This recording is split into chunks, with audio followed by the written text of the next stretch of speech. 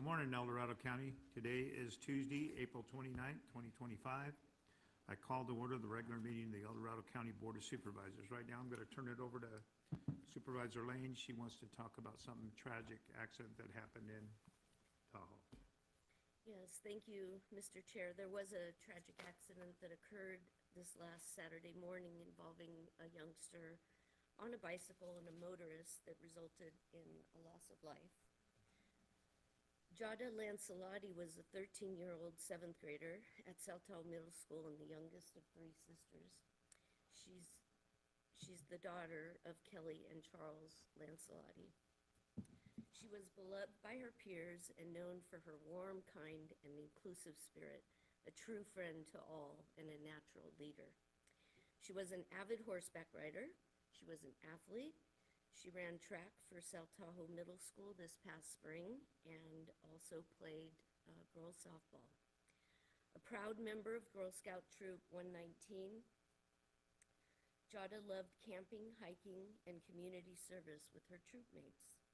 Jada previously attended Myers Elementary School and is deeply connected to her peers of all ages, from elementary school to high school, where students knew either her or her sisters.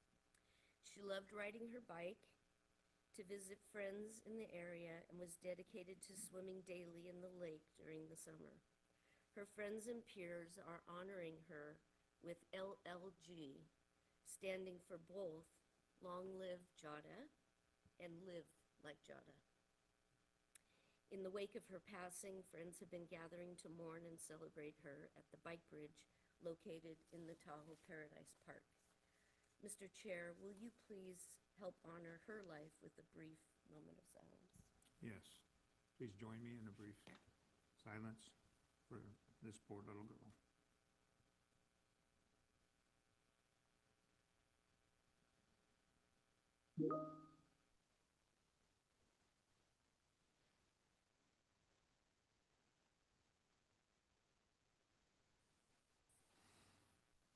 All right.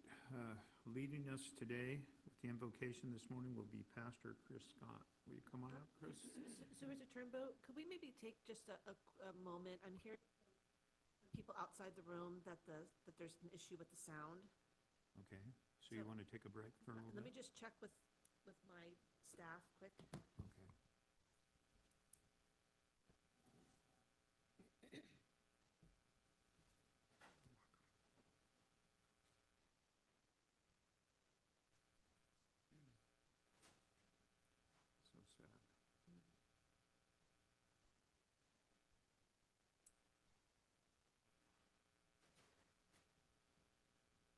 So sad.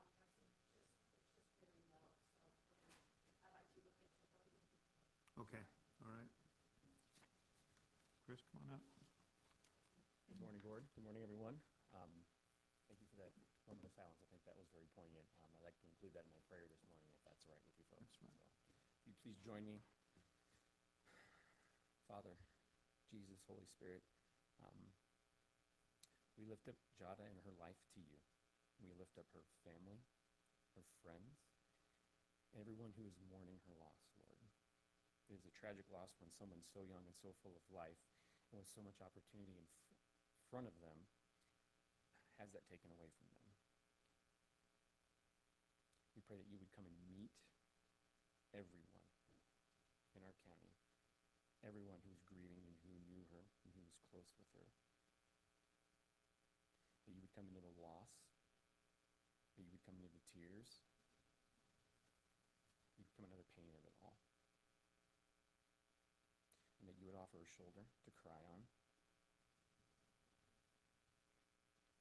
You would offer a place to get angry and frustrated and mad. And you would never turn your gaze away. And you keep looking as we navigate the challenges and the ongoing struggle of life after this tragic loss. Again, we lift up her parents and her family and all who knew her.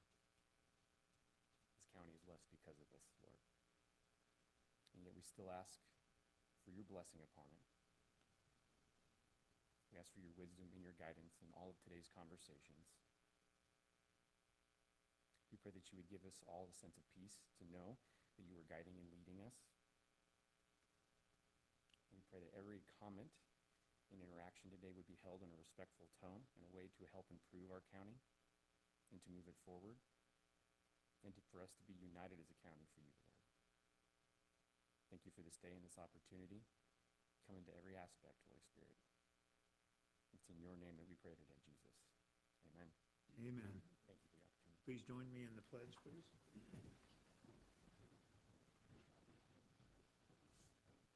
I pledge allegiance to the flag of the United States of America and to the republic for which it stands, one nation, under God, indivisible, with liberty and justice for all.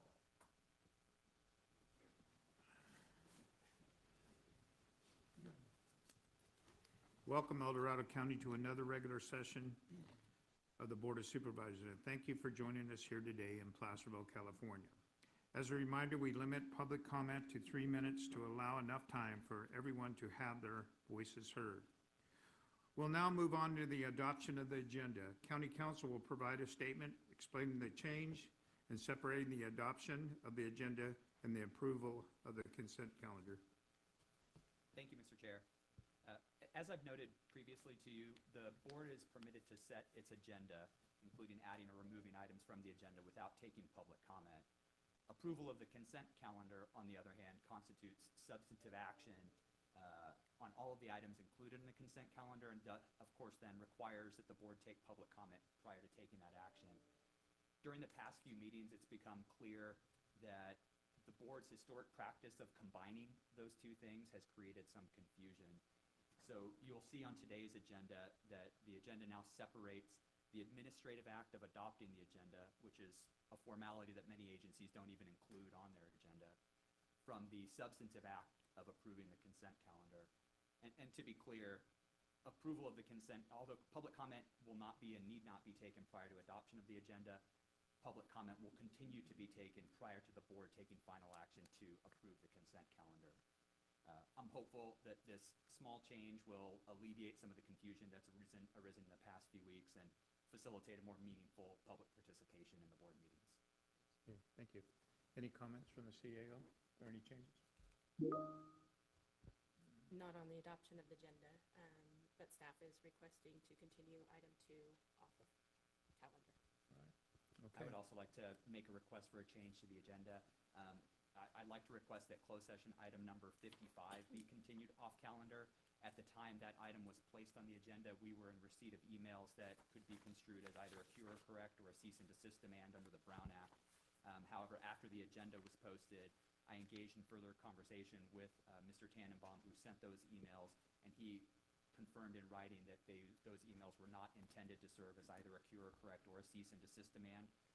Accordingly, there's no longer a need for or even a basis for the closed session under that for that exposure to litigation. So I would like to ask that number 55 be continued off calendar. Thank you for that clarity. All right, so bring it back to the board for the adoption of the agenda. Do I get a motion? Yeah, it's going to be two. Any changes? I mean, to the agenda? I mean, okay. Nope. No changes?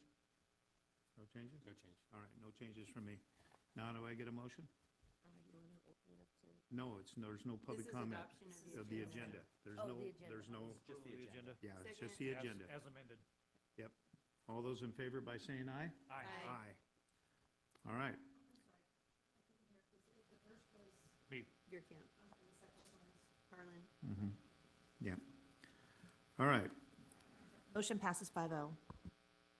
Now we'll bring it back to the board regarding the consent calendar. Any changes from District 1, No, thank you. District 5, No changes. District 3, No changes. District 4? Nope. No changes to me.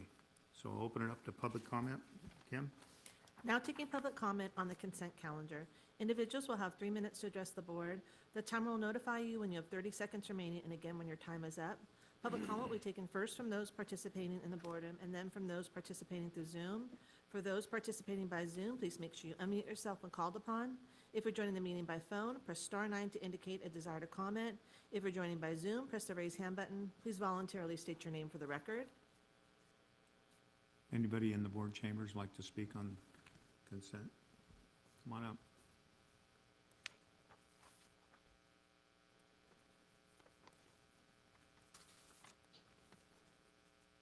Chris Payne, Diamond Springs. I'm reading from your agenda today, approval of the consent calendar. A board member may request an item be removed from the consent calendar for discussion and separate board action. At the appropriate time as called by the board chair, members of the public may make a comment on matters on consent calendar prior to board action. I thank you, County Council, for raising or elaborating on the change in the agenda. My comment has to do with the question of a board member may request an item be removed from consent calendar for discussion. I hope in the future that you allow that board member to complete their request and not debate. Thank you.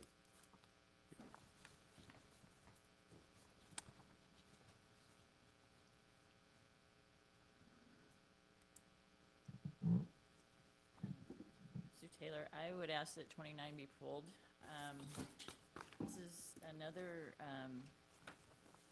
it's not really clear when you look at the item what it is, and then when you dive into it, it's basically you're getting a grant to adopt the planned agenda of an elected SACOG, which is an unelected body of bureaucrats in Sacramento. It's a plan for our county regarding low-income housing. And I think I'm so tired of these activities being put into NGOs or unelected boards and they're getting grant fundings to push these ideals into our county and with no consideration of where these projects are getting put. Most of them are now getting put into the Missouri Flat area. And those organizations could care less about our rural character, about our health and safety, about are these being located where there's services. Let's put them all in high fire areas where nobody can get in and out and there's zero services. You had this housing authority committee, and the group that was represented is now getting half of this grant fund that you're going to approve. It's just, I don't think we should be put where planning and building has so many things they're deficient in right now. I'm getting calls from all kinds of people of how they're being harmed by planning and building. It is a little bit overwhelming, and they need to be serving the public and not becoming an agent for development. So half this funding is going to planning to implement these concepts, which it sounds, you know, what does it say? Empower, engage, and implement grant. I mean, how vague can you be? I would pull this, ask what they're going to use the funding for. I mean, it's basically to lobby and have planning work on more areas for low-income housing projects, which, you know, you keep saying you want your kids to be able to live here. Are they going to stay in a high-density, low-income housing project with no services on a high-fire road, and where the county's using those areas to put people coming out of probation into? Is that what our whole county, where's the single-family homes? We're not pushing any of that. So I would ask that you pull this and deny this grant. Thank you. Thank you, Sue. Anybody else in the chambers like to speak on this item on consent? All right, let's go to Zoom participants. Kim? Now taking public comment from Zoom participants. Now taking public comment from Kelly N. Good morning. I'm going to have to do my super fast talking because once again, we have about 40 items that, you know, the public would really like to comment on. Thank you, Sue Taylor. I would also add on item 29, I would challenge any of you, if you researched yourself the links and everything and associated with the actual grant application, it is on Legislar. I love the words that we're using a lot of diversity and DIE language when it comes to El Dorado County. That was super fun. So I agree with her. Know what you're voting for. And if you don't, have your assistant do it. And if you don't have your assistant do it, call me. Because there's those of us that are digging deep and you are approving things that I believe you have no idea the real grassroots. Okay, secondly, number 2, how dare you tell Joe Harn what to do? If he's not paying the El Dorado Hills CSD, there's a reason. It's not resolved. We as taxpayers in El Dorado Hills are still not satisfied on that issue. And until we see the documentation that parks, roads, and maintenance are being done appropriately with the funds, I do not think that anyone should be ordering an elected official by the people of what to do. Third, I hope you research the janitorial services in item 4. They pay below poverty wages. So I'm glad we're hiring companies for over $1 million that the average person makes $17 an hour for graveyard shift. That's always fun. Number 5, I need to understand, and a few other people that I group chat with during these meetings would like to understand item 5. It seems to be linked with our April 8th meeting, $18 million being shuffled around. Still not really clear why something that big is on consent calendar linked to the budget. It's just like it's a little bit concerning. Lastly, and that would also be item 19, same organization. Lastly, item 33, transitional living lease. Are we landlords now? I also wonder, why are we including late fees of $222 if incurred? Are we encouraging people to be late on their rent? I'm really not sure why we're paying $3,700 a month for an 1,800 square foot house. I have a good friend that lives in Serrano. Behind the gates of the Glorious Country Club, the house across the street is a beautiful home that rents for $3,900 a month. So that's an interesting one to me. They might want to look at some better thing. Lastly, item number 22, I'm really confused on why we're shipping children in El Dorado County with a Fresno organization. When it comes to mental health and foster care, I'd like to keep them in our county. We work really hard to take care of people on the streets and drug addicts, but we're contracting with an organization in Fresno, item 22, to ship them out of the county.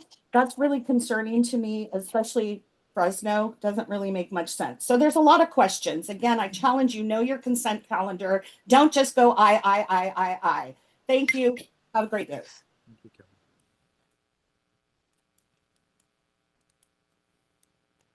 Now taking public comment from Krista Grassi. Hi supervisors, or actually 3 comments or questions. Number 5, again, the 18 million, I can't figure out if we're actually decreasing spending or just moving money around. So if you could clarify that item. Item number 12, 800,000 for scanning. There wasn't much backup on the agenda. I see in April we discussed reducing 250,000 by retiring a manager and transferring duties to clerk of the board, but now we're spending 800,000. So just curious if there was any justification for that instead of handling it in-house.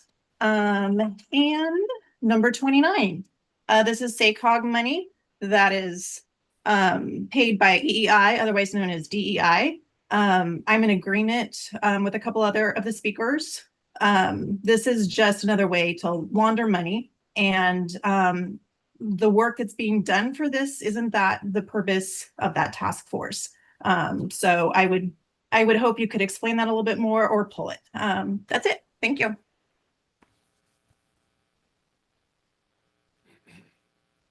There's no additional public comment. All right, thank you all.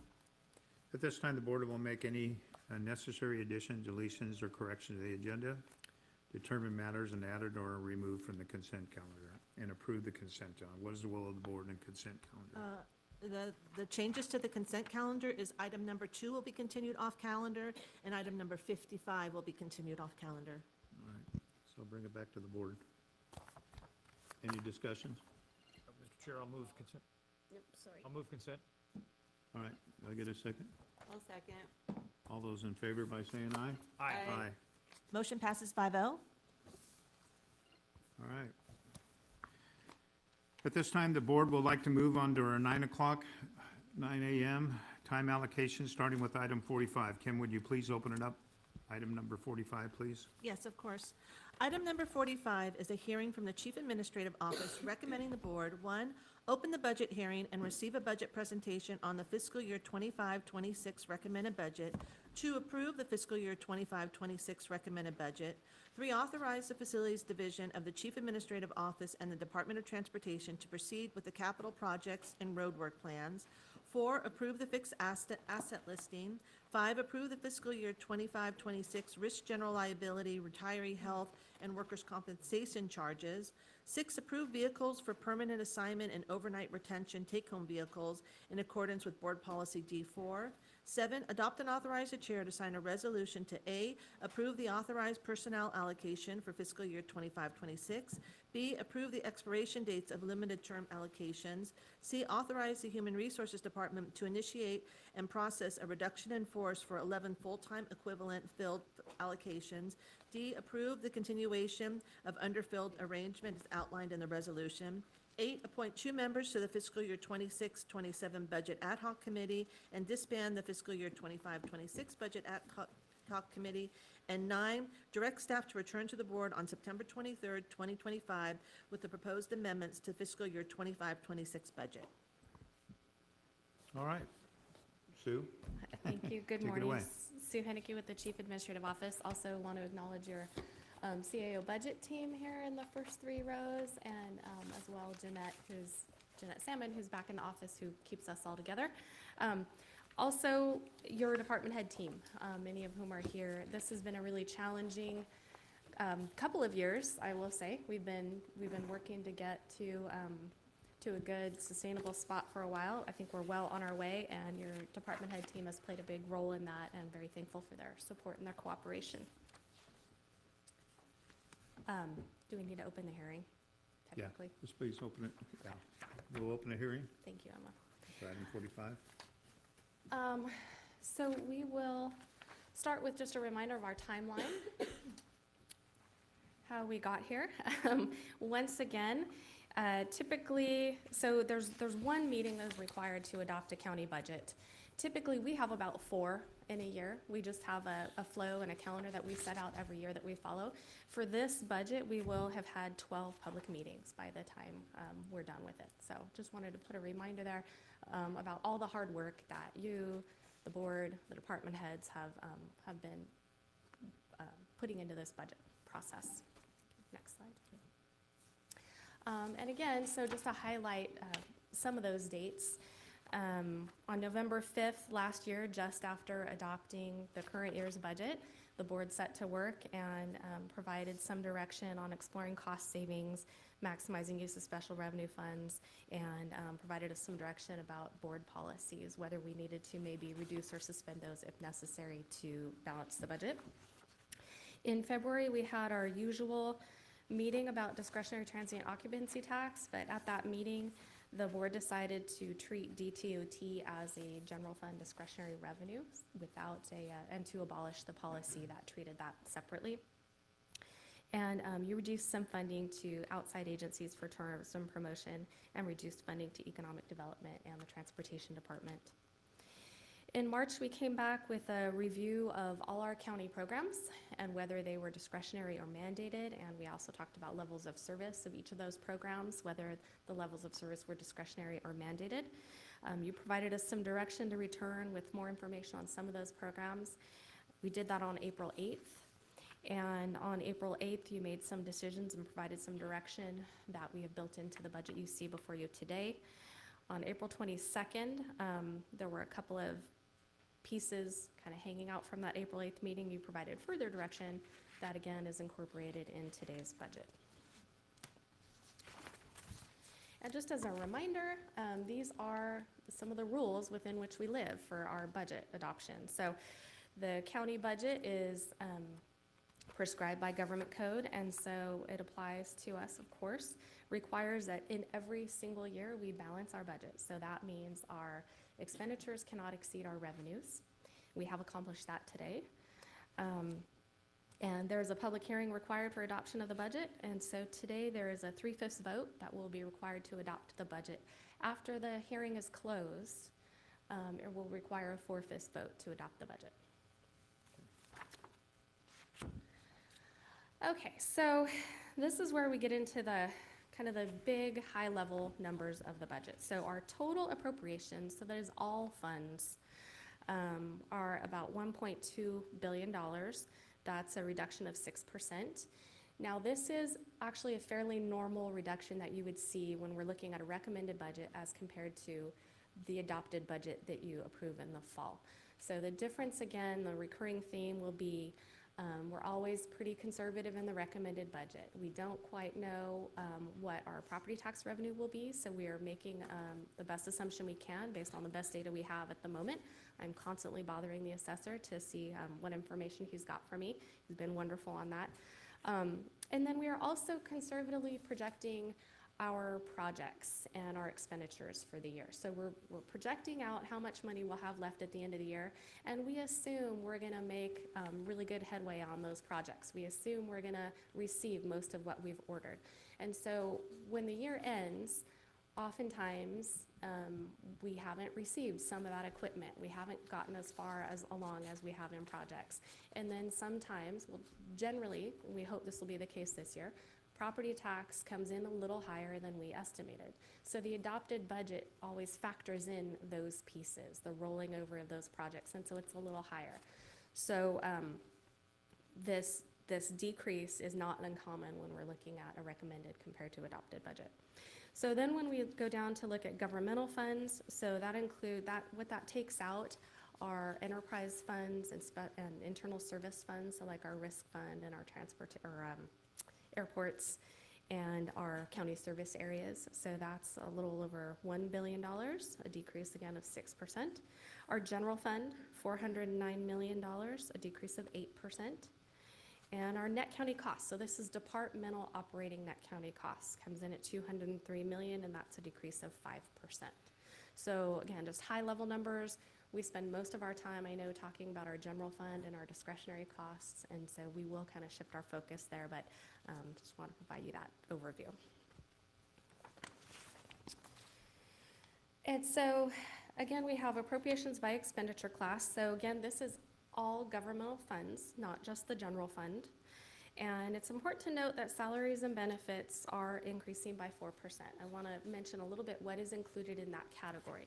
So that includes, of course, our employee salaries and our employee benefits, but it also includes things like our workers' compensation insurance, our unfunded accrued liability payment for PERS, our retiree health payment. So it includes quite a bit.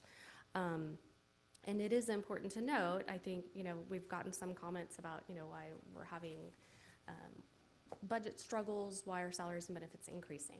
Well, what we do is we provide service. So we do that through our employees. So that is really, a large expense for us. It's an important expense, and the board has made a concerted effort and a conscious decision to continue to compensate our employees fairly. And so the budget does include some of those negotiated salaries and benefits increases. So it's natural. Salaries and benefits generally increase over time due to step increases and other factors. But as well, the board has made the decision to take care of its employees. So services and supplies, other charges, that's kind of where departments have most of what they need to do their work. So that's declining by 8%. You can see fixed assets declining by 22%. That reflects departments really scrubbing and making a lot of conscious decisions about maybe purchases that they can, replacement purchases they can maybe defer a year or two, and really consciously looking at that. Transfers, those are just movements between funds. And so those decline kind of as a function of all the other decreases that you see going on. Contingencies, again, this is across all funds, not just the general fund. So each of those special revenue funds is going to have a contingency built into it as well. Reserves and designations, I want to spend a little time on this one.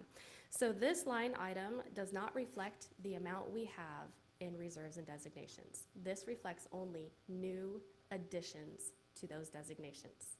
So generally, we make our big additions to designations in the adopted budget. So what this reflects is that in this year's budget, we added, in 24-25, we added $13.5 million to our reserves and designations. That is not all we had in the reserves and designations. That brought us to about $60 million. So that was just the addition. Right now in recommended budget, we are only adding 1.3 million. And so that's what that decline is. That is not a decline in our total reserves and designations. That's just a decline in what we're adding. And we do expect in adopted budget, we hope, because I'll talk about it later, we're not quite meeting all of our budget policies with our capital designations. So we hope that in adopted budget, we'll be able to add a little bit more to that capital designation. But I want to be very, very clear about that. We'll see it on a later slide where we have all our reserves and designations lined out. We actually have about $48.3 million in reserves and designations. And that would be what we project to end fiscal year 25-26 at. So that is more than double the minimum required by our policy.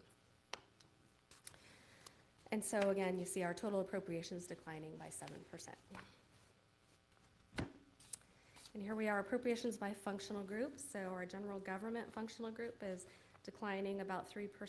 So, and this is appropriations, so this doesn't factor in, remember, revenues at all. This is just the total bottom line cost. We'll talk about revenues in the next slide. So this is mainly due in general government to reducing vacant and some filled positions and cutting back on those fixed assets, so services and supplies just across the board that we've asked departments to do this year to help us budget. Law and justice is growing by 4%, and that is mainly due to salary and benefits increases closely related to Measure 504.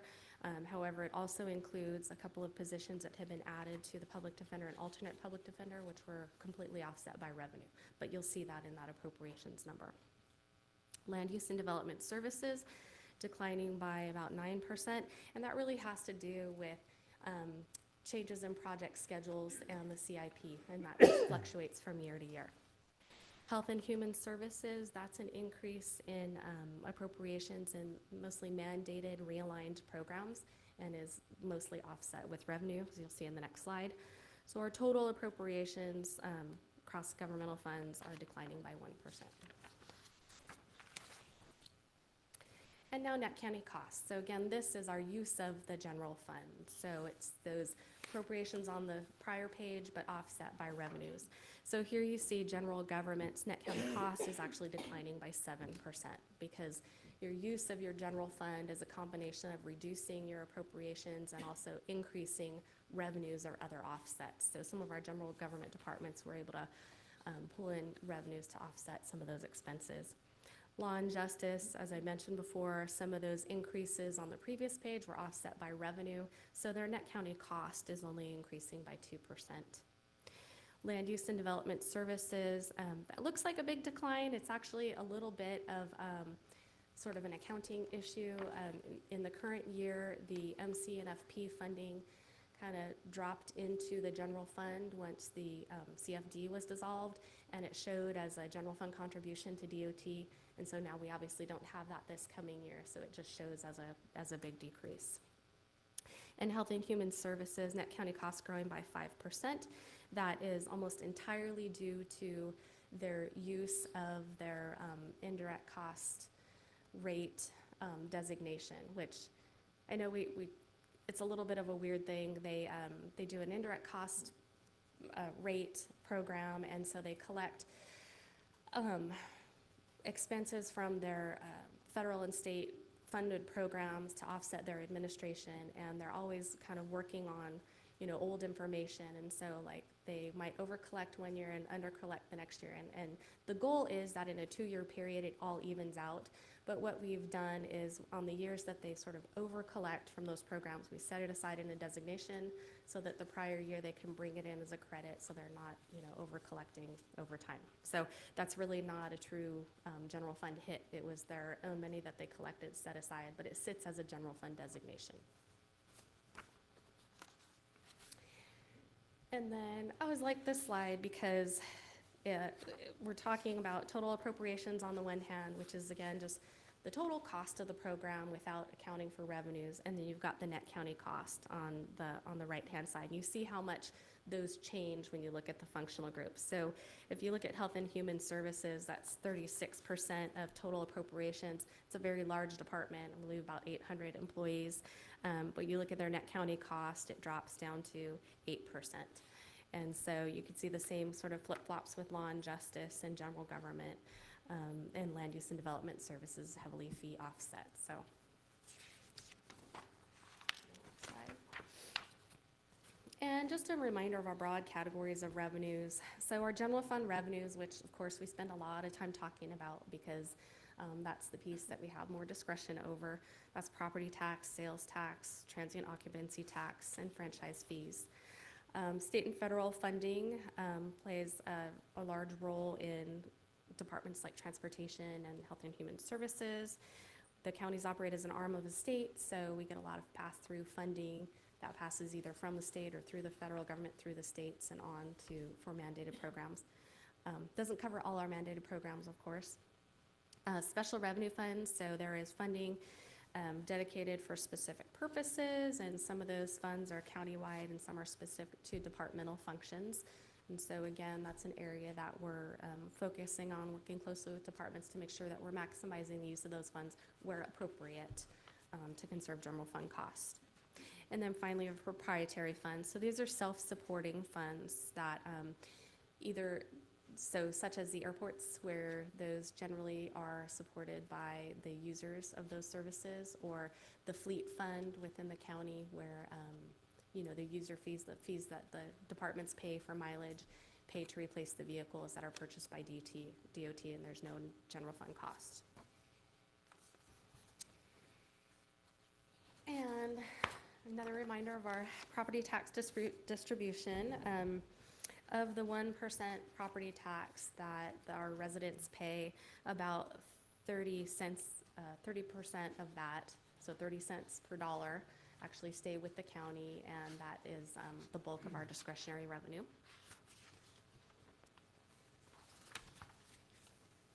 Tax trends, this is always my favorite chart. This is our property tax. So we generally know what our property tax revenue is going to be once the books close, because the assessor does a very, very good job of discovering and putting the value on the books, and then our treasurer tax collector does an excellent job of collecting. We've got like 98 or 99% collection rate. So once we know what that number is when the books close, and the auditor does an excellent job of getting the information to the treasurer. We've got a property tax administration function that works very, very smoothly at the county. So generally, once the books close and we know what that roll growth is, we collect pretty much all of it. So sales tax, on the other hand, over the years has been a little more challenging. I would say, unfortunately, though, in recent years, since the way that online sales tax, online purchases are being reported has kind of shifted, it has become more stable, but not in our favor because it is flattening and or declining. So we are looking at about in the current year coming in about 3% under our budget. And so for 25-26, we are just budgeting no growth from the current year's actuals. So budget to budget, that's a 3% decline. Sorry, and then on property tax, I do want to note that we are projecting about a 3.5% increase. And so that is a decline from last year's increase of 4.69%. So that's a decrease in the growth rate, not actual dollars. Okay, here's our reserves and designations slide. So in the box, that totals about $40.5 million. All but one of those designations really is discretionary. So the one that is not discretionary is the third one down, that is the public safety facility last loan payment. Under the conditions of our loan, we have to have that set aside and designated for that purpose. Then we have the general reserve, which is the first one. You have a board policy that says you will maintain a general reserve set at 5% of general fund appropriations. The rest of these, the board over time has been very diligent in setting aside for these specific purposes. And so when you take those, which are those budgetary reserves that are actually, non-budgetary reserves, so they're not actually reflected in the budget. They sit off the books because we don't plan to access them this year. We have some uses, as you can see in the column, but the bulk of them, we let them sit there and accumulate because we're saving them for a specific purpose. On the right, the little bubble, the pop out, the $7.8 million in contingency, that's an additional board policy that you have. You say we're going to maintain contingency at about 3% of general fund appropriations. So when we add the box and the contingency together, so the contingencies in the budget and the unbudgeted reserves, we've got a little over $48 million in reserves and designations. That's 17.6% of our adjusted general fund appropriations, so that is more than double your minimum required by your policy, and it is about 22.5% of our net county cost. So the board has worked very hard over these past few years to build up those reserves, and it's putting us in a better spot to weather what we've been going through than a lot of other agencies. We're not out of the woods by any means, but I think the board deserves some credit for where we are now. Net personnel changes by department. So this budget includes a reduction of 39.2 employees, not including limited term, and 11 of those employees or those positions are filled. Generally, those are in the general government department, and you can see there's a list there. That brings us down to a total at the end of the year of 2,018.18 FTEs.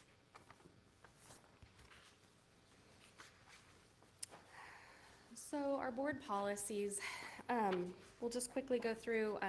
Strangely, we were actually able to do a pretty good job of meeting most of our board policies. We do have a couple of areas where we need some work.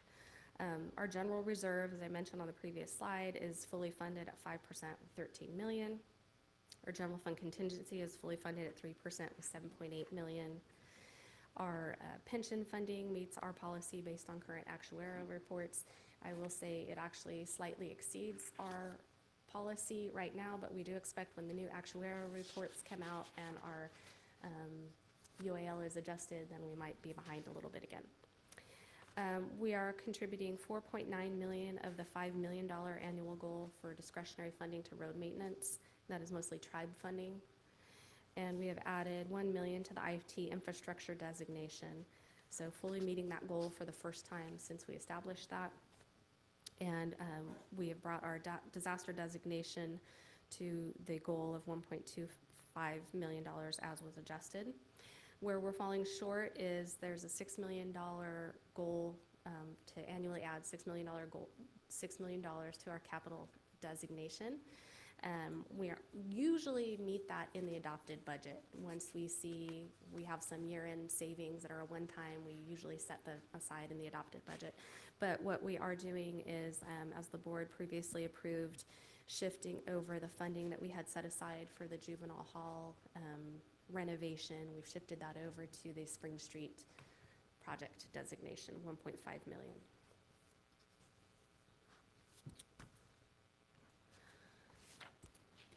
So another reminder of our budget challenges and pressures. So we've got a lot of external pressures that have brought us to where we are and that we're looking at into the future.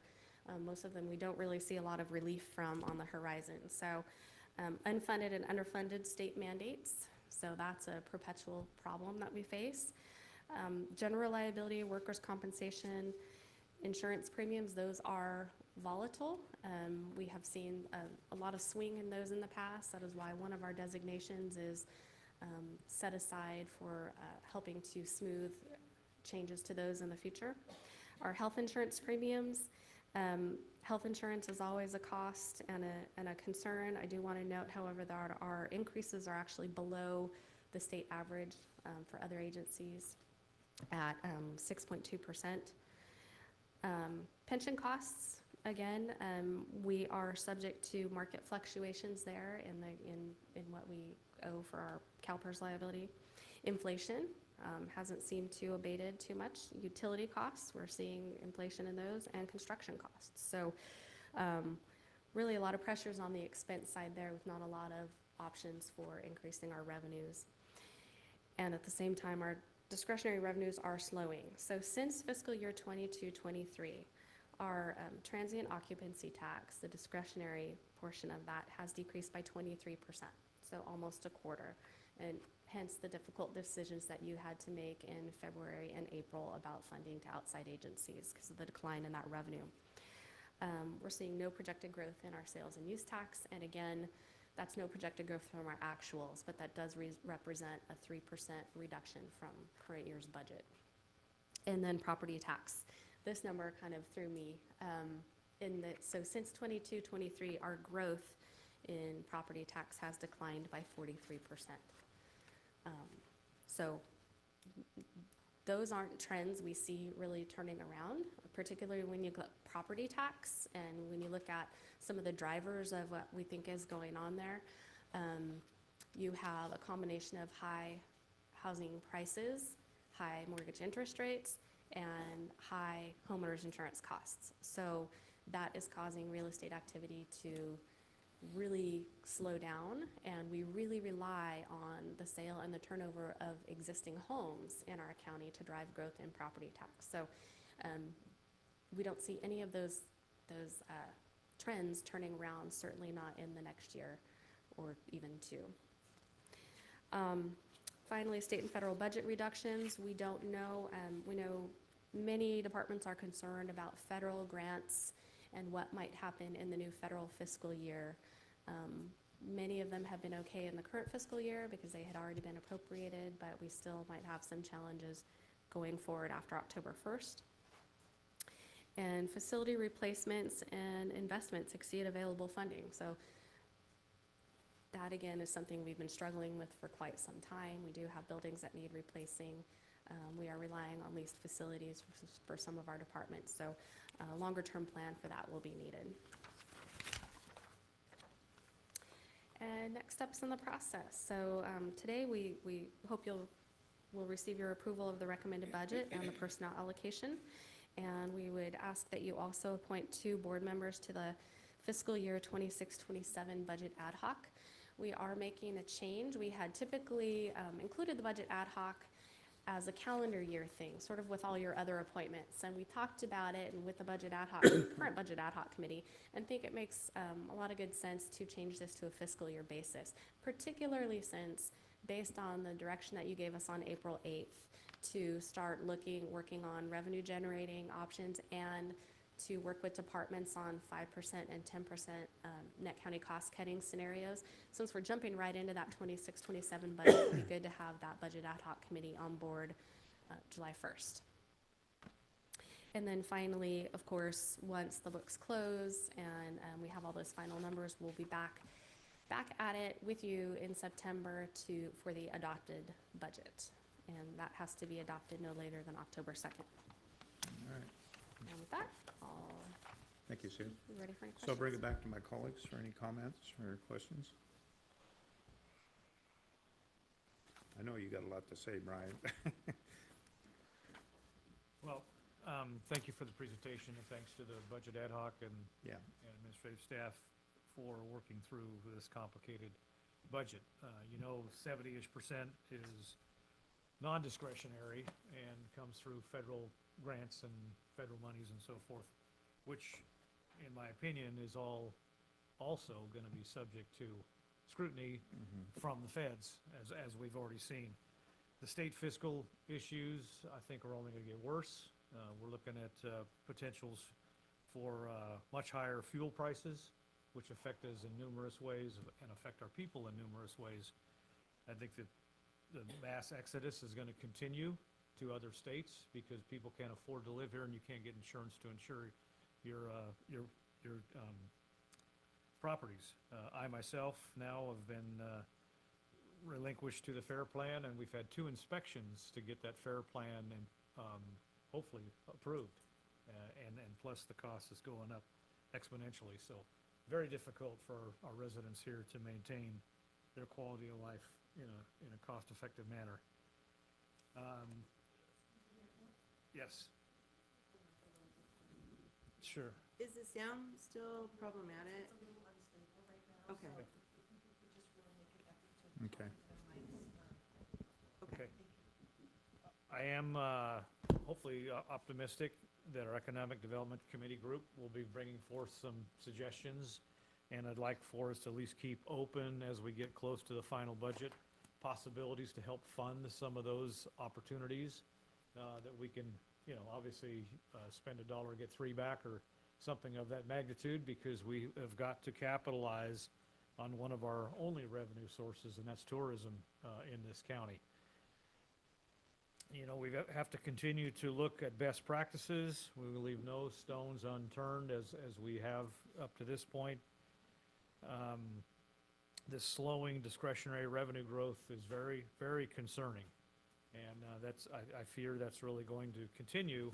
But a few things that have been done in the last couple of years is tying the hands of our VHR ordinance or our VHR ability to increase TOT, the tobacco tax policy that will be back to us here soon, and as well not capitalizing on the tourism that is our biggest probably revenue generator, has the potential for it for upcoming. We've got to capitalize on that, and that was something that we were looking towards a few years ago, and we just have to make sure that happens. So it's very complicated. I appreciate, and I'm going to listen for any other input we're going to get from the public in a few minutes. But in a county that realistically doesn't have a lot of growth potential, and that's okay to a degree, this is going to make it very difficult for us to work our way out of this. I think our reserves are in a decent place. That's good, because I think we're going to have to tap those if we're going to deal with some facility issues moving forward that are very, very in dire need of enhancement. So with that, I'll quiet down for now. Okay. Let somebody else talk. Anybody else have anything to say for right now? Now I'm gonna deep dive into Brian and I are on the Budget Ad Hoc Committee, and we're looking at new ideas and new technology that we could bring to El Dorado County. And I'm still working on trying to get a mill built in El Dorado County. I was back in Washington, D.C., and pushing our congressman to be able to, that we could bring something back here, because we used to get anywhere from $15 to $20 million for our roads when we had logging here in El Dorado County, plus also it helped our rural schools. So we got to do everything we can to generate some kind of revenue to help support our county. Biomass is another thing.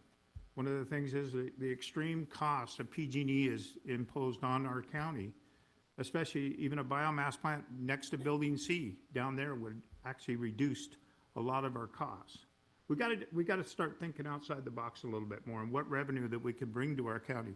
This is one of the things that we've been working on it. But I just don't understand these leases, these high leases that we pay is just unbelievable. When you're talking about probation, you're talking about the DA's office and all that. That's a lot of money that we spend for these leases. I don't understand when they built that public safety facility, why didn't they include, the probation or the DA's office when the interest rate was at a low cost? It would have helped support that, and you had it built right now. We wouldn't be having these problems today. At least that money would go towards something that we spend all these, leases and stuff like that would have gone to something that would have been more productive in our county. So there's a lot of things. Tourism is a big thing. We need to promote that, but we can't rely always on tourism. We got to think of other ideas too. And logging is a big deal. And if we can get 20 years of product from the Forest Service, which I'm trying to push, we could get a mill back to El Dorado County. We had 28 mills in El Dorado County at one time. And this was the richest county in the state of California at one time with gold and logging that was going on back in the 1800s through the 1900s to actually 1994 when they stopped logging. So we need to get back on track is what we need to do. We need to look at different ideas, new technology, to bring something better to El Dorado County, because we can't rely on just one thing, especially when it comes to housing with the high insurance costs that's going on right now. So anyway, we just got to start thinking outside the box. Anything else? You guys got anything to say? Anything? Well, I think, Mr. Chair, part of my frustration with the budget is the fact that I don't think that always our actions are aligning with our words.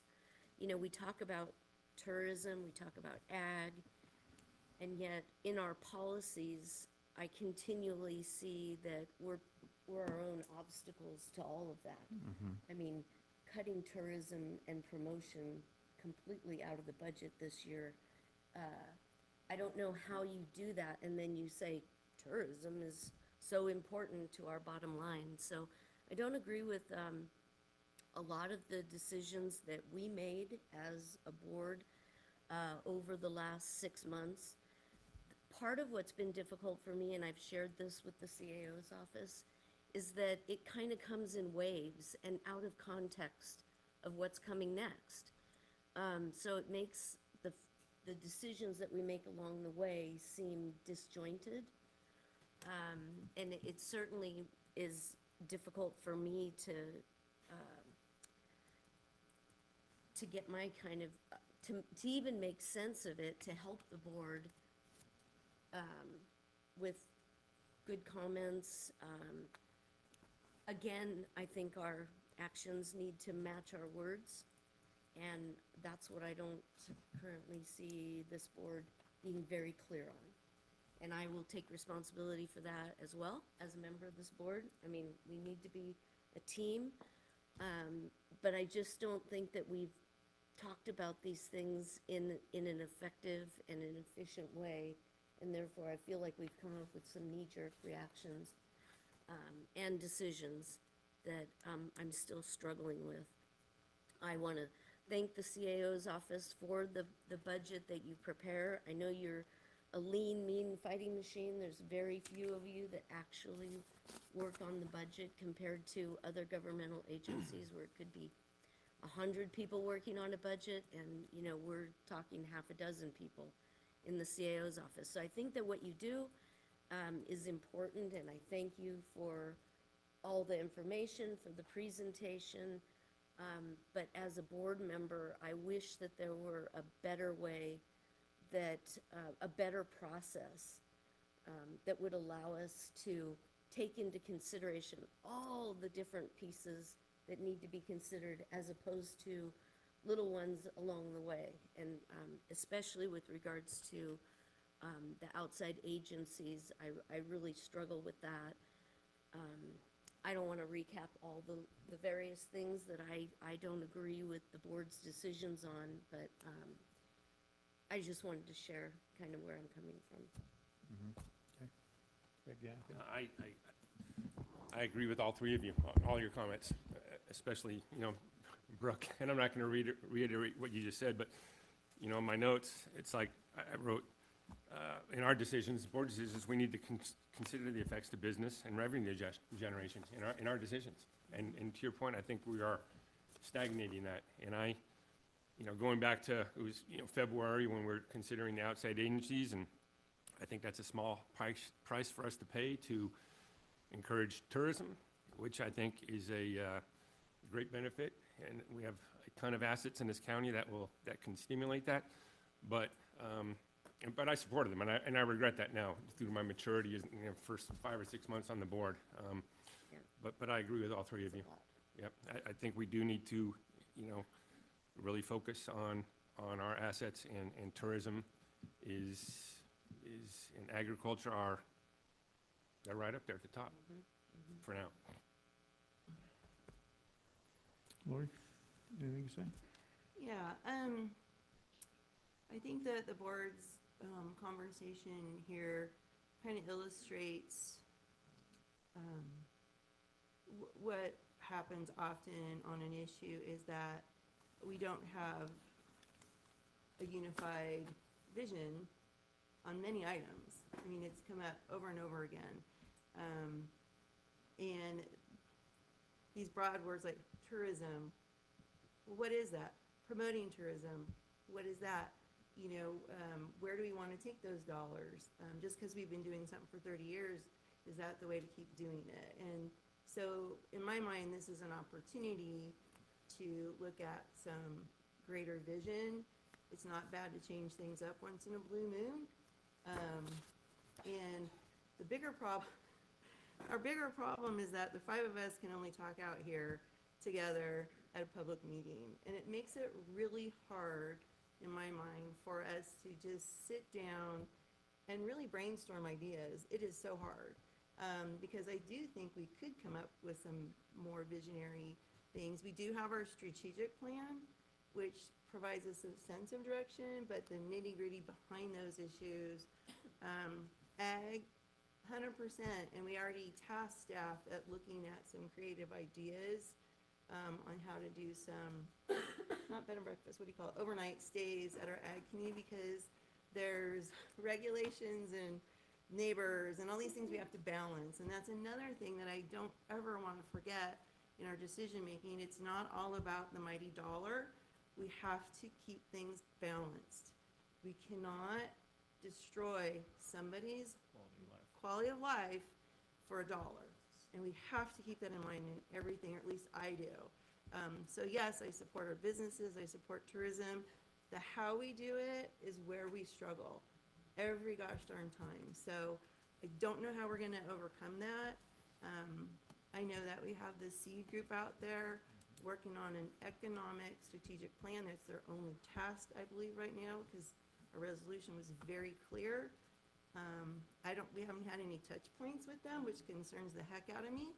I think we should be having touch points along the way, so that at least we feel that they're on the right track. So, yeah, this is not easy. I really appreciate the conversations we do have out here, but I think it's a bummer that we can't have them in a more brainstormy type. We have to brainstorm here publicly, you guys, and that's why things look so contentious sometimes. And that's, you know, again, I'll say it again. You say it all the time, Brian. The state is not our friend. Even the feds aren't being very helpful right now. So we're in a tough spot, and we're doing the best we can. So anyway. Yeah, one of the things that Brian brought up about insurance, and what I'm pushing is wildfire should be a standalone insurance. Because the reason why is a lot of these people, businesses and stuff, are impacted by the FAIR Plan because they can't get any insurance. If we had a standalone insurance for wildfire only, then they can pick and choose. If they want it, they can get it. If they don't want it, then they take the risk.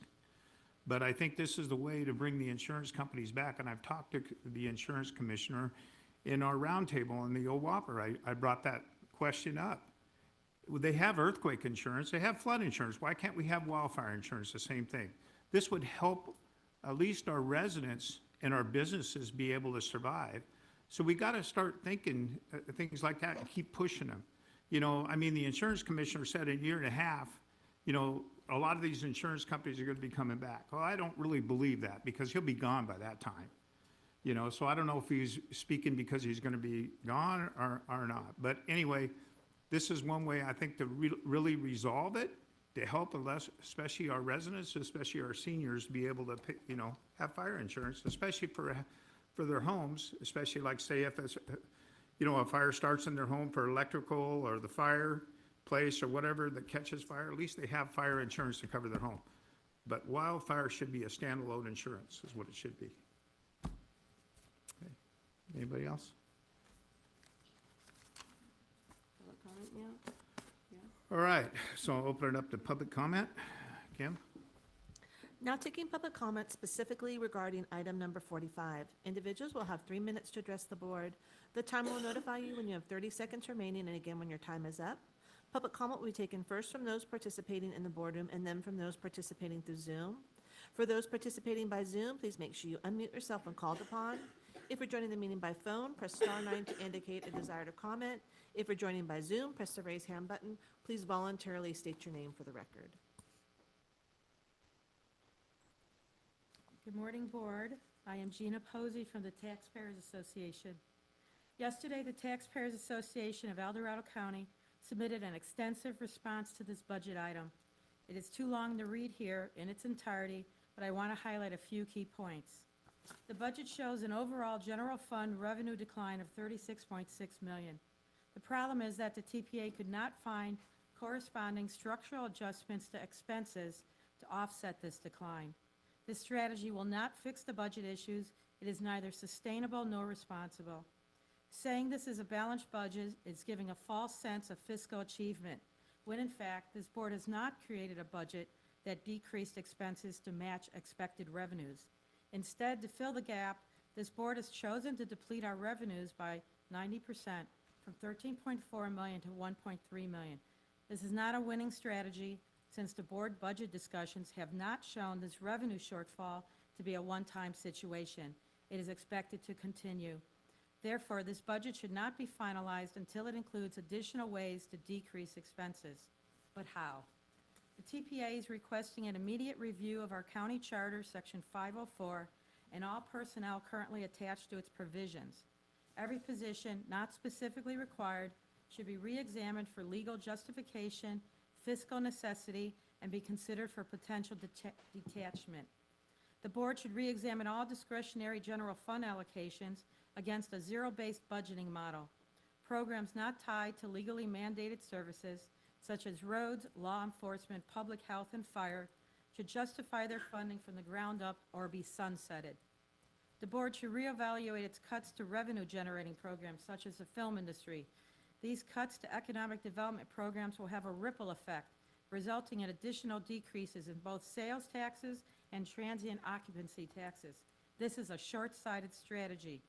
Finally, the board action to eliminate the 28.2 FTE vacant positions, yet has not frozen hiring, while proposing to cut 11 filled positions is a concern.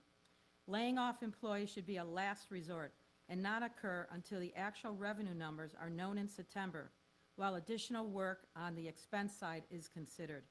There is still time.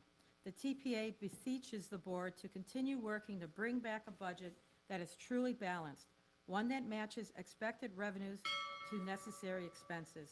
And I encourage this board to maximize the use of your SEED Advisory Committee. It is filled with knowledgeable and competent folks, ready, willing, and able to help. Thank you for your time. Thanks, Gina. Thank you, Gina. Good morning, folks. I'm Uncle Fuzzy Rich Mason. I'm here for one specific item, and I'm glad Brian and you all brought up tourists, visitors. As some of you know, I've been around the world for the last 12 years promoting El Dorado County, all over the place, from where to wherever. But I am disappointed here in this board, in this budget, because what you have done is cut the Visitors Authority out. Jody Franklin is a lady that I think a lot of. She was the first one to buy into the deal about the 16 project, 2016. If you don't know, ask about. And you know, I'm looking at this from the standpoint of you want to generate money. What does this county have to sell? We have to sell tourists. This is unique county, folks. It got so much stuff in this county. Promote it. So what you do, you go and you cut off the Visitors Authority. And what does that do? That brings in top money. According to a report I have, they bring in $42 million to this county in economic benefit. Okay, that filters down to $17, filters down to you folks.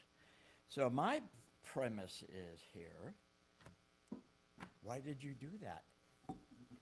If you have something to sell, sell it. Get out there and do it. George is here I talked to. Brian knows about this. So my idea is that you look at this budget and you figure out, how am I going to generate business? How am I going to make the dollar? If you all went on Shark Tank, you wouldn't get a deal. So what do? It's up to you guys and gals. So since I'm running out of time, and Brian knows I love to talk, and but we have a 3-minute rule. So right now I'm looking at what are we going to do? The Visitors Authority has gone away. Jody Franklin took another job with, guess who? The city of Folsom, doing the same thing. So what is she going to do? She's going to fill up the hotel rooms. She's going to use her expertise and all her contacts. You gave away a star employee on your team. Even though it's maybe the chamber, it's still part of this county. So as I look at this, what are you going to do? If you need some help, George, you need some help, I'll be there. Now, I want to say one thing about, and this is a pet peeve, and I got 20 seconds thinking outside of the box. Those are talkers. I want a doer. I don't think outside the box. I take what I got and I go build me a new box. Because if I'm in that box, what am I doing? Thinking and not doing. Thank you. Oh, well, I don't want that stuff.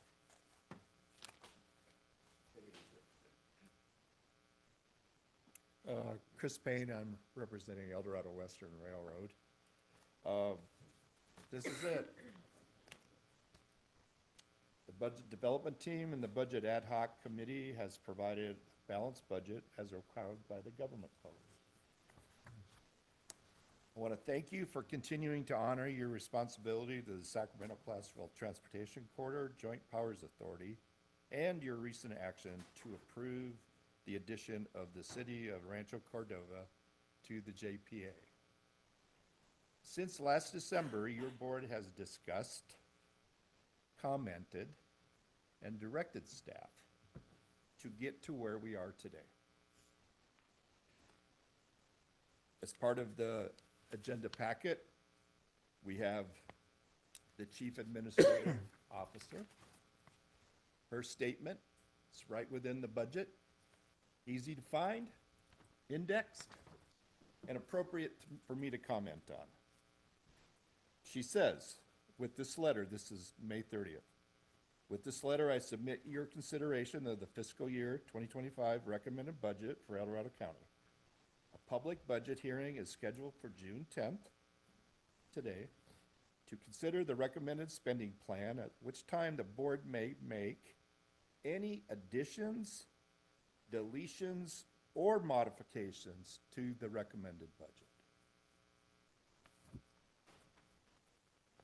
The resolution that is attached, that is reflected by the 10 or so items that are listed under this agenda for you to take action on today, is the specific details for the implementation of the recommended budget. If you go in here, and I'm not going to elaborate less than a minute, whereases are established, which you have to agree in or at least comment on. If you don't, you can still approve the recommended budget, but please, if you have questions, use staff. Establish what you want with this action today. Don't rubber stamp it. The community does not want you to rubber stamp it.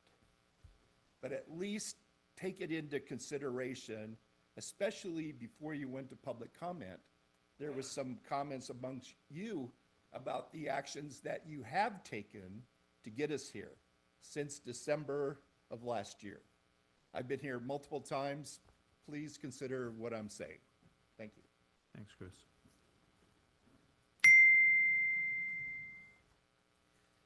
Good morning. My name is Jen Romaldi. I am the president of the El Dorado County Employees Association Local 1. I'm here to ask you to pause the firing of the filled positions and to hold off on adding any new positions until the final budget numbers come in September. So I've spent the last several days thinking about what I could possibly say up here today to make a difference, and last night it finally hit me. I don't think anything will. I think it already feels like this decision was made long ago, quietly at the staff level before this meeting even began. So I've been in meetings these past several weeks about this, and it's clear, protecting employees is not your top priority. When I asked in our last mediation before we finalized our MOU, I asked how many layoffs would this trigger, and I was told 0. That was false, apparently, because we're here talking about that today, and that was only a few months ago. If that wasn't a lie, then it was a deeply misleading answer, one that we don't appreciate and one that I've shared with my employees. So let's talk about some numbers here. The 5 filled positions proposed for elimination cost $483,707 a year. The 7 new proposed positions being added will cost $696,962. So there's your savings right there that keeps your budget balanced.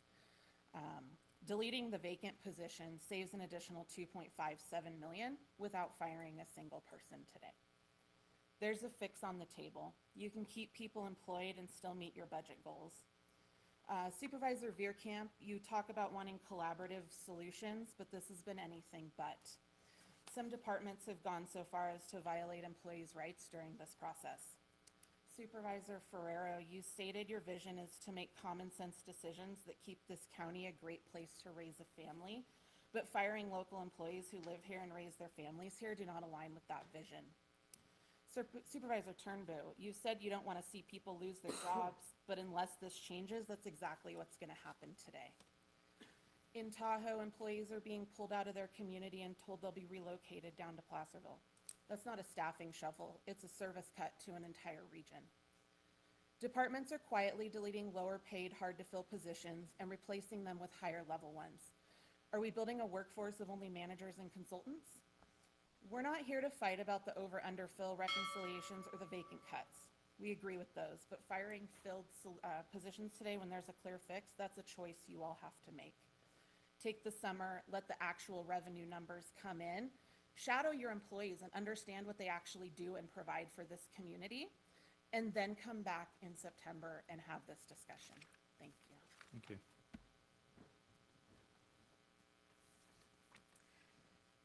Good morning. My name is Tina Curry. I'm the Ask Me Business agent for Local 1. The people impacted by these cuts that you're discussing today are actual human beings. They are not line items on your spreadsheet. They're social workers who take calls at 3 o'clock in the morning. They're public health staff supporting our aging population. They are the front lines of the county services, the backbone for the services that are provided by this county that your community relies on. And let's be clear, the majority of the proposed layoffs fall on rank and file employees, not management. That's not shared sacrifice. That's targeted restructuring.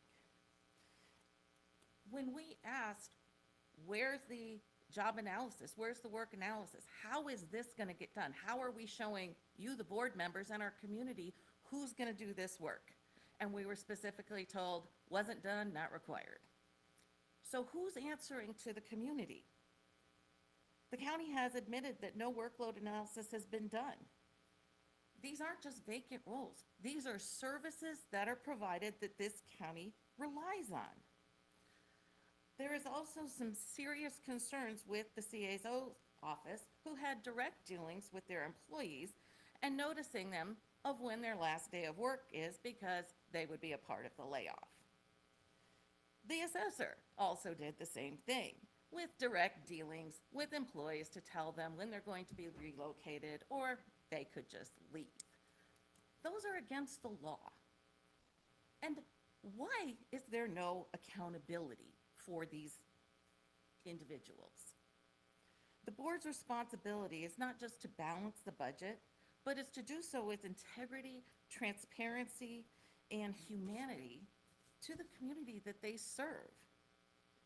These are not just job cuts. These are people losing their income, their health care, their dignity, and, may I quote Ms. Parlin, they are destroying the quality of their lives. And these are people who live in this community. We urge you to delay the layoffs of active employees and delay the new positions until the final budget in September. And don't rubber stamp this because you will regret it later. Thank you.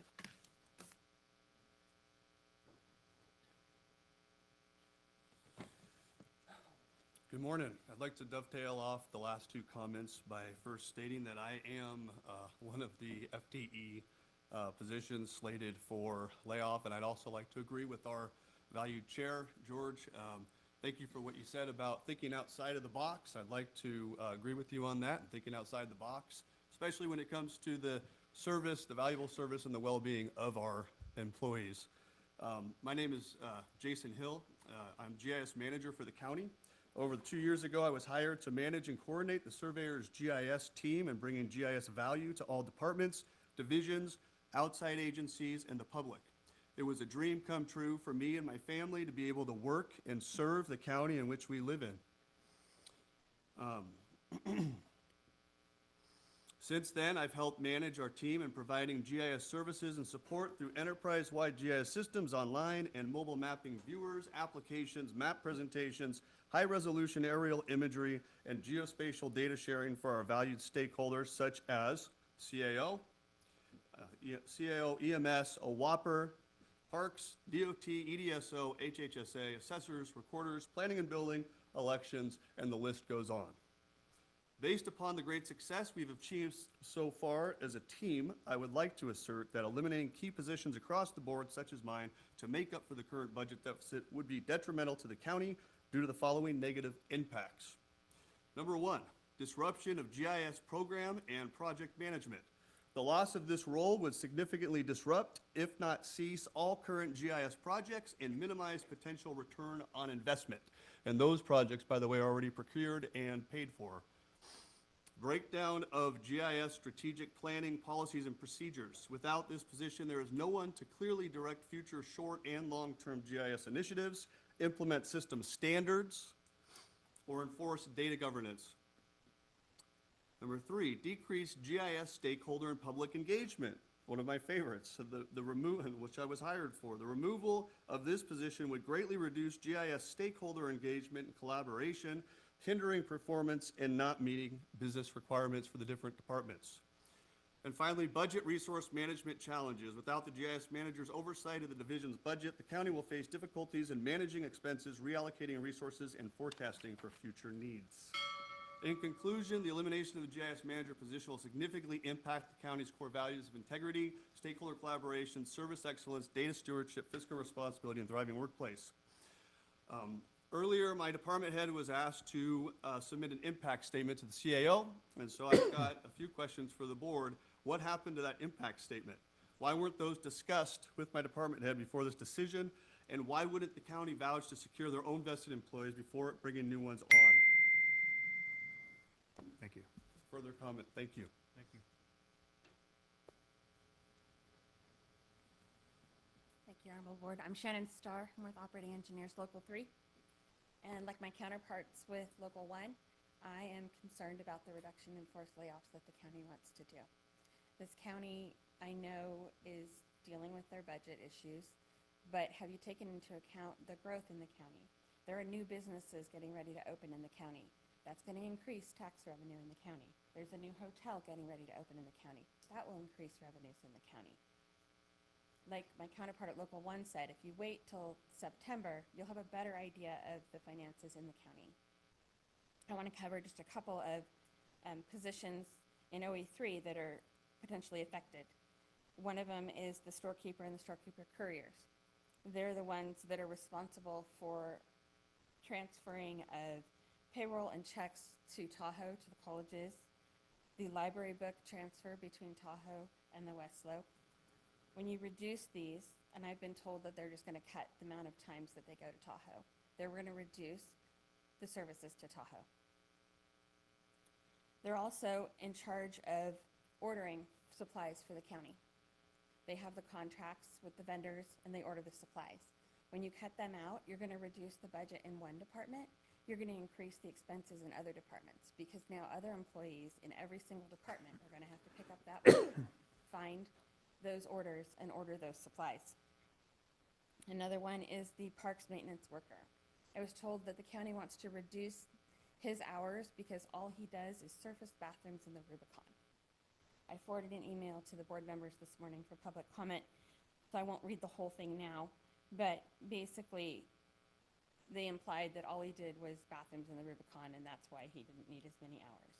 This same employee is responsible for cleaning all of the bathrooms in all the parks here on the west slope of the county. I was told that when he's not doing that anymore, they're just going to reduce the number of times that happens. I forwarded to you pictures of the human feces spread around the bathrooms, the drug needles, the heroin residue, the trash, the filth that is in these bathrooms.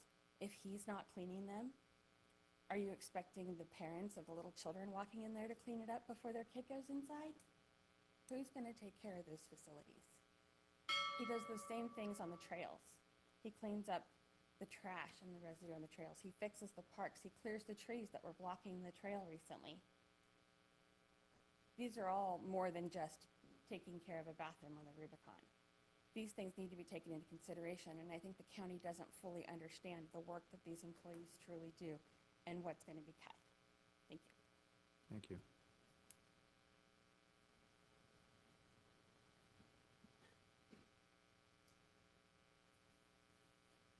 If anybody else has some comments, please come up and stand in line so we can get through this a little bit quicker.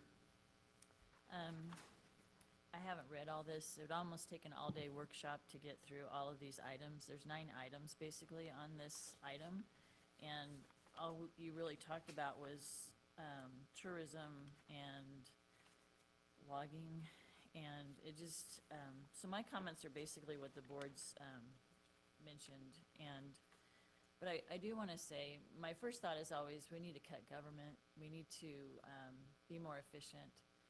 And then I want to say to those that just spoke, I really appreciate them sharing these things. I worked for mental health in the 80s, and we had a lean, mean machine. We were a small little office. We had 2 people running the office and doing all the accounting.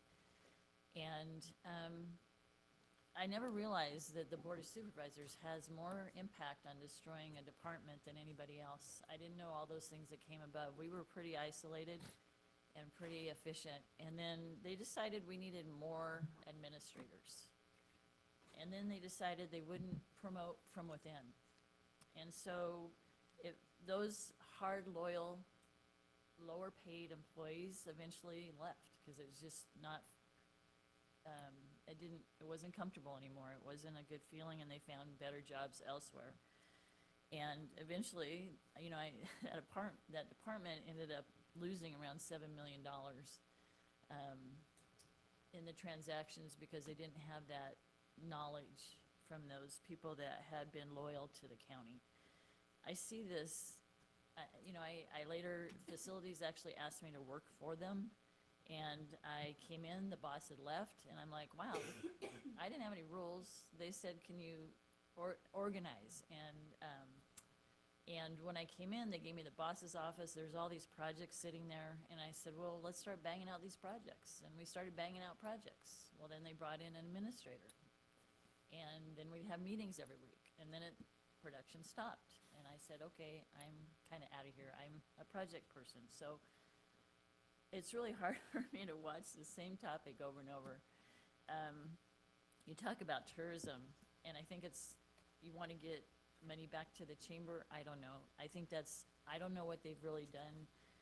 Tourism takes care of itself. Tahoe brings in all your tourism money. They're covered. Apple Hill, they do their own marketing. They're pretty good. So what's left? I mean, it seems like the policies and things that you implement do more harm. Your industry, you say, is housing. Housing is always a net negative. You can never keep up the services for the cost of what housing is. Logging was our industry. Those logs are flying out of the county. Go stand on the freeway and watch all the logging trucks. But we're not getting a penny of what they're taking out of our county. So Thanks, Sue. good luck.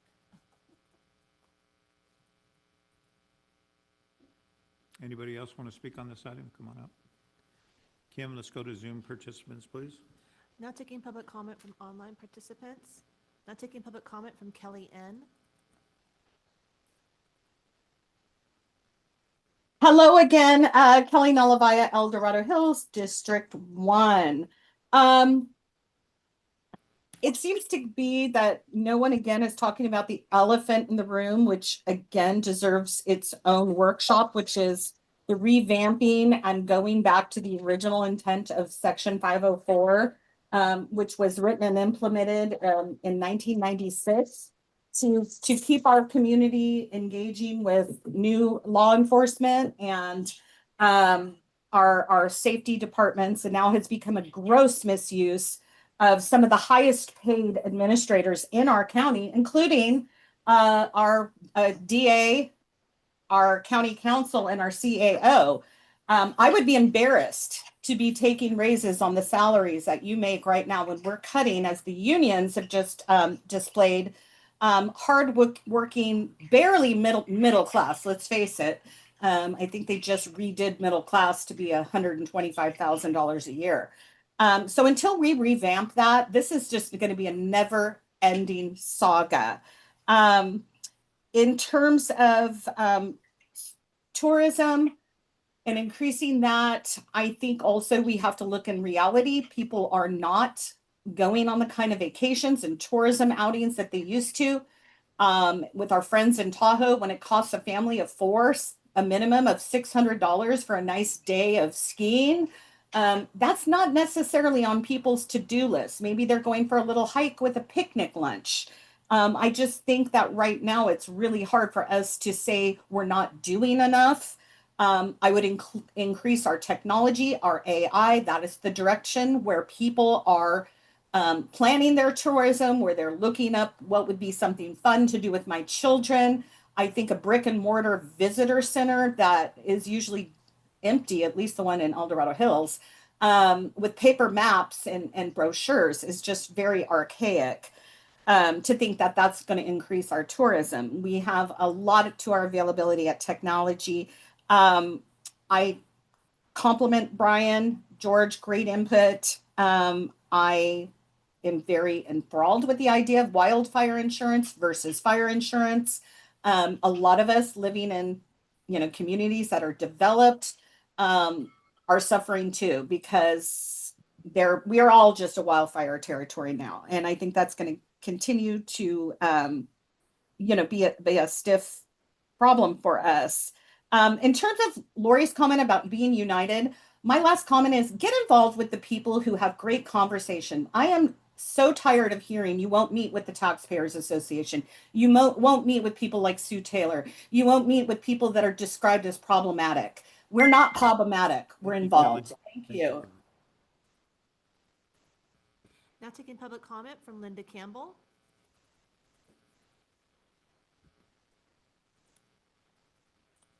Hi, everyone. Linda Campbell, El Dorado Hills. So a few comments. So many times throughout the document, it references that the reductions in headcount will result in delays with processing. There's been discussion about process improvements, but where's the measurement showing if successful? If a workflow analysis was done, then further discussion could be had to determine viability of maintaining the current workforce. The easiest monetary thing to do is release headcount, but it should not come at a cost to services for the public. That's what we're paying for. So what other ideas do you supervisors have to improve your operations, modify or restrict budget further to maintain the headcount? On page 15, for roadwork maintenance, it appears $4.5 million of discretionary funding came from the Band of Miwok Indians. I located the special fund related to the MOU, but I can't actually see what it says. So is that funding allowable to use on any roadway projects in the county or only surrounding areas of impact from the casino? On page 194, the affordable housing, it shows a decrease of revenue and a decrease in appropriations this next year based on Diamond Springs Village Apartments. However, if we received $3.1 million in revenue, but paid out $2.4 million in appropriations, then wouldn't the revenue remaining still show as an amount unspent in that same category? Or did we actually even receive it?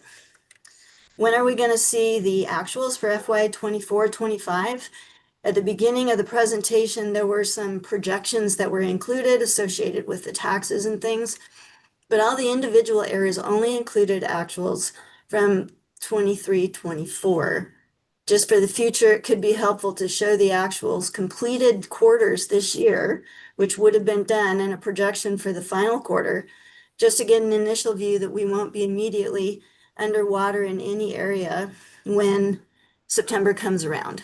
And then finally, in the recommendation for this agenda item, number 3 is requesting approval for capital projects and road work plans identified in the recommended budget. However, I couldn't readily see how these are highlighted or clearly defined. There's no specific section for them. So what exactly are the supervisors being asked to accept? This seems counterproductive to ensuring full visibility to what is being approved. Thank you. Thank you, Linda. Now taking public comment from David Spar. Good morning, Board. Thank you very much for this time. I'd like to compliment you for thinking about revenue.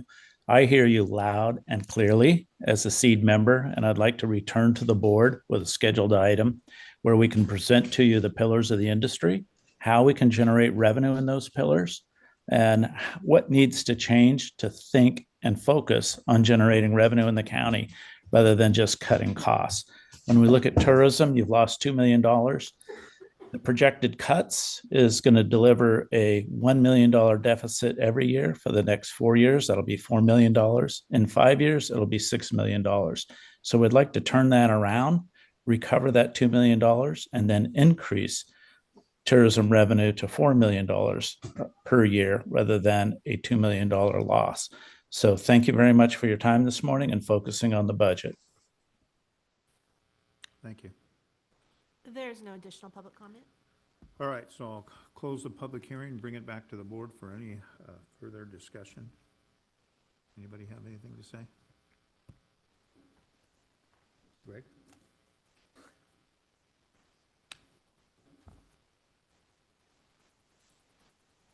Anything? No, not yet. Anybody? Anything to say? I would say, were there any specific questions that the CAO or the budget group would like to respond to? There was a lot said, but anything specific? Well, I would just point out a couple of things. There were some comments made about the reductions in force and finding other reductions. I do want to note that every single expenditure class is declining except for salaries and benefits. So we have done, the department heads have been working on this, as we said, and your board through 12 meetings. Department heads have been working on this since last November, at least. The budget has become sort of a year-round project for us all. They all are looking at staff reductions as a means of last resort. However, as we've discussed, the way that we do what we do and what we are mandated to do is through services which are provided through people. And the first impacts that we're seeing are mainly, I will say, to internal services. So the reference to processing times, that has to do with, us internally processing invoices, contracts, things like that. Those are going to slow down.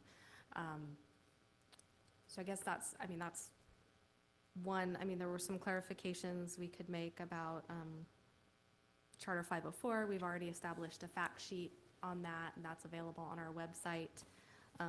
The 6 original classifications and then those that have been added, I would say the majority, there's 182 positions that are related to the 6 classifications that are in the charter. And there have only been 11 classifications added, and there are only about 17 positions related to those, I believe. So, or 24 positions related to those. So the board does have the authority on any given day to talk about whether or not they want to delink the department heads that have been added. However, the bulk of those additional positions are represented, and so that would have to be a bargained change for those links to the 504. I think that's all I have that were specifically related to questions. Okay. Anything else? Brian? And Sue, if I may, on that 504 discussion, anybody can bring forth an initiative and try to change 504. I encourage that. Good luck with that, especially today in this county and in this day and age of supporting law enforcement. And the reason for 504 was because back then the County Board of Supervisors didn't do salary surveys and didn't do class comparisons and so forth, so they got way behind. Sound familiar? Anyway, so that's a big challenge. And then your next thing is little thing called compaction. So you start bringing people up at the bottom, if you want to just call them deputy classifications, and then all of a sudden you have deputies with overtime pulling down way more than, say, the sheriff or any of the other administrative positions that are represented by bargaining units. and then you got a grievance. So it's not as simple as what people think. It would certainly I'd love it to be that way, but it's not. And I've experienced it throughout my career in the fire administration, but also here at the county in prior 8 years of service. So just not that simple. And when I talk about revenue enhancement with tourism, it's not more tourism. We've got a pretty good amount of tourism. Matter of fact, when we deal with our roadways, Woody's sitting in the back there, we're continuously trying to figure out how to get traffic moved around in this county. Tahoe's in the same boat. You want transit because you've got so many people coming up there.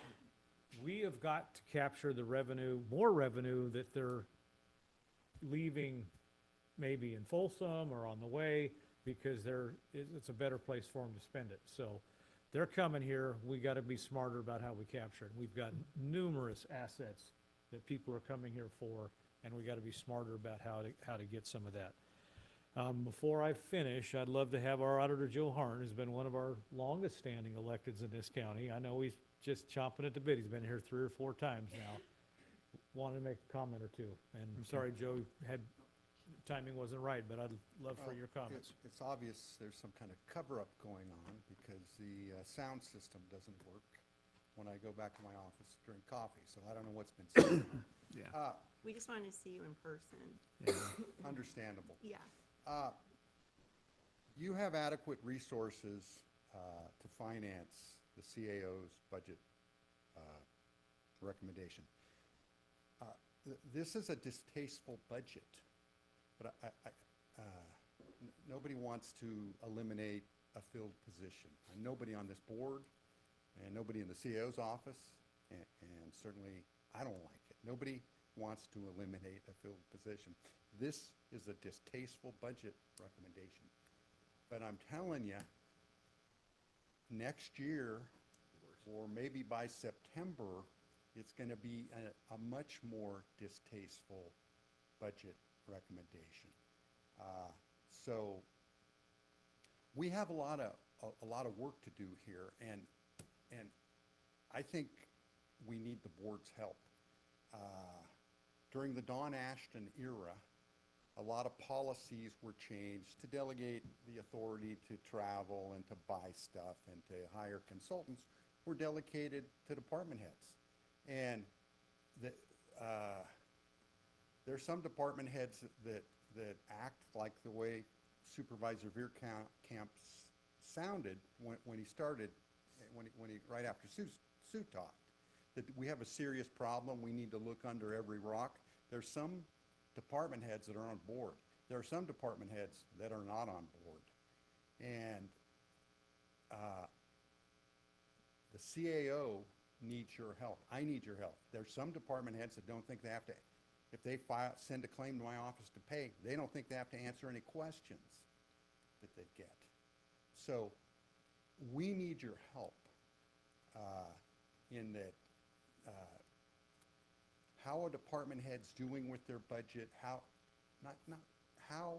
frugal, how much money department head's trying to save, so that we don't have to lay off so many people, because we're not spending it all on consultants and travel. And granted, those are pretty small, the travel especially, a pretty small part of the county's budget. But there's some appointed department heads that aren't on board, and we need the board's help to send the message. They expect everybody to be on board, and if they're not on board, the board will take whatever action is needed to get them on board. That's the main thing I'd have to say. We have some permanent revenue problems. Sales tax is the clearest one. Our state and local, I hate even to call the feds of the state our partners, but unfortunately, they are our partners. They have problems with money. The future looks a little bit bleak. So this is a very distasteful recommendation, but I urge you to implement it, because I have a feeling in September or next June, you're going to, if you don't do some distasteful things this morning, it's going to be a lot more distasteful in September and a lot more distasteful next June. Or we maybe will have to do something mid-year. So, thank you. Thanks for that, Joe. Appreciate it. Anybody else want to speak? Well, given what the auditor just said, and I kind of felt that in my gut too, that, yeah, we don't want to do this today, to be honest, but I'm concerned it's going to be even worse. And this is a step in the right direction. I don't see any alternatives today. And I'd also like to ask, I would like to be on the ad hoc, the next ad hoc that's starting up, I guess, tomorrow. Because these are big issues. I've been on the board, this is my 7th year now. So, and I agree with Supervisor Veerkamp on a lot of the direction we need to go. So, and I'm kind of guessing that you'd like to be on the ad hoc too. Yeah, I definitely would. I think Greg's got a fresh set of eyes as well, but I'm fine with yourself and myself. You know, it's really disappointing as well that we had to breach confidentiality on some of the information got out of the barn. And I think that makes the situation even worse. So as we move forward, we're going to have, I think, some very more difficult discussions, and we got to be, you know, bulletproof. But I think they have to include as well as much as we can our labor groups, because they certainly are going to get the effect of this, and so we've got to be right there with them, hand in hand, and there shouldn't be really any surprises. I'm hoping today there's not a lot of surprises. So, you know, with that, I guess I'd just summarize it. You know, I know the issue of promoting tourism is out there and heavy on a lot of people's minds, but I also, again, having been in this county most of my life, there are the attractions that people are going to come, and if we didn't have the situation where people are taxing our resources in coming here, I'd be a lot more concerned about it. But it's something that's definitely right there in my mind. And as we get to September, it's something I'm going to be rethinking about. But what I want to see in everything we do, and I think this behooves us as the maybe budget ad hoc committee, I want to see a cost-benefit analysis. What do we project we're going to get out of some of these things that we do? If we don't do that, then we're just passing things to pass them, or maybe it's an emotional issue. We have to know what it's going to cost, and we have to know what it's going to cost in the long term best we can project that. And again, being in California and now federally, with the things going on, it's complicated, but we got to do the best that we can to try to project those things.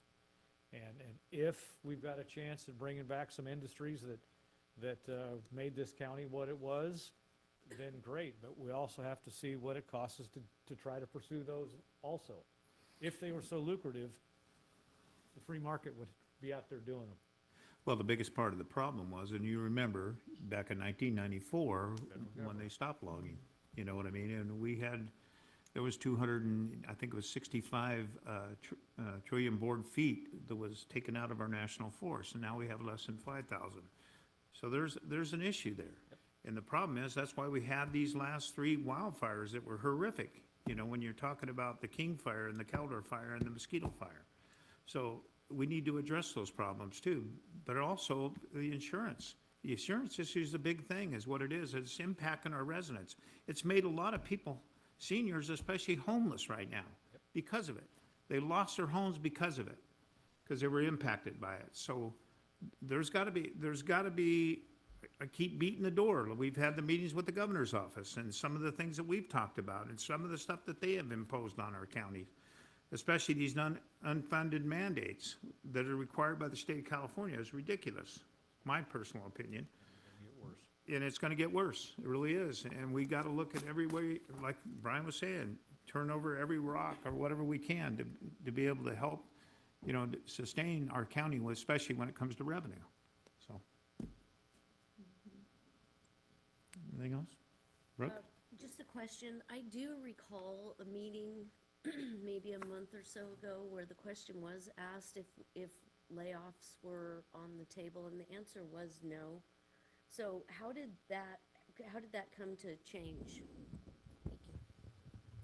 I don't believe that we have said that publicly. We've, through this entire budget process, have anticipated that there may and will likely be layoffs. So So I'm not sure where that misinformation is coming from.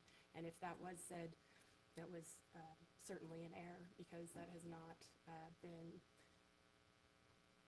what we have been seeing would be a result of this budget. Well, and in my recollection, I could be wrong, but I remember when there was an announcement that the clerk of the board was releasing an employee, I was surprised, because I felt that it had been discussed at the board level whether or not this year we were gonna get down into that level. And granted, 11 positions out of 2,000 is a very, very, very small number. It's 0.005%. So, but it did surprise me, and it was brought up publicly that we were under the impression that we weren't going to have to go that far. We were going to have to make cuts, but that we were not going to be laying off positions. So I just wanted to clarify for the record. It has been our offices and our communication with board members, certainly on the ad hoc, that we're likely going to be in this situation. So I don't know what else to say other than if there was something that was said publicly that indicated otherwise, that was a misstatement, and we did not intend to do that, and we would certainly never intentionally provide misinformation. Sure. We knew this would be a difficult budget and likely result in some deletions of filled positions. When we talk about the sheriff's department, you showed that graph of, you know, what a very large expense that is out of our general fund. Did the sheriff's department trim budget, or what was the direct outcome of that? So that section of the pie chart includes the sheriff, the DA, the public defender, probation, and alternate public defender. Oh, gotcha. So that law and justice functional group altogether comprises that piece of the pie. The sheriff's department did reduce their budget by, we had to shave off about $4 million off of what they requested. So what you see as a result is their increases are the result of the Measure 504 salary and benefit increases, and as well the change in methodology from the DTOT. So you'll see their services, or one of their charges going up, but it's because the DTOT for their search and rescue reimbursement is not coming in as a revenue anymore. It is just showing as an expense. So overall, their budget is fairly constrained and was quite reduced from what they requested. Okay, thank you for that clarification. Yeah, talking about law and justice and stuff, and I brought up about the juvenile hall in Tahoe, where we're spending $4.4 million to, you know, take care of approximately about 10 to 11 kids. And especially when there was only 124 bookings in a year. And I talked about a tri-county facility, which we could use Placer County, especially when they have 70 beds, and they just upgraded their facility a few years ago. So we have to look at all kinds of different ways to be able to, you know, to help, you know, turn around, especially reduce costs, because it's gotten, you know, with the price of everything, construction costs, and that's going on right now, we've got to look at all the big picture. And if this is a better solution, so be it. If we have to, you know, reduce that up there, because it's very expensive. It really is. And when you're talking $4.4 million, I mean, and then there's 41 people that run that facility too, approximately. But when you only have 124 bookings, when the sheriff's office probably does that much in a week.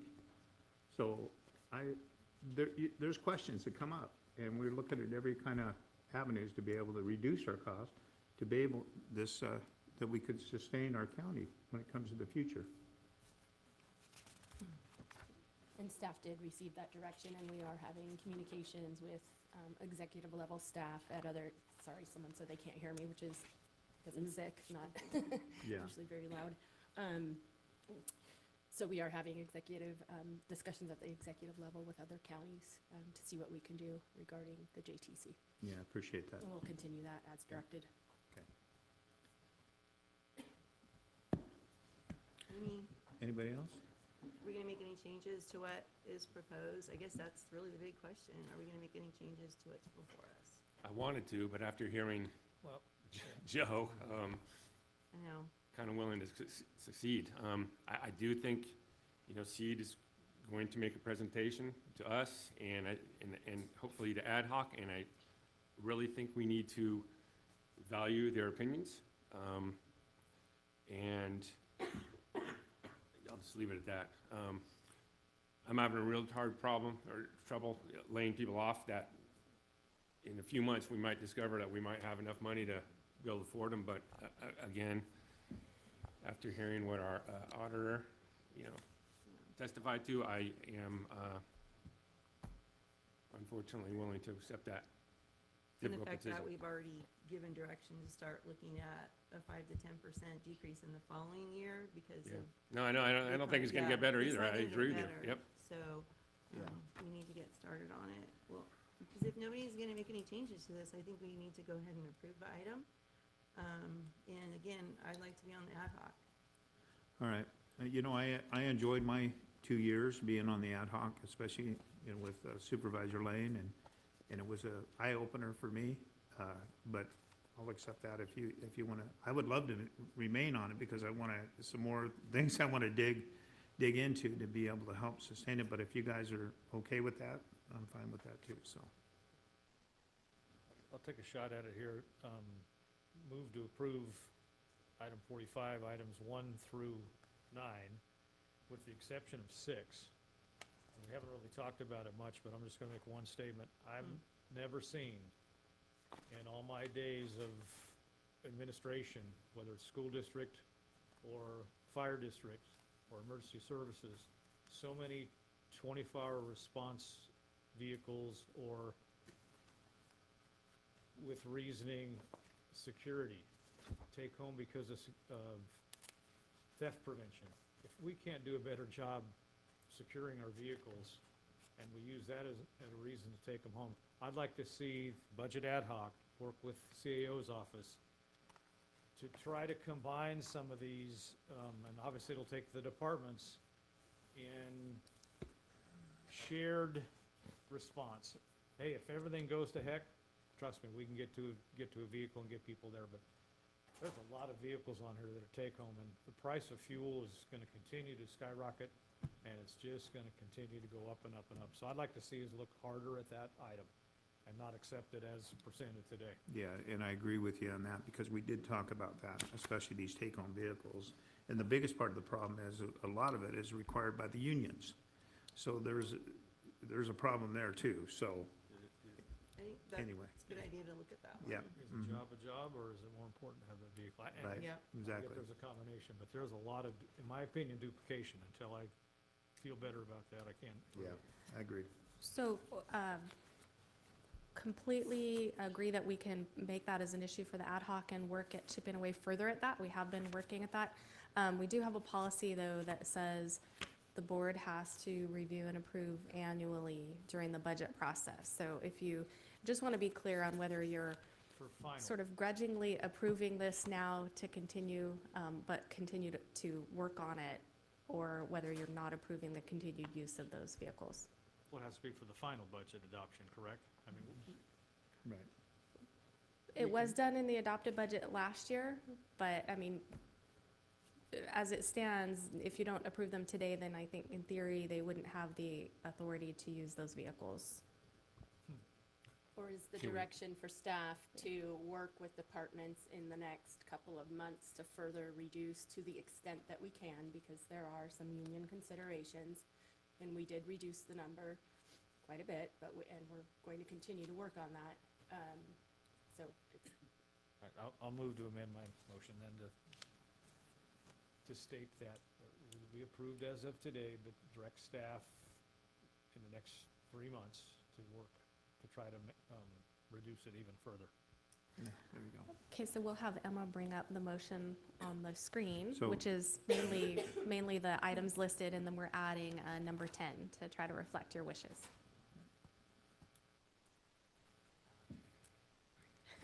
As we all stare at her while she types. And for clarity, are you suggesting that you and I be on the ad hoc? Yes. I'll second that. Sorry. Okay. I was like, you gotta fill in the motion. Yeah. So we'll have the red line with the changes. Okay. Okay, this is the motion that was in the item. The only changes are appointing Supervisor Parlin and Supervisor Veerkamp to the 26-27 ad hoc, and then number 10 is direct staff to reduce the number of take-home vehicles before the adoption of the budget in September. Okay, so we have a motion and a second. All those in favor by saying aye? Aye. Aye. Any opposed? All right. Motion passes 5-0. Mr. Chair, will you formally close the budget hearing? Yeah, I think I did, didn't I? But I'll formally close it, yeah. I did say, that's what I did. Now what time is it? It's 11? Quickie break, like 5-minute break. Yeah, please. All right, let's take a 5-minute break.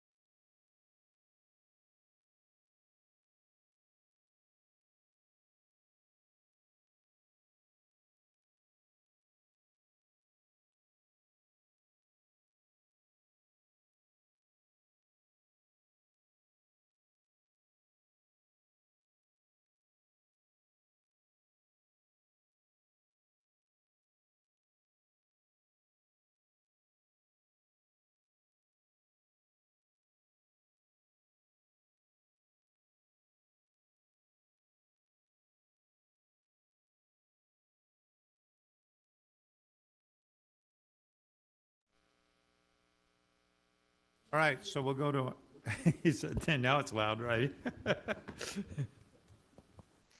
So we'll go to our 10 a.m. Time allocation, a Whopper area fire hazard severity map. Item number 46 comes from the Office of Wildfire Preparedness and Resilience, a division of the Chief Administrative Office, recommending the board, 1, approve the introduction first reading of an ordinance to amend Chapter 8.08 of the El Dorado County Code of Ordinance entitled Fire Prevention to adopt the 2025 Local Responsibility Area Fire Hazard Severity Zone Map, and 2, waive full reading of the ordinance, read by title only, and continue this matter to June 24th, 2025 for final passage, second reading. Come on up. Good, still morning. Sue Henneke, Chief Administrative Office. So as I think you're all aware, government code requires CAL FIRE to classify and designate fire hazard severity zones. So the purpose of this is to inform local governments when doing land use planning and to specify where defensible space standards and wildland urban interface building codes apply. So last year, the state responsibility area maps were revised. Now we are coming to you with the local responsibility area maps. And we are required by law to adopt these maps, and you do have discretion to add, to, I guess, increase the classification of lands, but not decrease it. So last year you adopted these state responsibility area maps, and so again, the LRA maps for the unincorporated area are before you now, so that's mainly El Dorado Hills and Cameron Park. And then the cities also have to adopt the maps themselves, and we have done some outreach to El Dorado Hills and Cameron Park to let them know. They've of course been reached out to by CAL FIRE, and they're aware the item is being adopted today, presented to you today for consideration. And we have Chief Jeff Hogue with CAL FIRE to just give you a brief presentation on the maps. Awesome, Sue. That was an excellent summary. Again, my name is Jeff Hogue. I'm the Battalion Chief in the Amador El Dorado Unit. I oversee our wildfire resiliency program. So anyway, thank you, Board, for taking the time to go over this. Going to just hit on some high points. This was a presentation that was put together by CAL FIRE Land Use Planning specifically for counties, boards of supervisors to get an idea of what is actually going to be required for the fire severity zones within LRA. So next slide. So what are these? Like Sue said, this is a requirement of government code.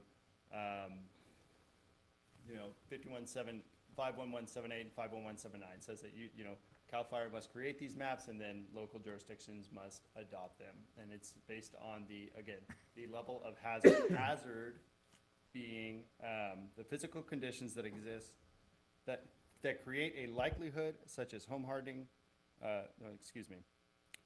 likelihood of expected fire behavior over a 30 to 50 year period without consideration for mitigation measures. So this is identifying strictly the hazard as opposed to the risk. The risk being like your structures and things that can be affected by a fire. The hazard is the likelihood, the probability of having a fire, and then what that intensity is going to be. So that's specifically what this is identifying. And again, that's how we get to these regulatory requirements that go along with them. So there are 3 levels of severity zone: moderate, high, and very high. Next slide, please. So we went through a process like we did with the SRA maps to develop the LRA maps. It's a little bit different as far as like some of the technical stuff. There's actually a very extensive video online that's available if you really want to do a deep dive into the methodology of how they came to the determining hazard in the LRA, because there is a buffer. We do transition from the WUI into a urban environment. So a lot of it is based on the ember production that goes through. So some of those factors, like it says above here. So you have your fire history, obviously the vegetation, some of those flame lengths that you would expect within that environment.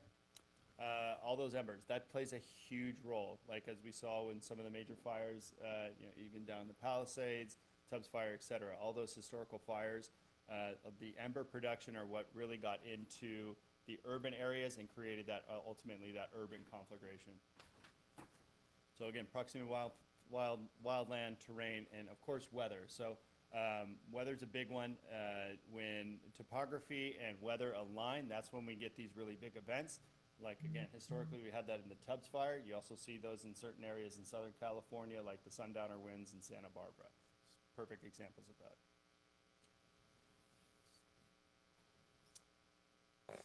So some of these updates that are specific to the fire hazard severity zones, I believe this is for the SRA. Oh no, this is for LA.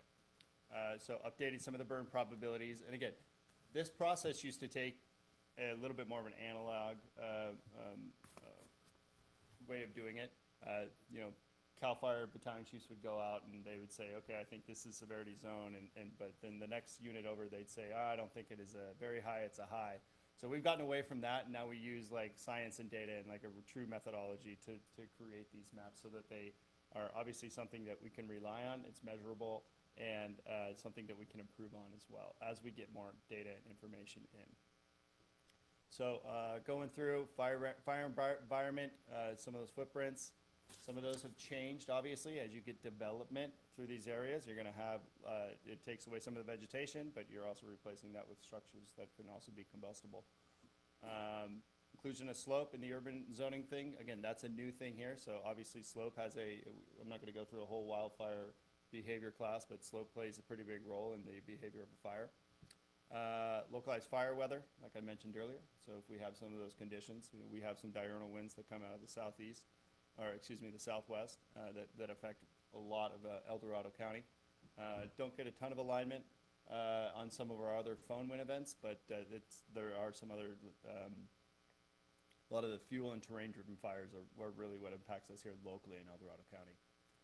And again, back to that thing about firebrand production, that transportation model, that plays a huge role in, as you'll see, that buffer as it comes into the urban zone. Next slide, please. So these are the wildlands versus non-wildlands. Obviously, the wildlands are pretty well defined. That's the area that has the heavy vegetation. But when you get into those more urban zones that have like the subdivisions, like you'll see in El Dorado Hills, Cameron Park, those are non-wildland. They're relatively homogeneous. And those scores, this is the technical part where I don't have a huge background on. So those scores, how they go about in determining exactly what those are going to be as they make their way into the urban environment, that's all through that modeling in steps. So again, get you more information on that. There's a hub site specifically that goes through and explains the whole process, but that has been vetted through, obviously, you know, like our CAL FIRE and all the other industry experts in this as far as the modeling and the results that we're getting here. So these are your typical SRA fire hazard severity zones. There's a couple of requirements for that. They're generally going to be 200 acres in size as a minimum. Again, it goes through that burn probability. You know, these are the SRA maps, how we develop them, or the maps that we adopted previously, specifically in the SRA.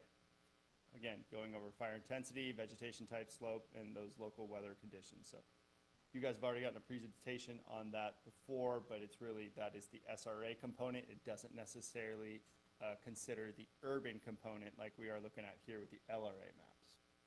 Next slide. So the urban fire severity zone maps, there's a couple of nuances that are different. You got your minimum fire size of 20 acres. So that within some urban developments, there are some like open spaces that reach that 20 acres. If they get to that threshold, then yeah, we're going to go ahead and map those. If they're close enough to, and we're getting ember production, obviously if you're in the middle of the valley and if there's no threat, we're not going to go do that. But a lot of these urban areas do butt up against the wildland. So distance to the wildland, again, like I mentioned there. So the distance to the wildland, where you're going to get that ember production, where it's going to be pushing that fire. The vegetation type makes a difference. So in the front country, we have a lot of grass. You don't get as much ember production. If you're up in the timber and you got a large hostile fire, a lot of ember production, that's where you're going to really, and you get some wind on top of that, and that's where we get those things where we transport embers a mile ahead and we get those long spot fires. That's kind of what's going on here with that. Those spot fires, they can land either on a roof and it can start a fire there, or they can land in additional vegetation and keep that fire going. Back one. We can add one more point. Is that ember train? Ember load, and then, yeah, the tree cover and slope within that urban area. So if we find anything like that when we do our modeling, our LiDAR, whatever it is, that's where we're making those considerations. Next slide, thank you. So what are we using them for? As Sue had mentioned earlier, these are what influence on where building code requirements are. We're going to go into an adoption cycle here to adopt the 2025 building code, fire code, all those types of things. In addition, we'll also be having the updated WUI code will soon be adopted, where everything that's required for WUI will be found in one place instead of in, Chapter 49 of the fire code and the fire safe regulations over here and stuff. So it'll be a little bit more centralized, easier for us to reference and apply these specific codes. Specifically things like the fire safe regulations. All development, so within SRA, needs to apply to the fire safe regulations.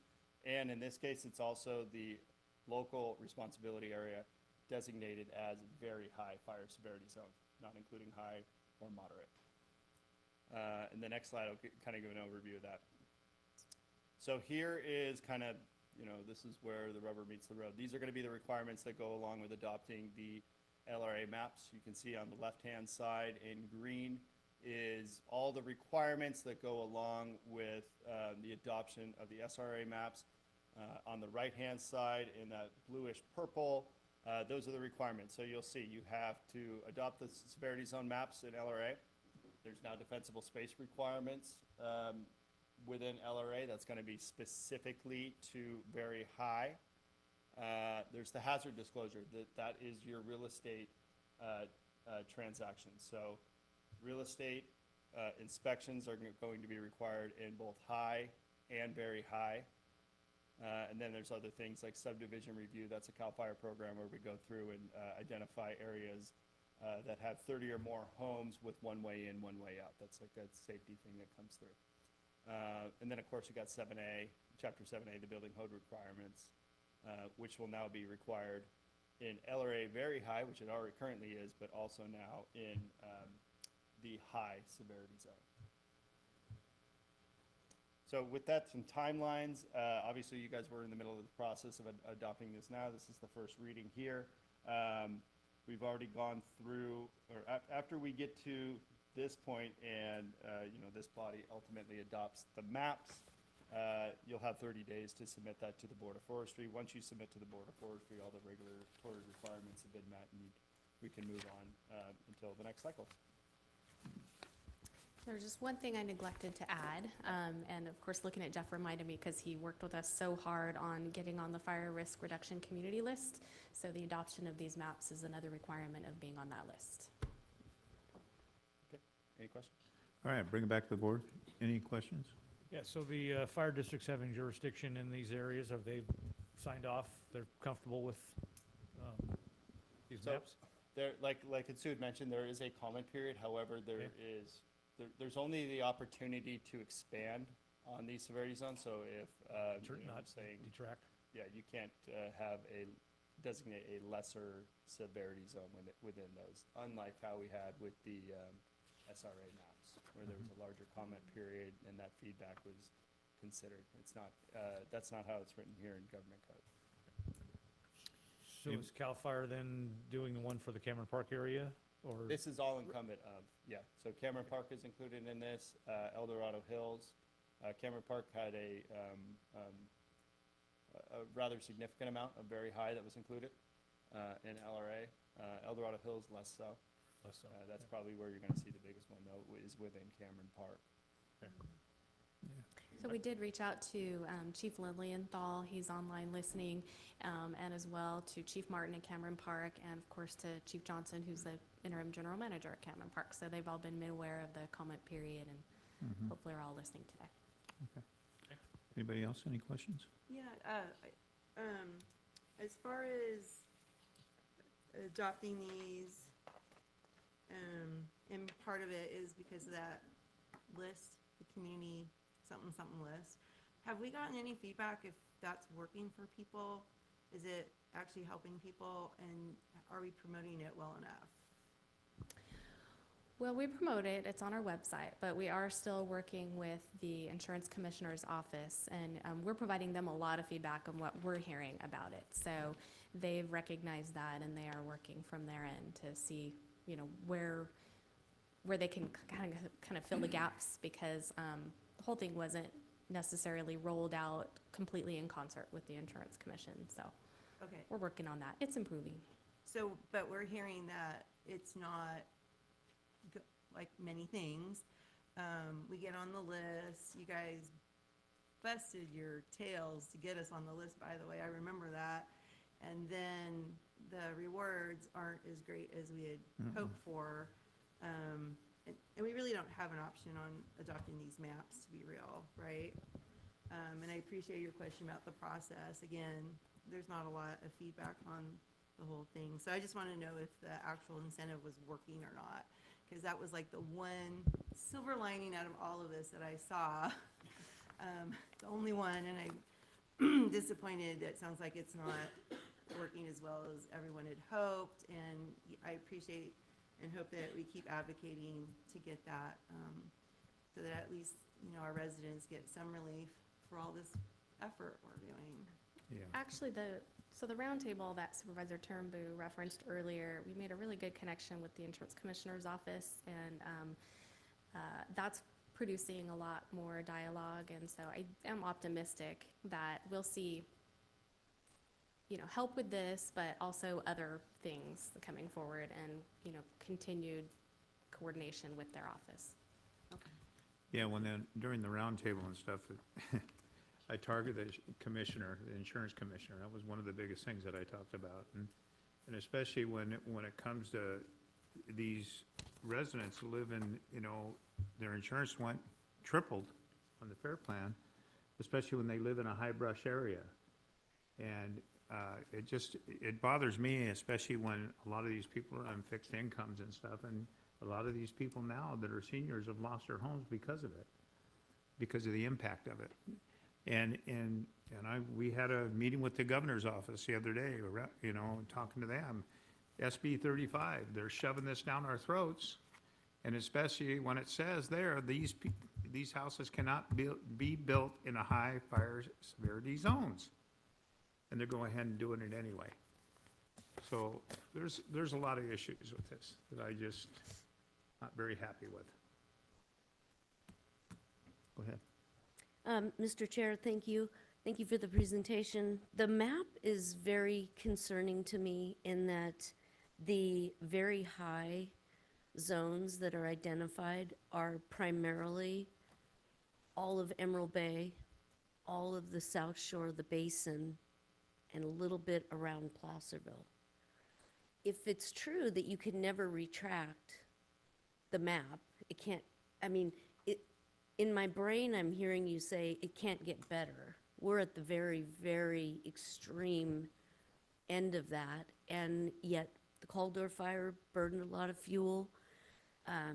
We have over 20 Firewise neighborhoods, and that number's growing, that are trying to do everything we can within our power to make communities safe from fire. And yet this is, it feels awful looking at this map. Yeah. I don't even know what the question is at this point. So that's the importance, and Chief Hogue can speak really eloquently on this, but this came up a lot with the SRA map adoption too.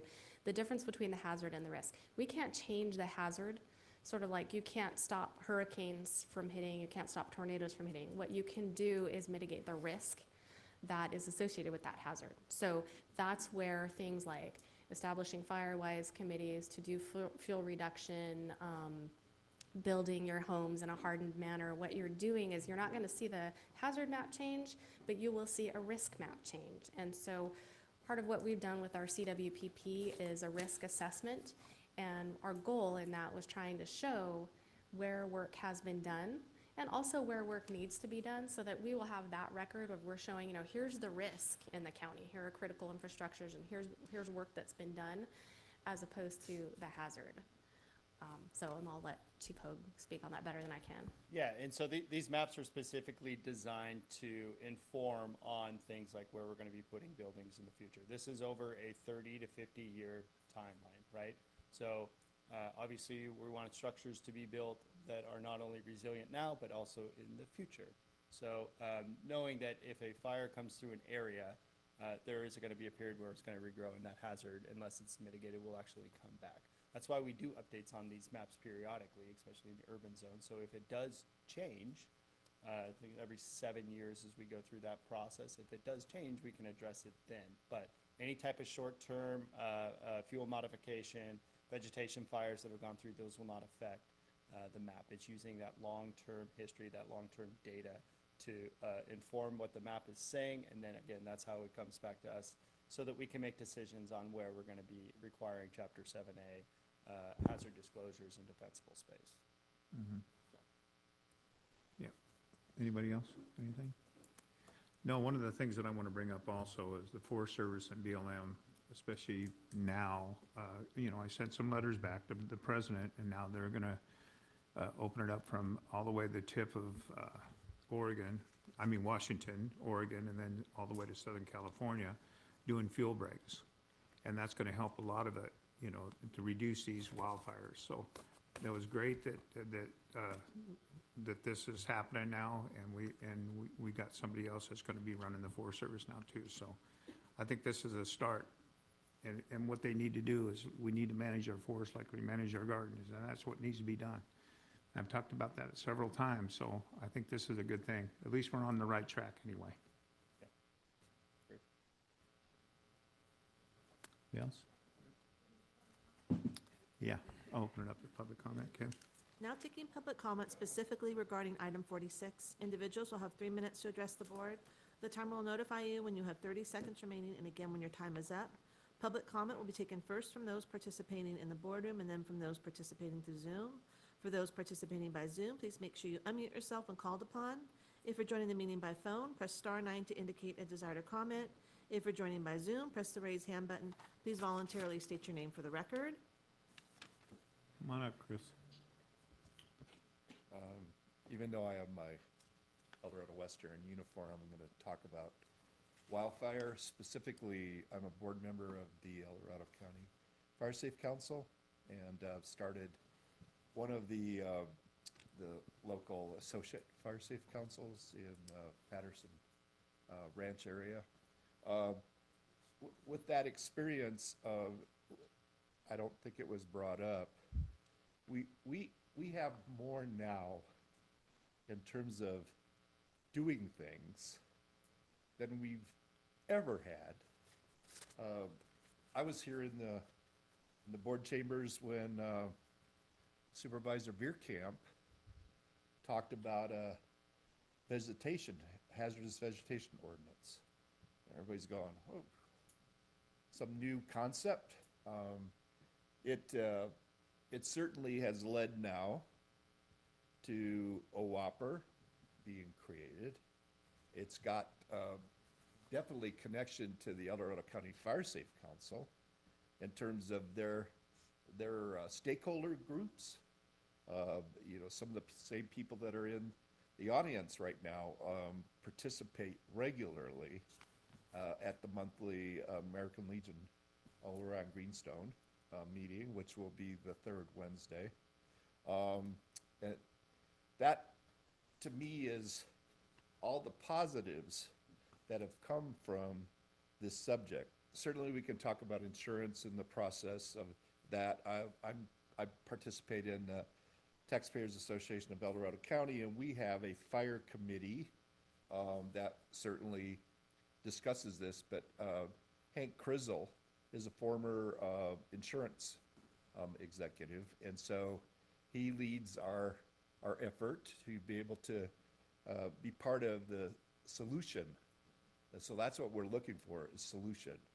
I do want to remind you, though, if we are looking collectively here as part of the land use and land development question, we got to be damn sure that we're clear what our responsibility is in some of these areas to whether or not development can occur. And staff better do a very thorough job in explaining that to you, the board, in order that we make the right decisions. It's tragic what can happen. We already know that. You get a little bit of paradise every open forum of 3 minutes. talking about what happened there. I don't want it to happen here. We've already had the big fire in Grizzly Flat. We don't need another one. Thanks. Thanks, Chris.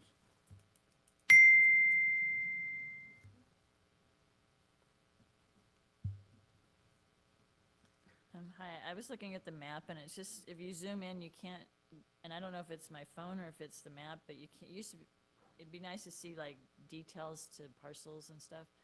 And also, you know, when I was designing houses, you have to know this for when you put stuff on the plans.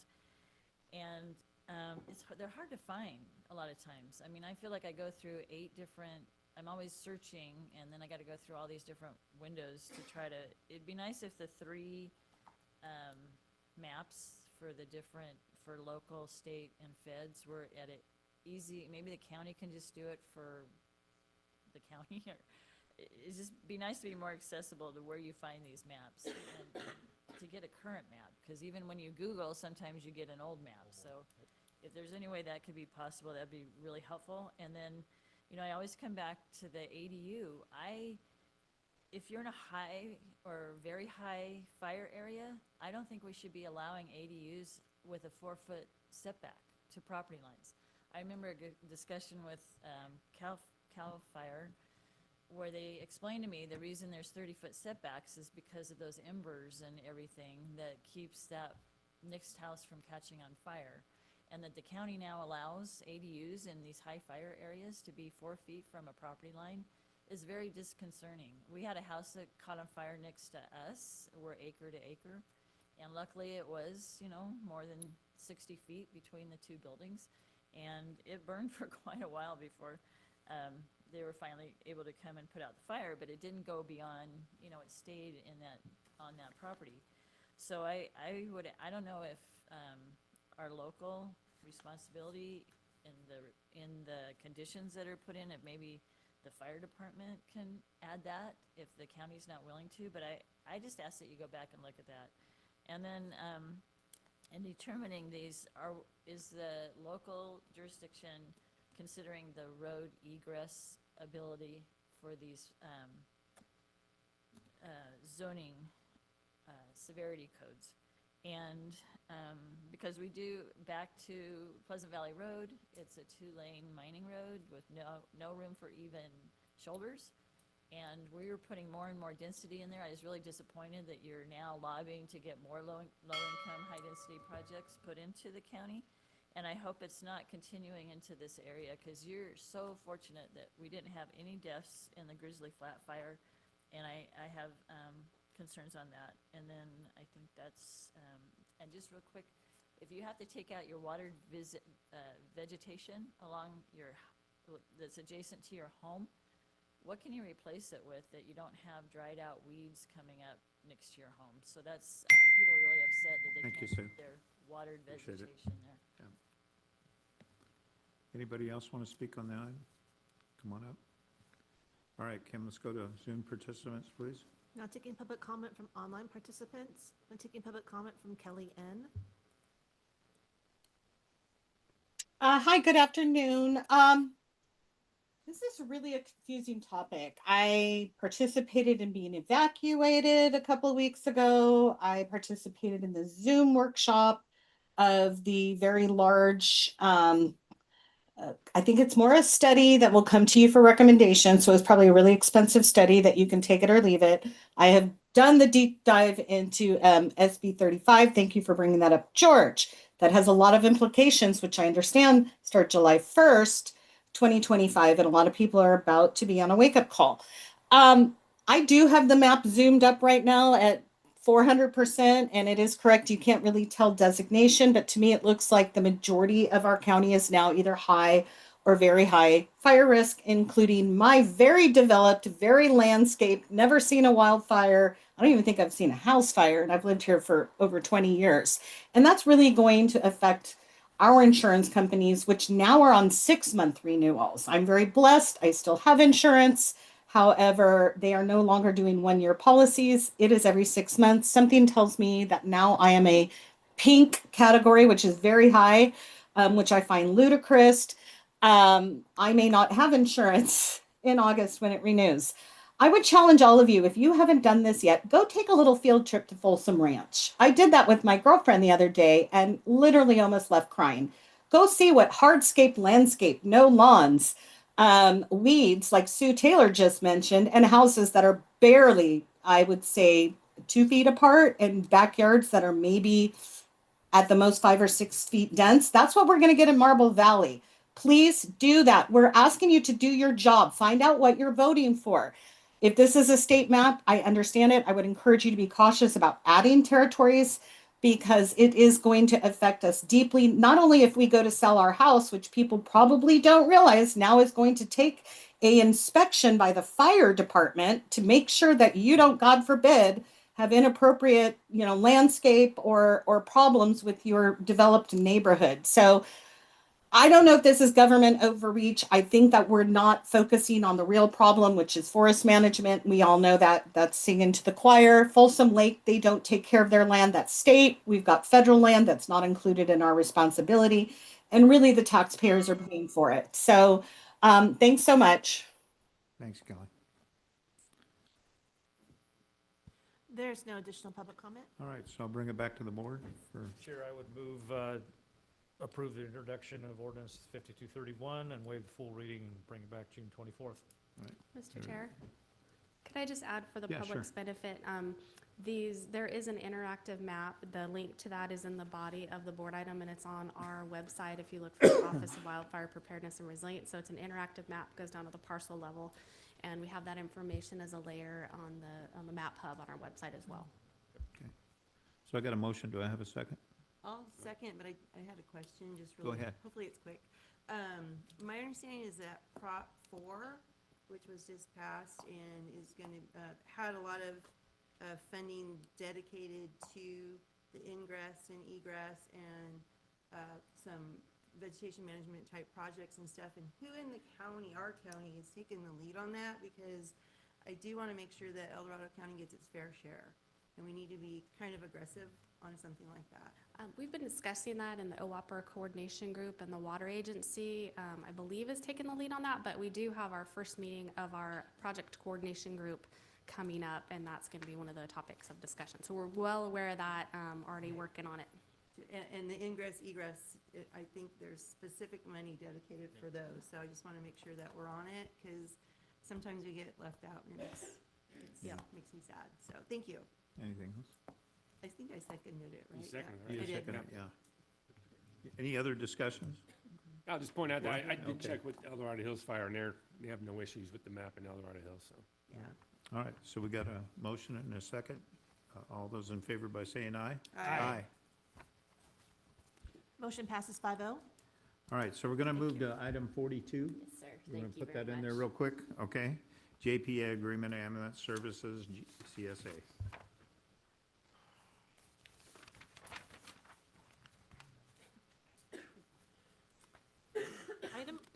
Item 42 comes from Emergency Medical Services, a division of the Chief Administrative Office, recommending the board, 1, make a finding that the agreement 9651 requires specialty skills and qualifications not expressly identified in county classifications. 2, waive formal bid requirements in accordance with Procurement Policy C-17, Section 3.31G, due to dispatch and advanced life support ground ambulance transport services within County Service Area 7 provided by El Dorado County Emergency Services Authority. 3, approve and authorize the chair to execute Agreement 9651. 4, establish an Emergency Medical Services Ad Hoc Committee and appoint 2 members to the Ad Hoc Committee. And 5, direct staff to work with EMS Ad Hoc Committee to explore countywide EMS system strategic planning. All right, Sue. Hi again. I'll eventually go away. So we have our partners in the audience, and I just want to shout out to them and the EMS staff, and as well as Emma in our office.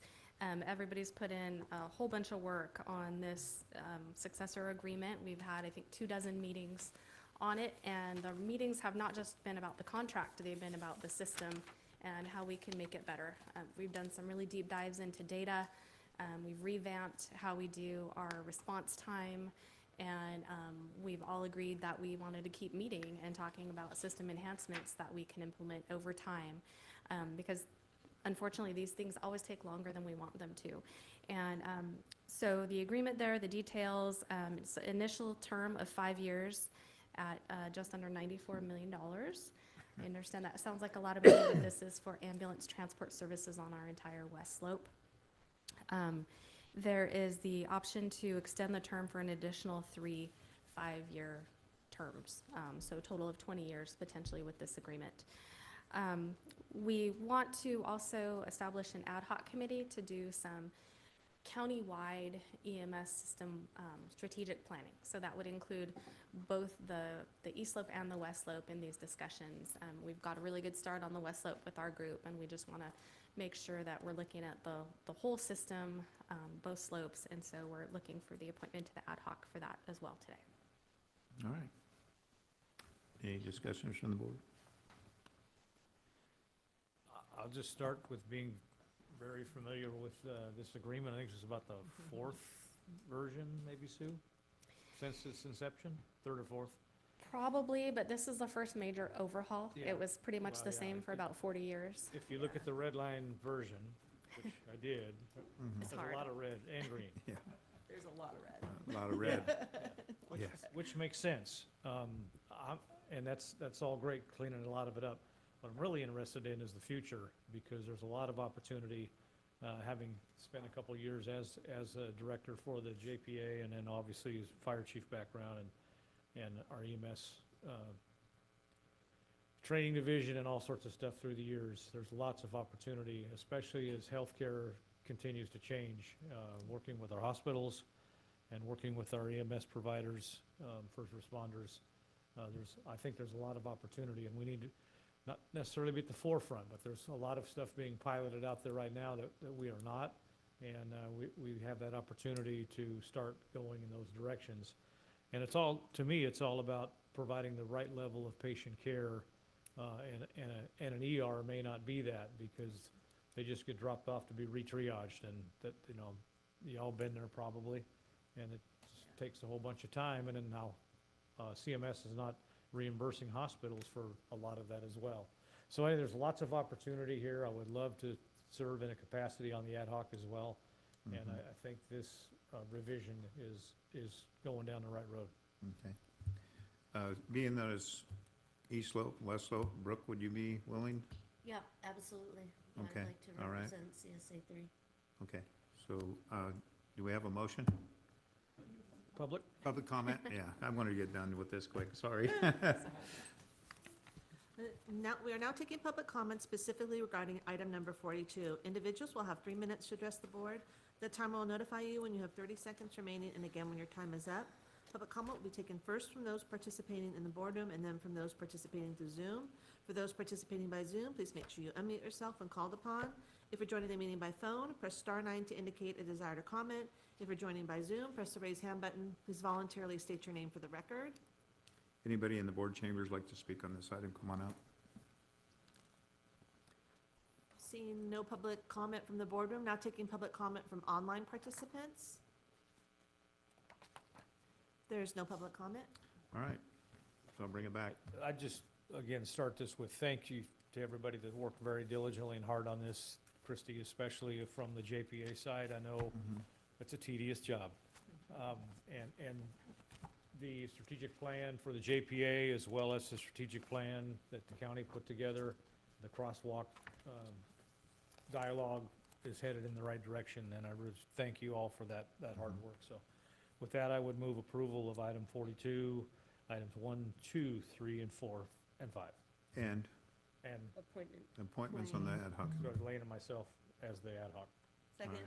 Okay, all those in favor by saying aye? Aye. All right, Motion passes 5-0. Thank you. okay.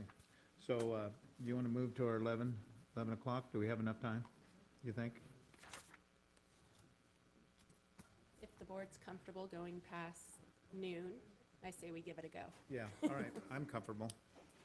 Everybody else okay with that? Yep, All right. and the public's gonna have to work with us in this fluid schedule today, so. Yeah, I know, we got a busy schedule, yeah. Open forum could be used at the time. All right, okay. Item 47 is a hearing from the Department of Transportation recommending the board consider the following. One, adopt and authorize the chair to sign a resolution which includes the updated traffic impact fee, TIF, nexus study, the adjusted 2025 update to the traffic impact fees program, and direction to provide a partial refund to eligible applicants who paid the TIF on or after the effective date. And two, find that the adoption of the resolution is not a project for purposes of the California Environmental Quality Act. Supervisor Turnbull, could you please open up the hearing? All right, so I'll open up the public hearing. All right, Zach. All right. Still, good morning to you, Chair Turnbull, and all the supervisors. Thank you for having us back here with you today.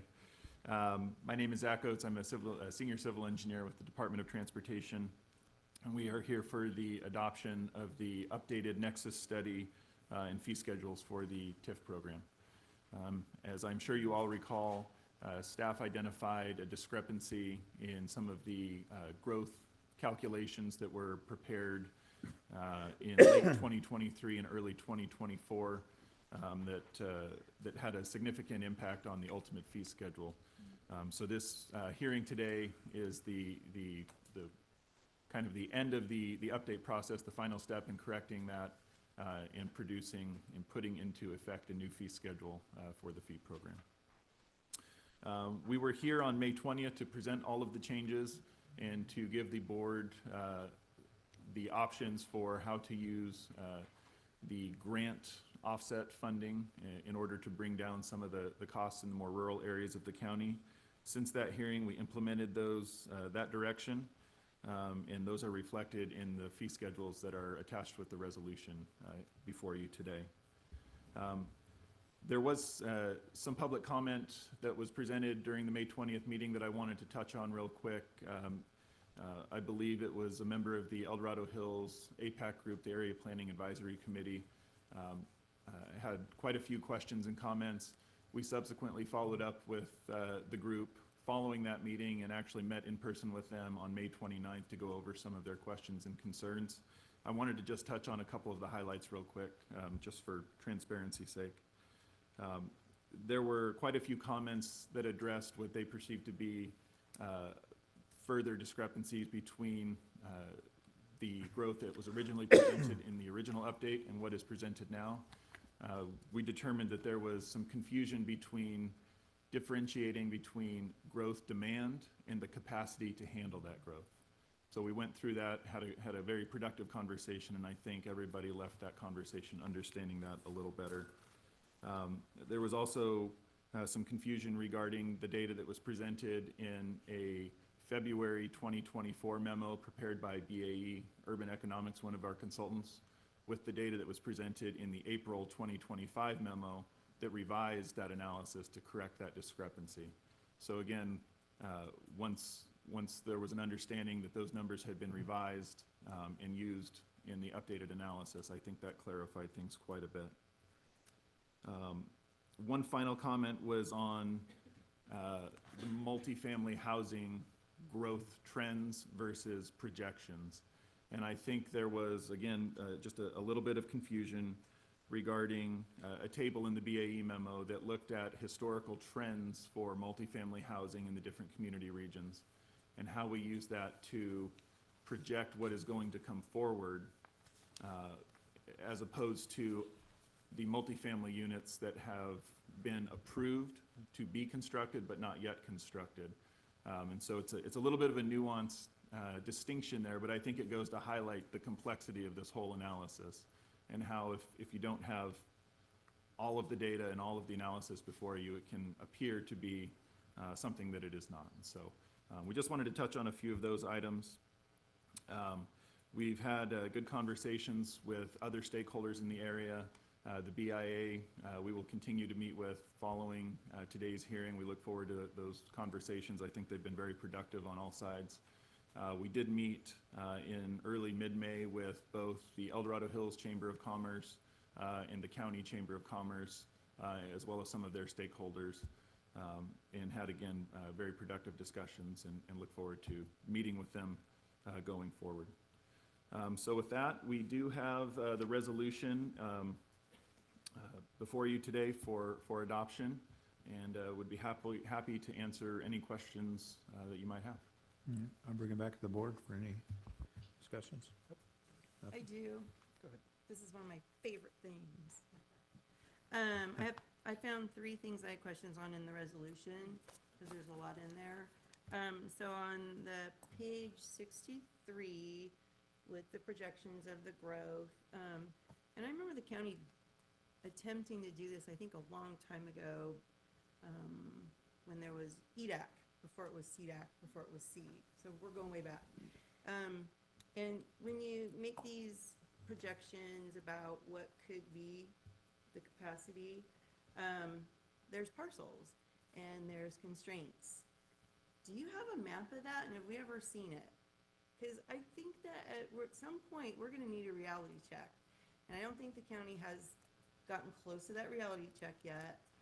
But on a parcel, that says it on paper, you know, the general plan map says it could be this, but there's a reality check on that. And I do remember, it was like 2011 or something, the board had asked the groups to look into it, and I've never seen it. And if it exists, I think the public would be interested, because I have a feeling our numbers of what we're saying we're gonna do and become don't match the reality on the ground. So is that out there? It's a very good question. So it wasn't quite that far back. I want to say it was in 2013 or 14 as part of a previous major update. Okay.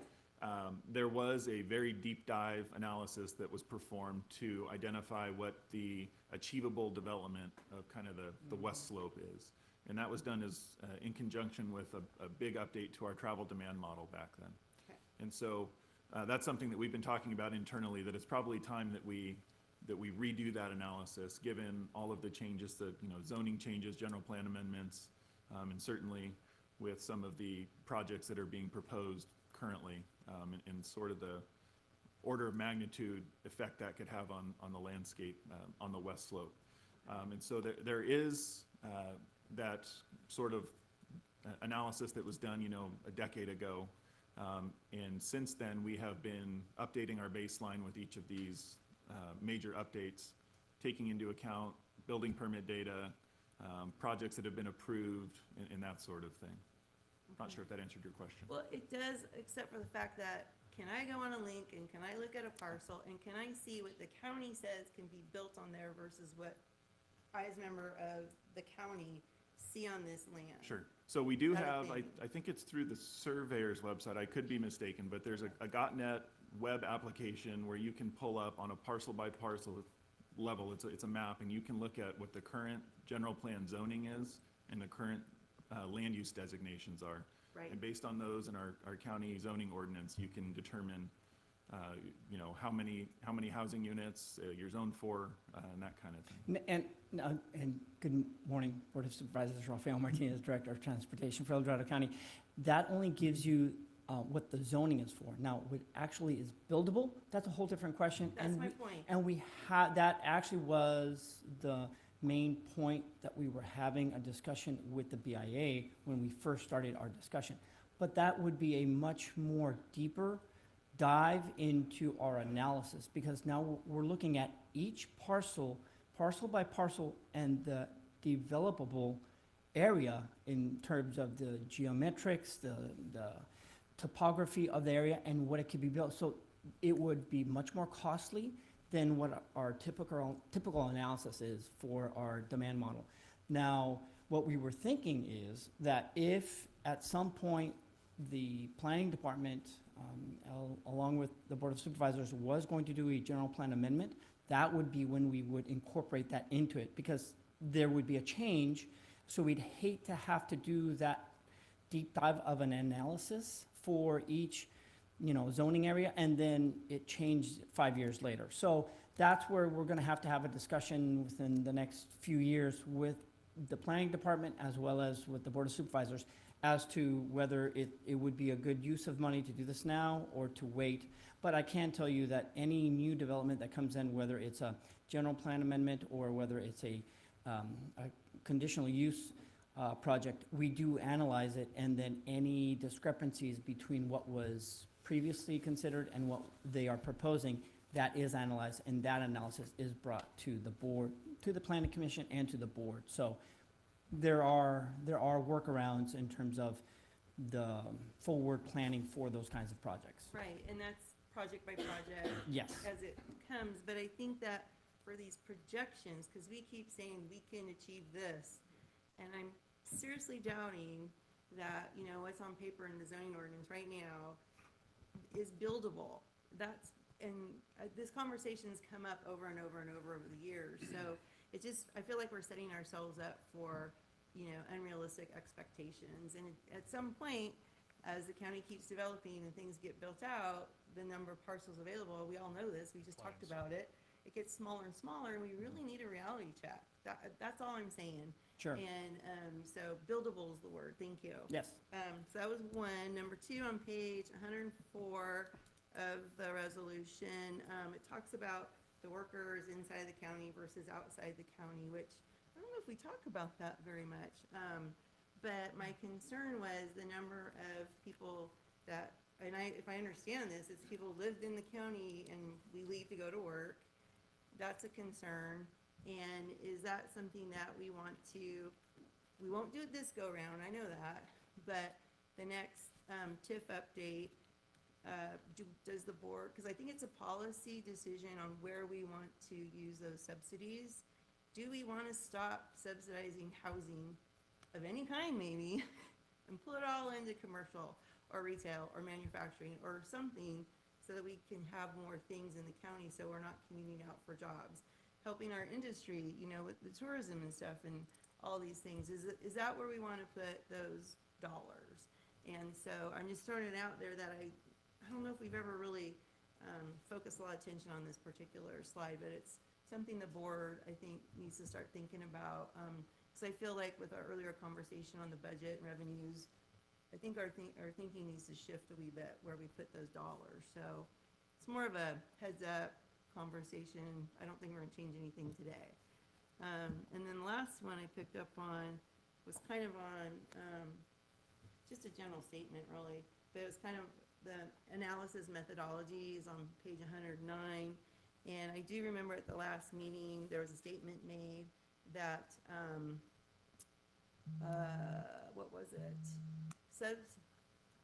Incentivizing and subsidizing, whatever you want to call it, the senior housing, right, has lower TIF fees. And there was a statement made, well, that helps people move out of seniors move out of their houses and frees up a house. And we can make all kinds of statements. Do we have data to show that? And if we don't, I would really like to see some data on what are our incentives, you know, where we're spending these subsidies for certain things. Is it really causing what we thought? Because remember back in the day, not too long ago, the county was supporting that Prop 90 and it was incentivizing people to move up from the Bay Area, and that's kind of probably bit us in the butt too on our property taxes. So thank goodness the county stopped doing that. So I really want to take a deep look, and I know Supervisor Ferrero. We gotta, are we incentivizing the right people if we're gonna do this? It should be for the people that currently live in this county. Yeah, not people who wanna move here. Right, and that's a difficult thing. So do we want Do we even need it? Do we even want, well, exactly, and should it be on housing or non-residential, I guess is the best word to use. So those are bigger conceptual, policy decisions that I think we want to look at. Very good. One point I'd like to clarify, the difference between fees for a traditional single-family home versus an age-restricted home.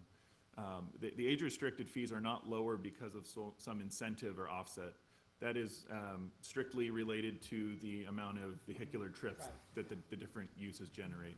Age-restricted housing generates, I want to say on average, about 1/3 of the number of vehicle trips per day that a traditional single-family home will. Even at that age of 55 years old, because There- those people thank are still you. working. I mean, Yeah. I'm 60, I got a kid home right now, it's like. Yeah. They're in golf carts. They're not.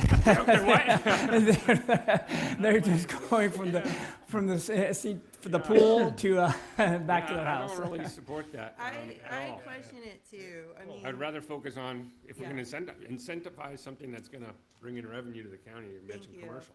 So, I mean, those are the kinds of things that have been coming up in conversations that I think we want to do a deeper dive. We won't do it today, but I'm just throwing it out there. So it's, we just need some reality checks on things. And, these things that we're doing, is it really doing what we want? Kind of like to your point, Supervisor Beerkamp, about a cost benefit, let's start doing that. So, those No, are I think just, that's a good conversation to have for a future update, perhaps, that we start perhaps tomorrow. which categories we might want to see in the fee schedule. But yeah, I just do want to clarify that there is a nexus between the amount of trips they generate and the fees that they pay. And it's Sure, not and a- again, I question that too, because I'm like 61, and how many trips do I make off Sure. on my property just for work? I mean, we're working, so I'm sorry. We have like a 100-year-old resident in our county that drives still. So, these statements and these data are just questionable. Are those incentives just strictly applied to our county? Are they mandated by the state or feds? Are you talking about the age restriction? restrictions. So Yeah. again, there are not incentives, Right, okay, reduced but the traffic. reduced Reduced, fees yeah. are, so that's based on trip generation data that's collected really nationally. The ITE, the Institute of Transportation Engineers, produces these trip generation manuals that have dozens and dozens of different land use categories, different residential uses, industrial, institutional, if you think of schools and public facilities and gyms and parks and all sorts of categories. And they have several categories for age-restricted, single-family homes, age-restricted apartments. They get into all sorts of different uses. And so that data is collected nationally, and there are tens, dozens, if not hundreds of studies that they use to average all those numbers out. And so there will always be outliers of the very active 55-year-old who's not yet retired and commuting and that kind of a thing. But then you also get the folks at the other end of the spectrum who are driving, significantly less. And so that data, all that data is pulled together to produce those numbers. And they update those manuals every year. And so there was a report that was done about 2 years ago where it did take into account that a lot more of today's working public is doing a lot more teleworking. And so then the trips have actually gone down in some areas for the residential. But yes, for the age restricted, it actually has gone up because they're age restricted are actually a lot more active today than they were back in the day. And they are working a lot longer as well. And so then that all does get incorporated. Now, whether it's relative to a specific region, zone in the nation compared to what our analysis showing for our seniors here in El Dorado County could be different. And it could be something that we could work with the board in terms of what's realistic, what makes sense. All right, any other comments? I want to just clarify one thing that you mentioned last month. Our projections and our CIP projects, they're based on current zoning, correct? Okay, all right. Yep. Yeah, that's a debatable thing. School districts use a consultant. SACOG uses consultants, and they're experts. But there were numerous projects in their original blueprints that I was involved with that never approved in El Dorado County, and they're still not approved in El Dorado County. In our fire district, we used approved projects as our number. So you can debate it, but you really need to get real about it because it'll change that number quickly. Yeah. You have anything, Brooke? All right, let's go ahead and open it up to public comment. Not taking public comment specifically regarding item 47. Individuals will have 3 minutes to address the board. The timer will notify you when you have 30 seconds remaining and again when your time is up. Public comment will be taken first from those participating in the boardroom and then from those participating through Zoom. For those participating by Zoom, please make sure you unmute yourself when called upon.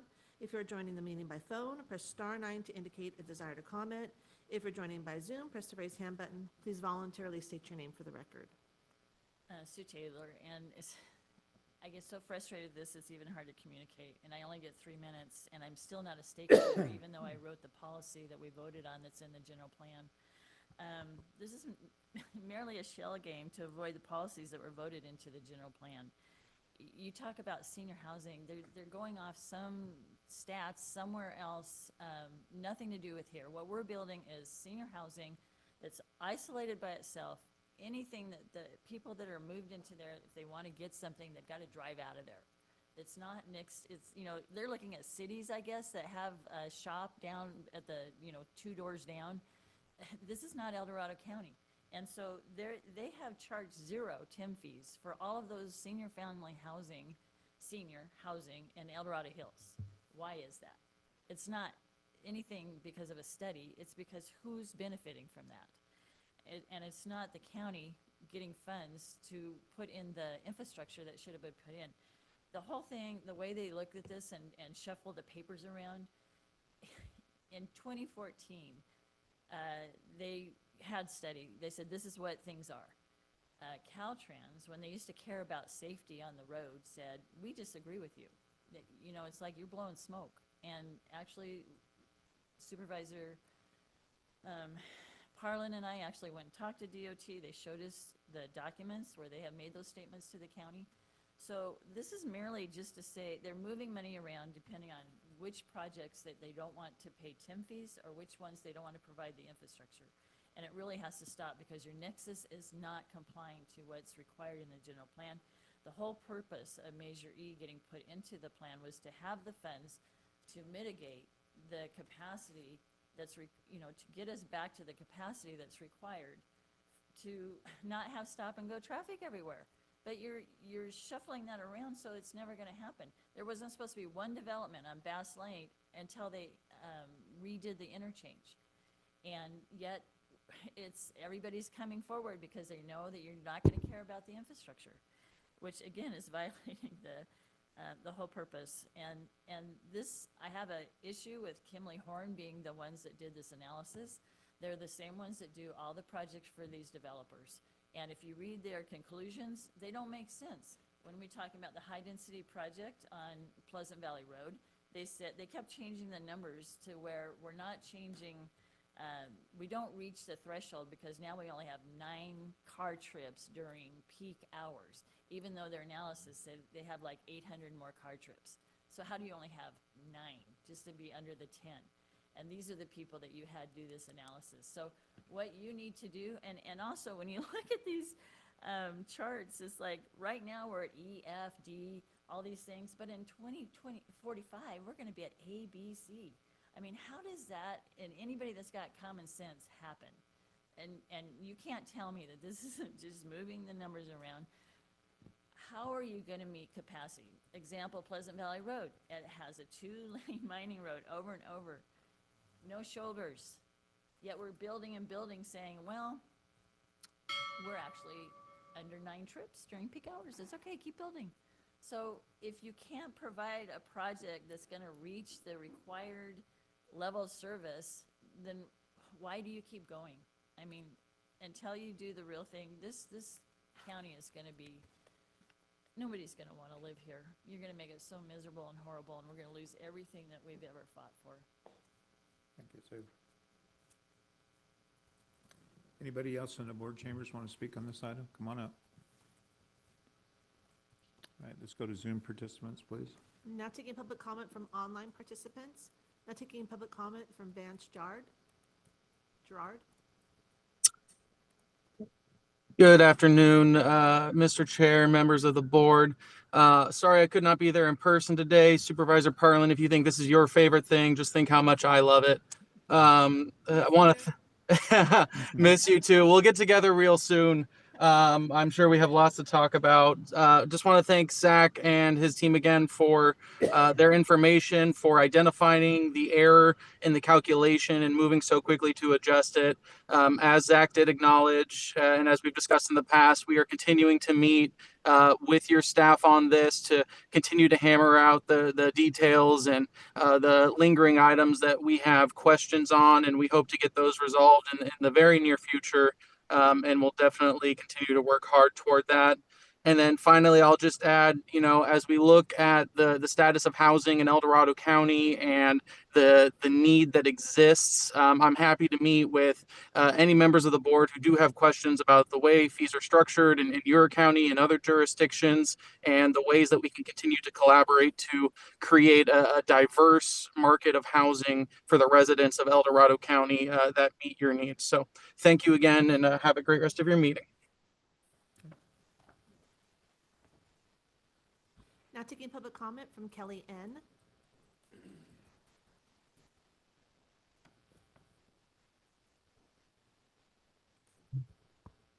Oh, sorry about that. It took a minute for the dialogue box. I wasn't going to chime on this, but maybe it's more of a rant. First of all, those of us over 55 are not driving around on golf courts. I can assure you that. We're not going to the gym or the pool and doing all that. Guess what? We're working our asses off because we can't afford to live in the state of California unless we work until we die. My husband's 70, I'm 58. We are working very full time. Secondly, one of the largest reasons people who do have the luxury of retiring, which is usually about 70, are coming here and becoming the sole childcare people for their grandchildren, which means school pickups, taking them to ballet, helping their children who have to work their butts off because, again, they can't afford. So I think that was a careless use of words, and it was really kind of insensitive because this whole 55 plus thing, they certainly are changing Social Security quickly to be maximum benefit at 70. So I would think we would get a little more up to the dates that people over 55 are not sitting home retired with their pina colada driving around the golf courts. In fact, I mostly see young folks in my area with golf carts because they use it to take their kids to and from school. I've yet to see anybody in the older age group, swimming around on their golf course. In terms of diversity of housing, again, please go drive through Folsom Ranch. If there is anything, any of you who probably have lovely things to say about people like me, go drive around Folsom Ranch. When you think of Marble Valley, is this what we want when we talk about diversity of housing and the need for it?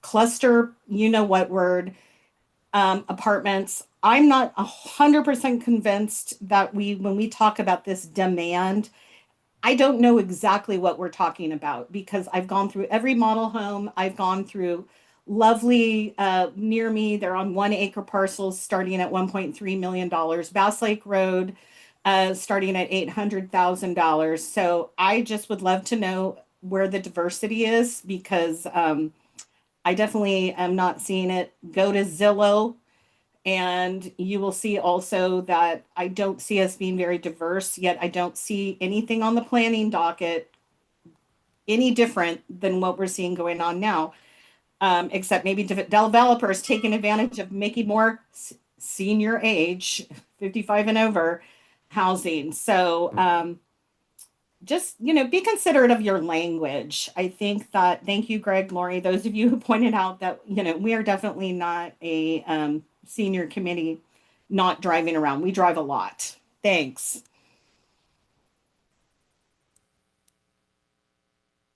Now taking public comment from Pat.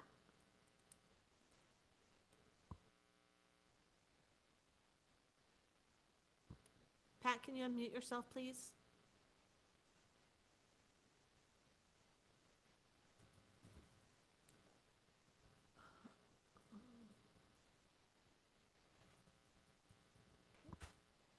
Now taking public comment from Linda Campbell. Hi, everyone. Linda Campbell, El Dorado Hills. First, I want to say thank you to Raphael's team, specifically Zach and Adam, making the time to come and meet with us and talk through the data and the information. I will say from the current nexus and looking at it, compared to the BAE memo that we've reviewed, I see some little onesie-twosie type number differences, so I'm going to assume they're potential rounding, but something to consider as you go forward with documents just to confirm the numbers all match up. I will say that I'm still not totally in agreement with having Zone A be NA for age restricted. Honestly, I think it should be included for visibility.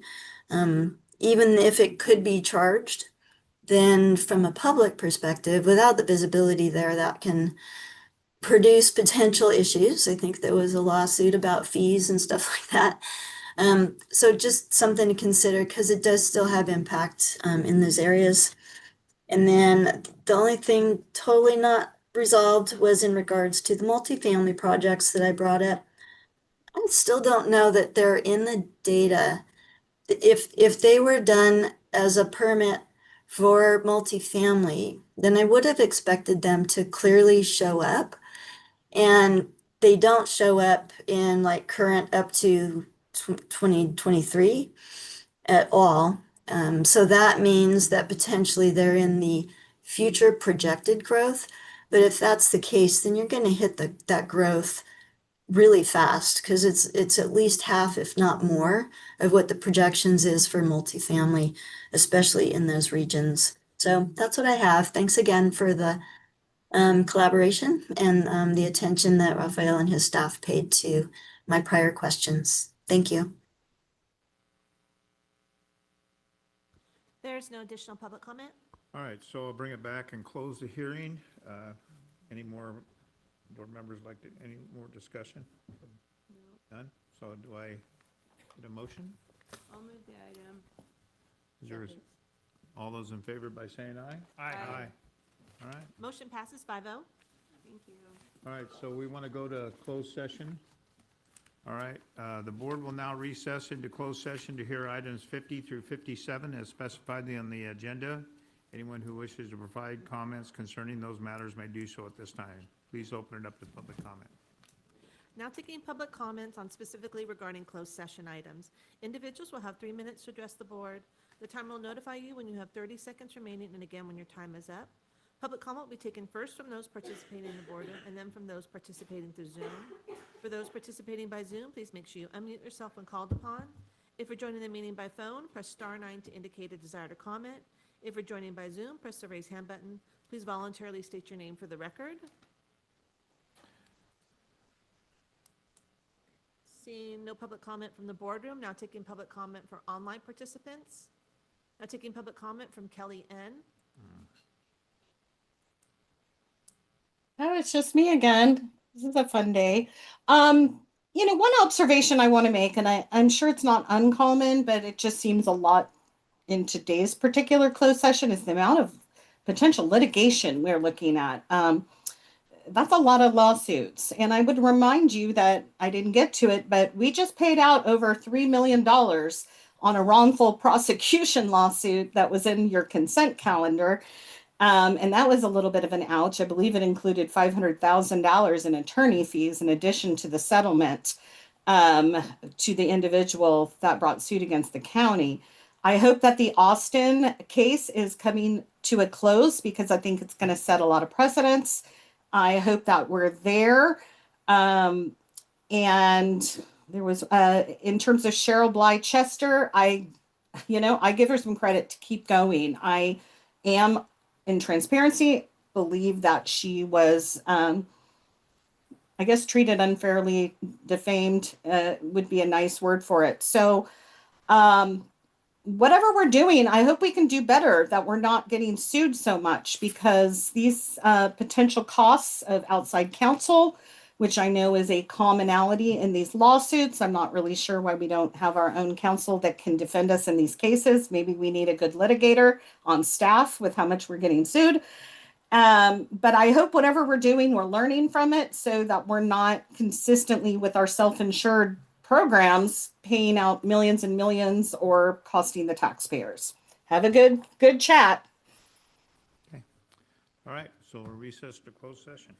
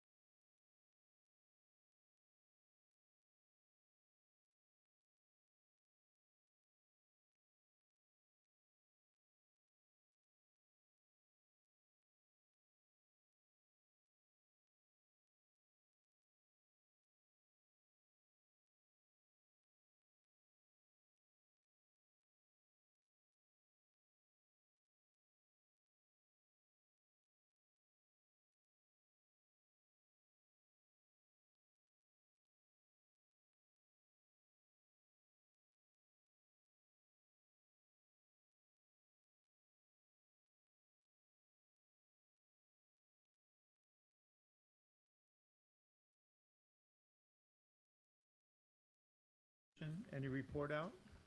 Thank you, Mr. Chair. The board heard items 52, 53, and 54, and there's no action to report out. All right, thank you for that. Greetings, El Dorado County. The Board of Supervisors is now going to resume our regular session, beginning with open forum. Open forum is a time for the public to comment on any item that is not on the agenda today.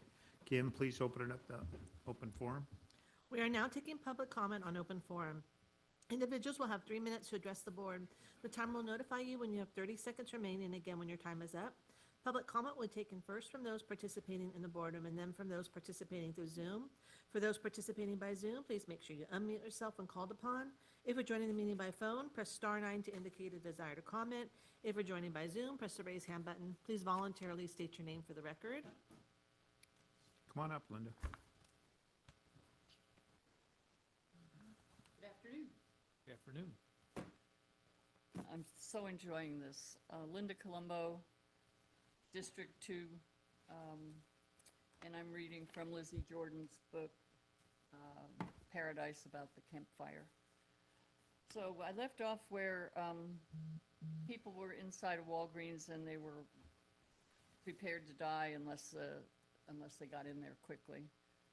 The decision whether to evacuate was deeply personal, with people often misjudging the danger they were in, especially when they lacked good information. Psychologists have identified 3 distinct phases in a human's response to disasters. The first is denial. Psychologists have found that at least 75% of people in a catastrophe remain frozen in this state of inaction. After denial came the second and third phases, deliberation and action. People often made irrational choices, not thinking of alternatives. Some chose not to evacuate at all, overestimating their abilities and chances to survival. I think we've all been there. The elderly were particularly guilty of this thinking. Disliking change and the hassle of an evacuation, they often underestimated a wildfire's risk. In many cases, it took a specific moment, witnessing a neighbor's house burning down or receiving a call from a family member with orders to evacuate, for a resident to think and react rationally to the crisis at hand.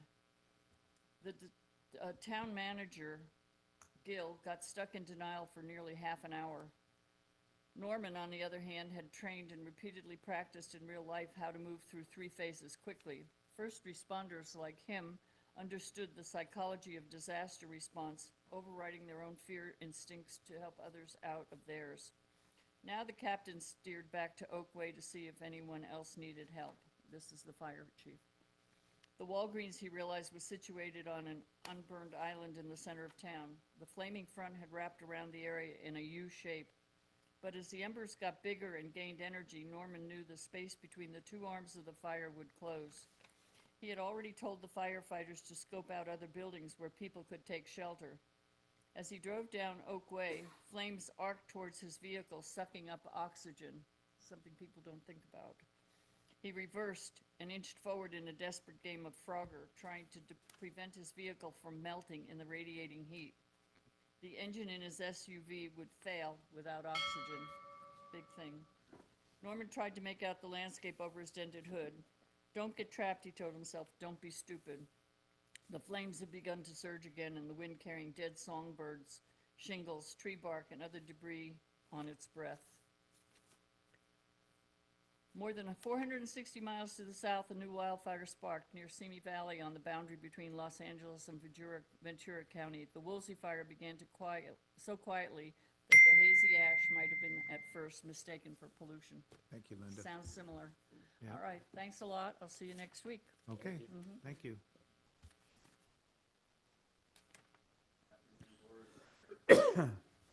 Lars Knudsen, Pollock Pines District 5. I've been coming here since probably about 2018, I believe.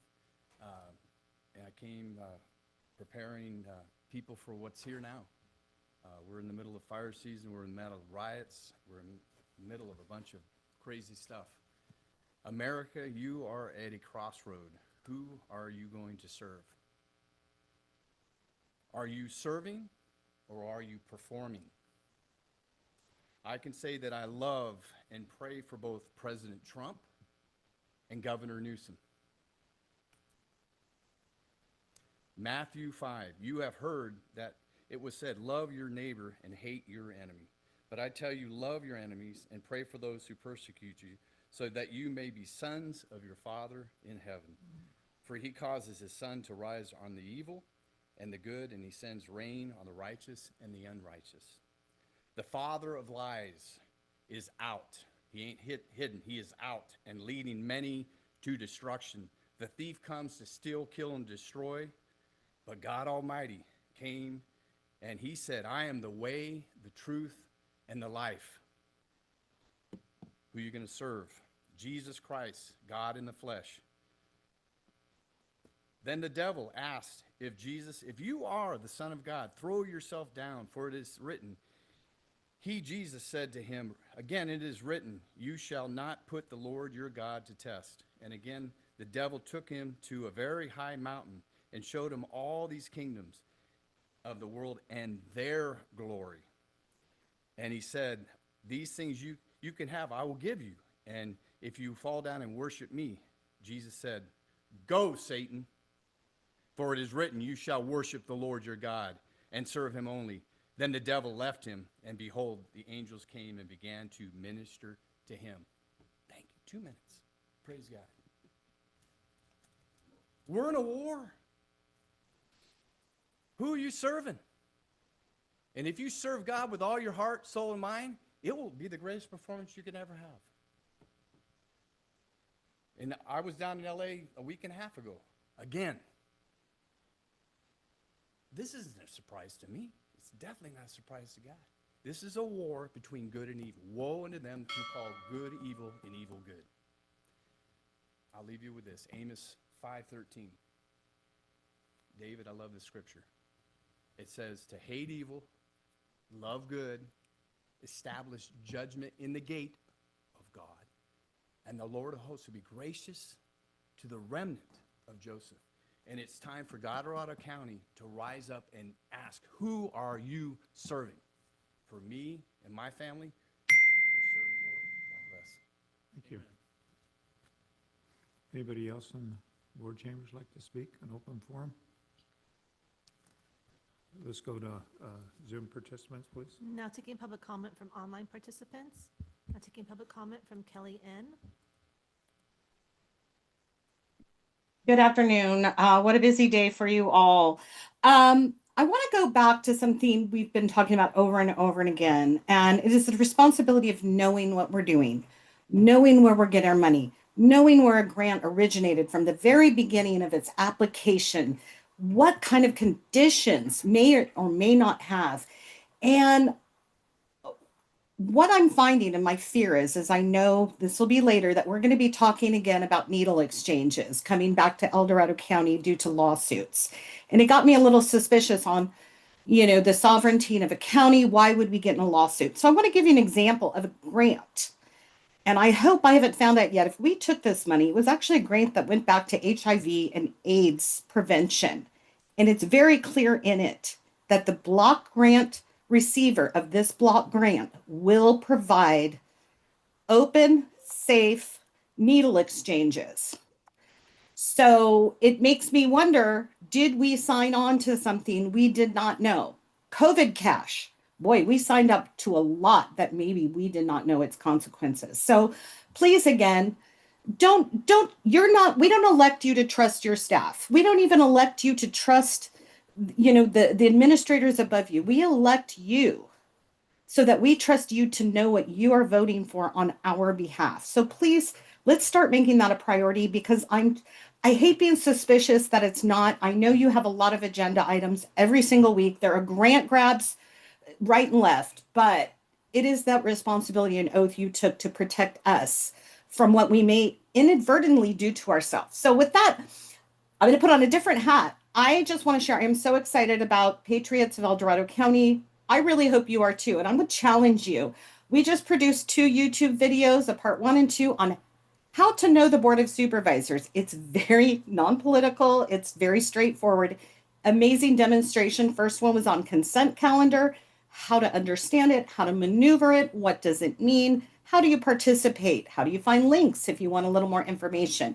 The second part was led by Linda Campbell. I don't have to tell you, you know that it's full of good information if she's the one. She's extremely knowledgeable. It is very fact-based, and it's teaching people how to go through the rest of the meeting and how to use Legistar and how to dig deep if you want to even dig deeper. So we're really encouraging people, make it your day one. We teach you how to find one way a month to get involved with our county. And in Patriots, our biggest goal is to work with you, but our biggest goal is to serve the voice of the people to make sure we have government accountability, fiscal responsibility, and a county that works for the citizens, not special interests, and definitely not developers. Thanks. Have a great afternoon.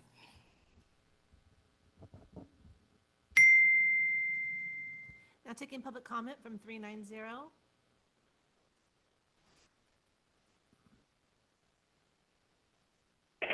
Well, hey there, board. This is Ken Greenwood out at the Triple Junction, districts 5, 3, and 2. Anyway, thank you, Kellyanne. How to know the Board of Supervisors. That's great. I will look for those videos. Operating and wading through Legistar. Remember, there is no reference to the agenda item on the actual Legistar. What the number is off of the actual agenda that carries over into EldoradoLegistar.com, etc. But anyway, another day for that. Item 1. There seems to be this confusion or whatever that we are a sanctuary county. Apparently, the Department of Health, whatever, DHS, Homeland Security has us down as a sanctuary county. I hope we're not. Is this because the state is a sanctuary state and therefore all 58 counties are considered in total, or what? If we can opt out, let's do it, please. Let's agendize that item as soon as possible and get out of this situation. Item 2, I reviewed the CWPP, the County Wildfire Planning something or other, massive document, and I was mainly looking for what do we do as do-it-yourself fuel managers. I've got an acre and a half that I honestly almost rake every square inch of it because of the incredible fire hazard I'm surrounded by, mostly due to overgrowth and parcels that never got developed, et cetera, plus some very bad neighbors. That's another story. Anyway, and didn't find anything for that, and that was my comment to that document. Because us do-it-yourself people, we need more hours of burning, if you will. We need to work with CAL FIRE and expand the burn permit process and reinstate night burning.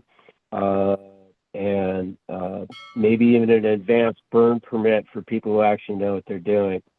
And of course, notice within 1 mile of all WTF projects.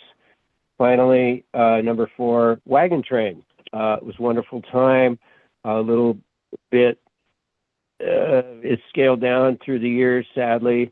And I hope that we can make it better next year, have an end of the trail ride or party and stuff over at the cinema. Thanks, Thank Ken. you very much. There is no additional public comment. All right, so anyway, I guess we'll go to item 48, AQMD, proposed budget. Item 48 is a hearing from Air Quality Management District, recommending the board acting as the Air Quality Management District Board of Directors hold a hearing on the fiscal year 25-26 proposed budget and consider the final adoption on June 24th, 2025.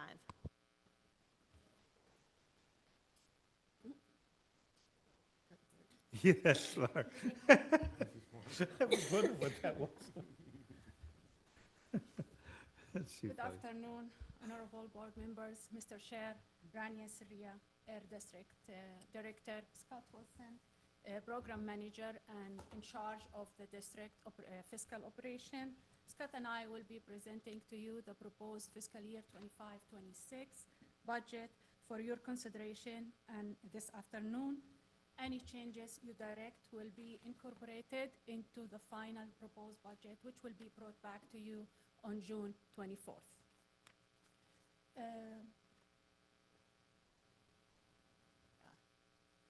Let's go to the next slide.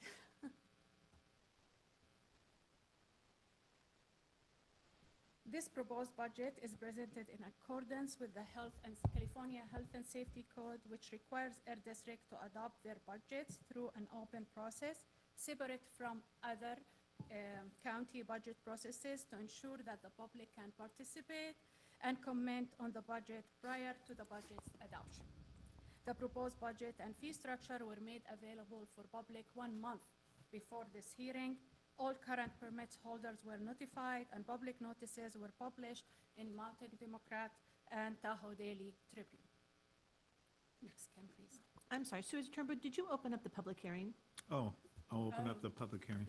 Okay, sorry about that.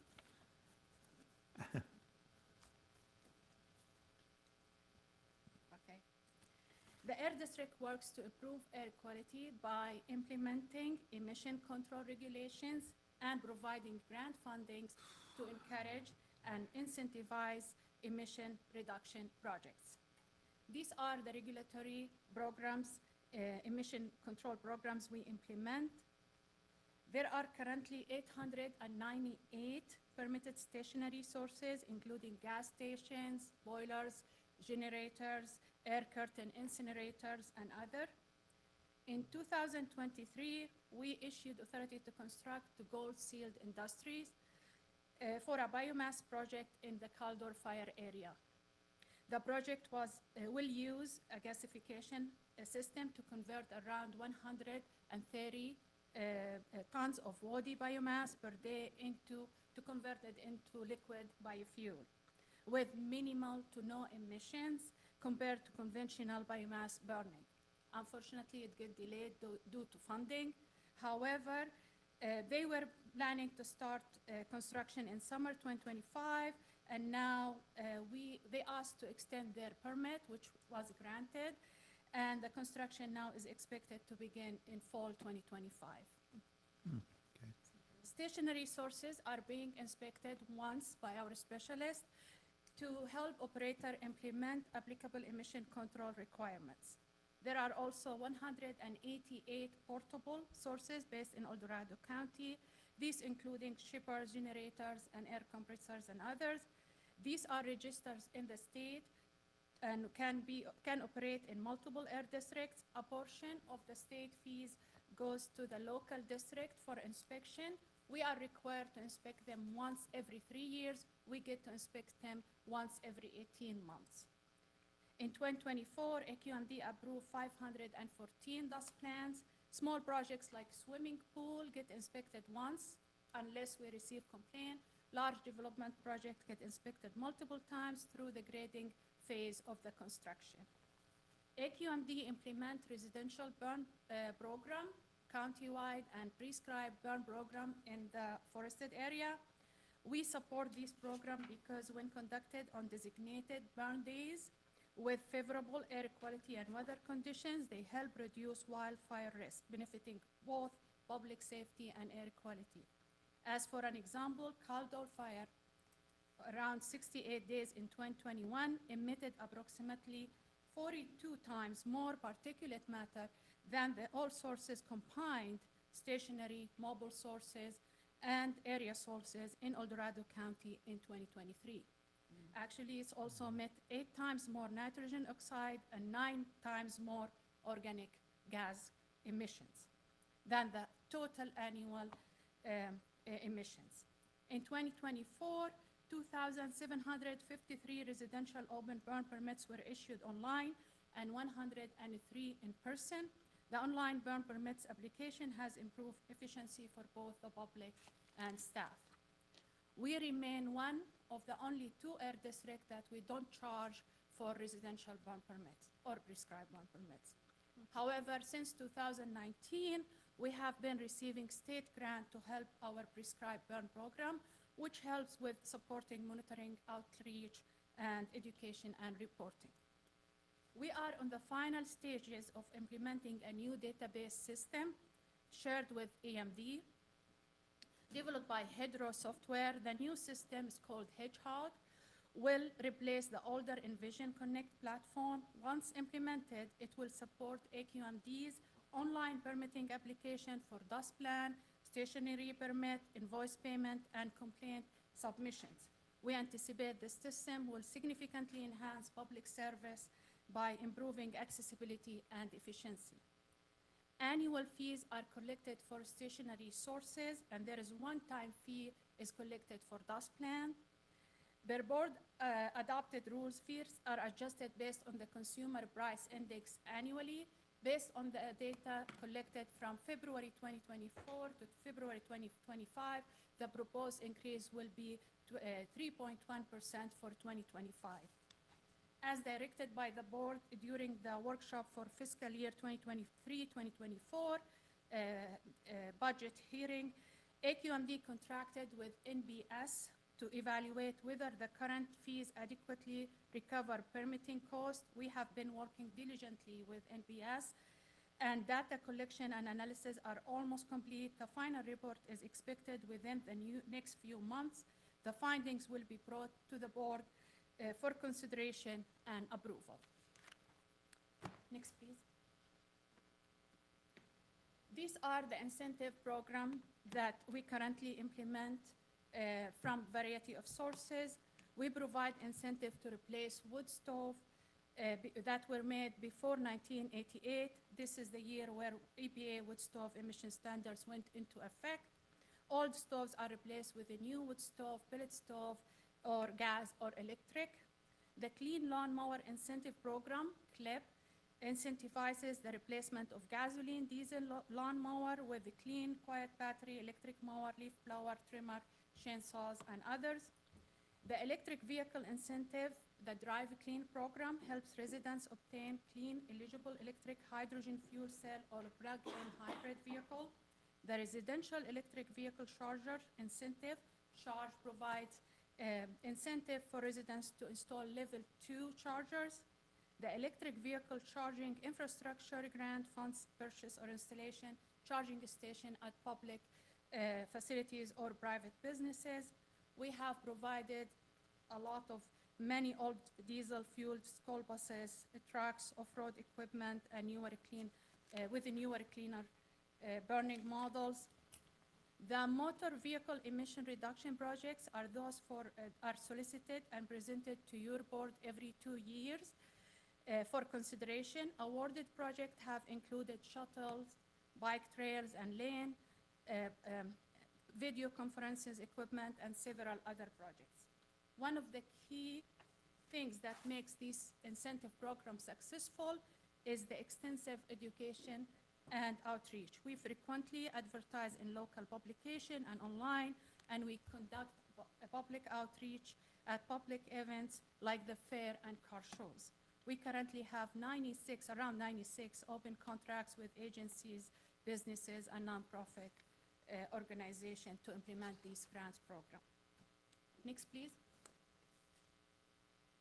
This is a summary what we have so far for grant for 24-25. We funded five ag equipment with car mower, 1 tractor with farmer, 10 school buses with AB 923, 330 around. That's as of May 30th, and the number is actually going up, especially for the lawn equipment with cordless electric lawnmower. 55 non-EPA certified wood stove in El Dorado County, 48 electric or plug-in vehicle, 44 residential EV chargers. Next, please. This shows an example of car mower funding for 1 tractor.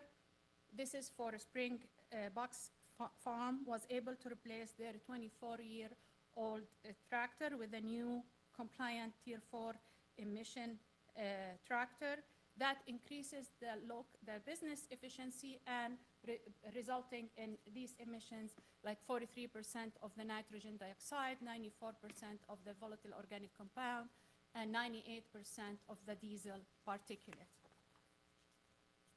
The next one is for Tahoe Paradise Park. Actually, they replaced the 20-year-old skid steer with zero emission electric ones, resulting in 100% reduction in emissions. The next one is another example of actually 60 years old dozer with a Tier 4 compliant one. This resulted, as you can see, at least 98% of emission, almost 100% reduction of emissions.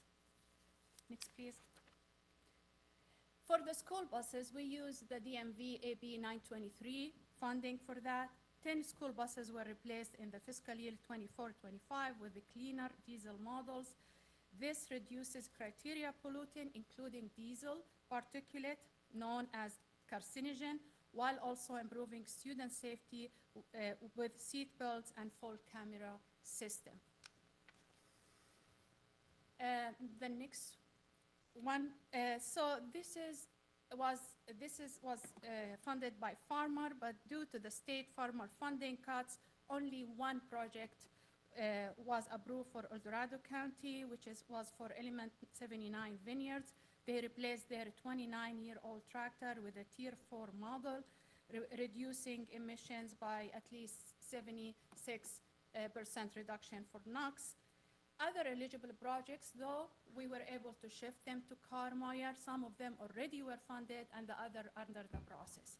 So we tried to fund all projects that they were eligible through farmer, but they didn't get funding because of the state cut. Next, please.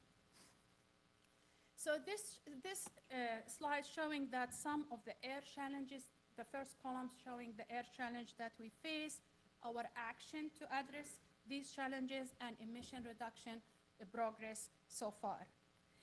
So for the prescribed burn acreage for recent year, the difference between what was approved and what was actually burned was mainly due to limited sources or unfavorable weather conditions. AQMD now asks requesters to include reasons for canceling approved burns when reporting their final burn acreage. So we have a data why they cancel, and we know how to help them to prevent that in the future. We continue to support prescribed burn and residential burning on permissive burn day. So far, we have been lucky for the open season 2024-2025. There have been no burn days restriction to air quality in the county. We opened the burning even in the state when the state call it marginal burn days. We opened the burning for residential and prescribed burning in the county. Residential burning activity has increased significantly in the recent years. In 2024, we issued 2,856 burn permits to residents to help comply with the defensible space requirement promoted in part by insurance cancellations and vegetation management ordinances. The wood stove program has significantly reduced emissions by replacing 1,668 older units. Of these, 348 received enhanced incentives through the state and federal low-income funding. Although wood stove replacement resulted in less emission than prescribed burning, as you can see, but they are valuable in communities like Pollock Pines, where topography can trap smokes and limit dispersion. New stoves are also approximately 30% more efficient than old ones, helping residents use less wood and staying warm while improving air quality for indoor and outdoor. The implementation of asbestos and fugitive dust program reduces emissions during construction by about 1.2 tons per acre per month during construction grading phases. The reduction achieved by replacement of 236 diesel vehicle and equipment to date is about 10 tons of PM, 87 tons of NOx each year. Additional challenges are the school buses. A total of 92 school buses have been replaced or retrofitted with the cleaner diesel engine or zero emission electric models. This, as we spoke, improve air quality both inside and outside the bus and enhance student safety. The Drive Clean has incentivized the purchase of over 900 electric, hydrogen, fuel cell, or plug-in hybrid. Just counting the first 3 years of ownership, El Dorado County drivers have driven documented around 25 million emission-free miles. We only count half of the miles for the plug-in hybrid for emissions. We consider this only half of them are emission-free. Electric vehicle supply equipment. I want to give you a little history of that. In 2014, EQMD secured an Energy Commission grant to fund electric vehicle in Building A at Johnson Center in Tahoe, installed by May 2015. Since then, AQMD has funded electric vehicle charger installation at multiple facilities and reimbursed the county for the electricity. At the time of the approval, it was stated that the chargers will include fee collection equipment to recover electricity costs. With nearly 1.8 million electric vehicle registers in California in 2024, AQMD still believes that free electricity is no longer needed as incentive.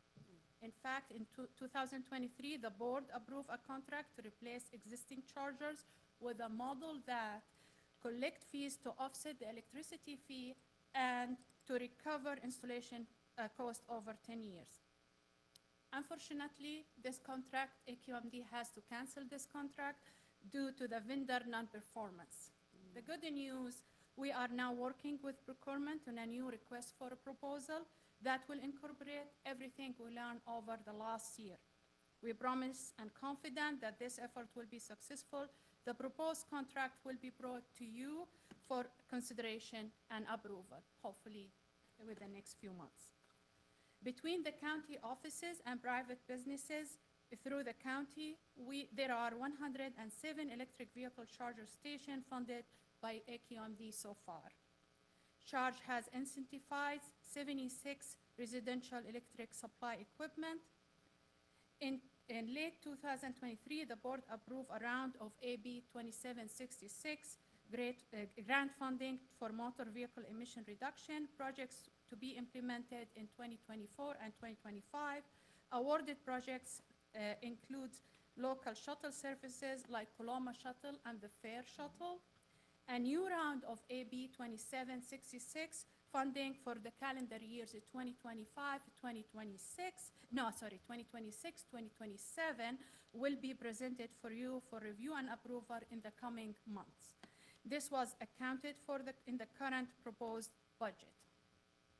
The CLIP program has been especially popular because it allows residents to choose electric lawnmower and garden equipment from any retailer. Unlike other air districts, El Dorado County offers flexibility for any vendor. We don't restrict it to retailers or vendor. El Dorado County residents can choose any retailers, any vendor to buy and replace their gasoline or diesel lawnmower equipment. And that approach reduce emissions and support local businesses. Next will be presented by Scott because he will cover the revenue and expenditure. Thank you for listening. Thank you.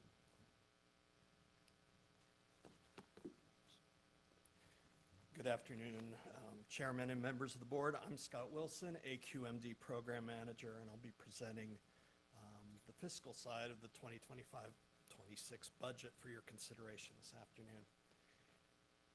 Any changes to the proposed budget that your board directs today, like Rania mentioned, will be incorporated into a final proposed budget that we'll bring back to you on June 24th for adoption.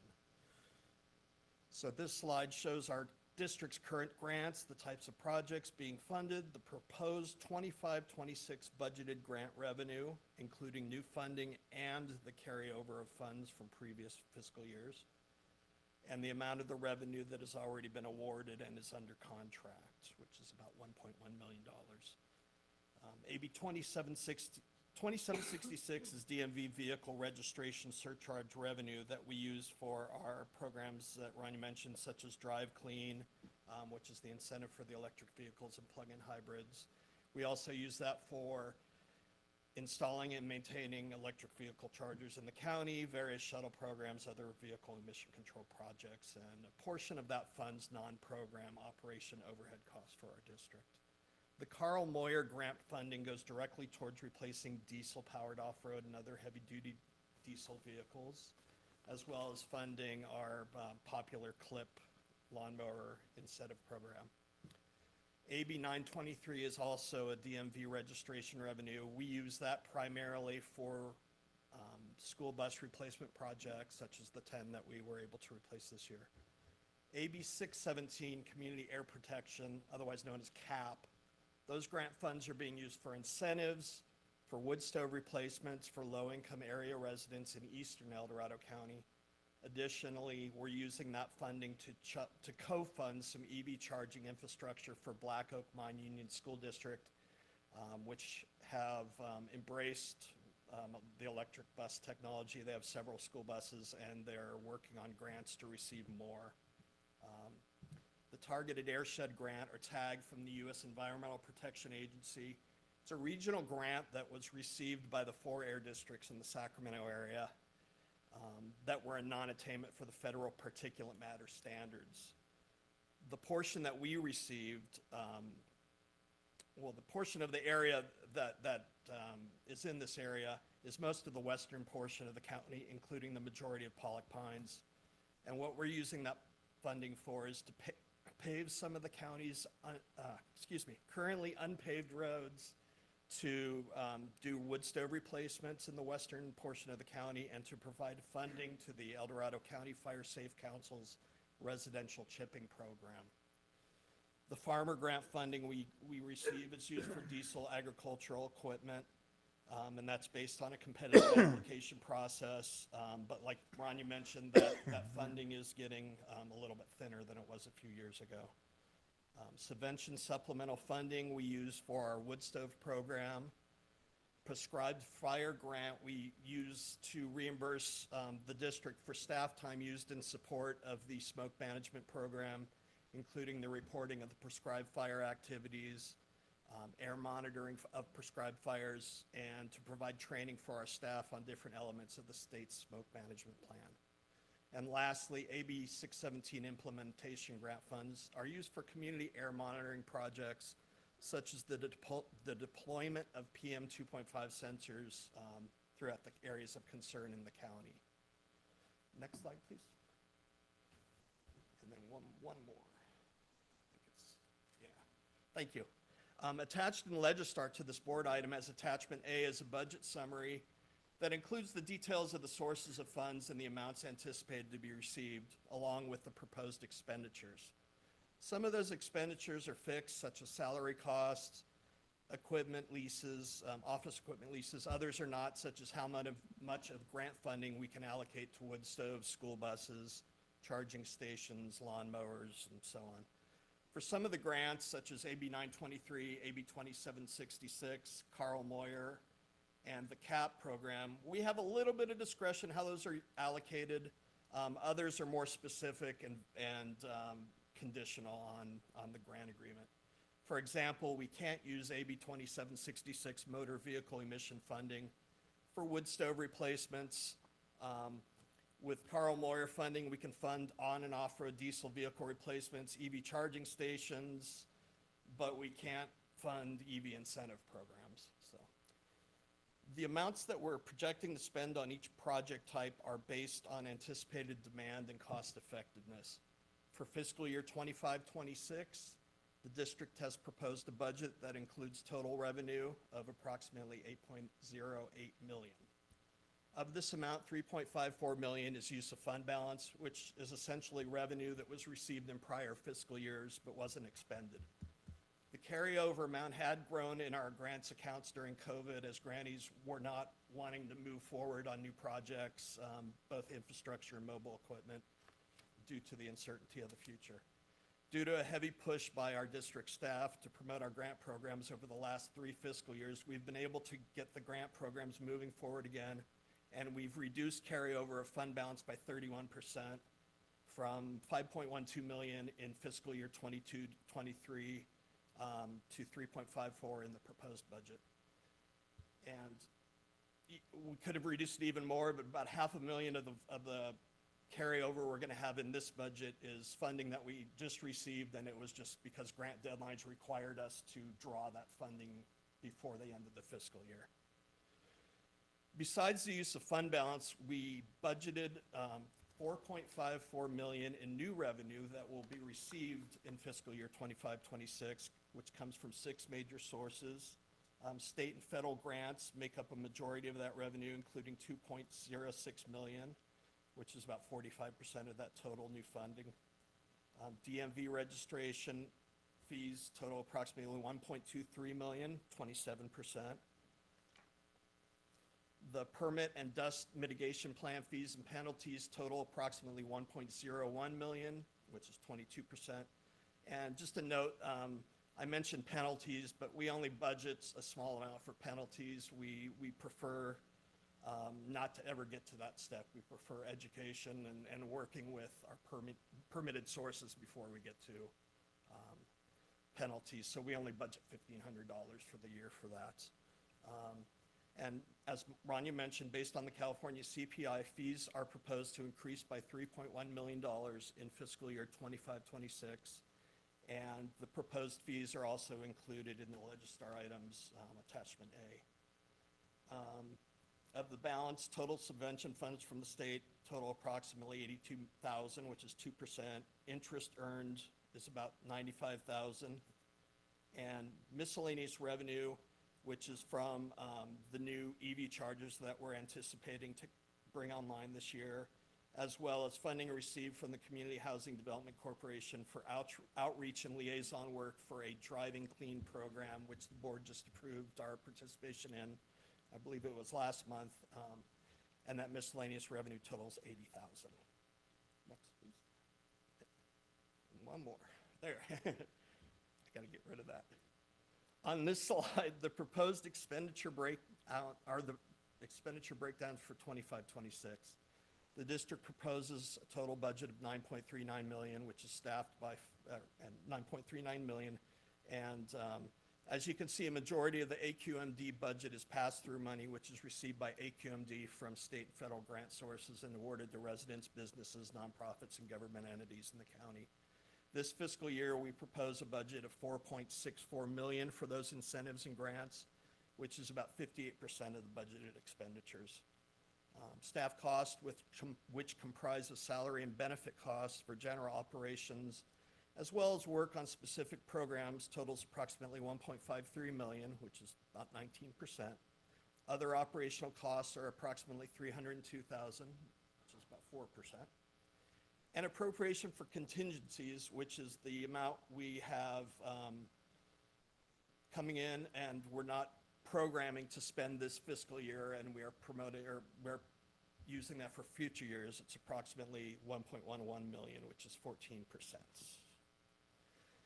And as Rania mentioned, upcoming EV charger upgrade project, we budgeted $488,000. That's based on some estimates we received, and but that's a rough estimate at this point. The good thing about that is it's a one-time charge, and we are looking to recover those costs as part of the usage fee for the chargers over the next 10 years. And that's all I have for you. Just leave it open for if you have any questions for myself or Rania. So bring it back to the board. Any questions or discussion? No, just good work, you guys, Yeah. really. Thank you. Yeah, I just want to say, Rhonda, thank you for that grant that you looked into with CARB on Fort Bay Park. And I know Brooke appreciates it too, so, Very much. yeah. Thank you. Thank you. Of course.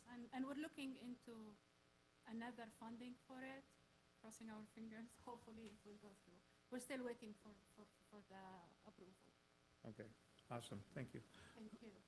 All right, let's open it up to public comment. Now taking public comment specifically regarding item 48. Individuals will have 3 minutes to address the board. The timer will notify you when you have 30 seconds remaining and again when your time is up. Public comment will be taken first from those participating in the boardroom and then from those participating through Zoom. For those participating by Zoom, please make sure you unmute yourself when called upon. If you're joining the meeting by phone, press star 9 to indicate a desire to comment. If you're joining by Zoom, press the raise hand button. Please voluntarily state your name for the record. Seeing no public comment in the boardroom, now taking public comment from online participants.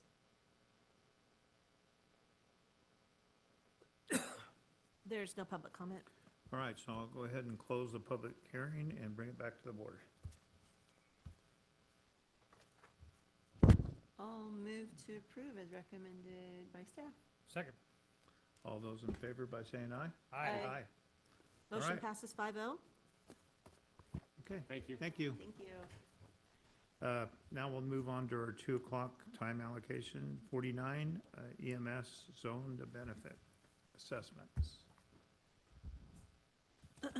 Excuse me. Item number 49 is a hearing from Emergency Medical Services, a division of the Chief Administrative Office, recommending the board, 1, conduct a public hearing to consider public comment on the annual written report of benefit assessment for the zone of benefit within County Service Area 3 for emergency medical services, and 2, adopt and authorize the chair to sign a resolution confirming the annual written report.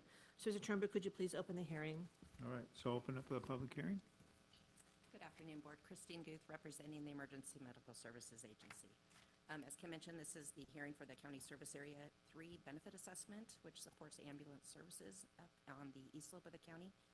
And the assessment was adopted prior to Proposition 218, so state law and county ordinance require a report be filed annually that includes the number of parcels by use code, the basic rate per parcel, the risk rate per dwelling unit, as well as the total to be collected.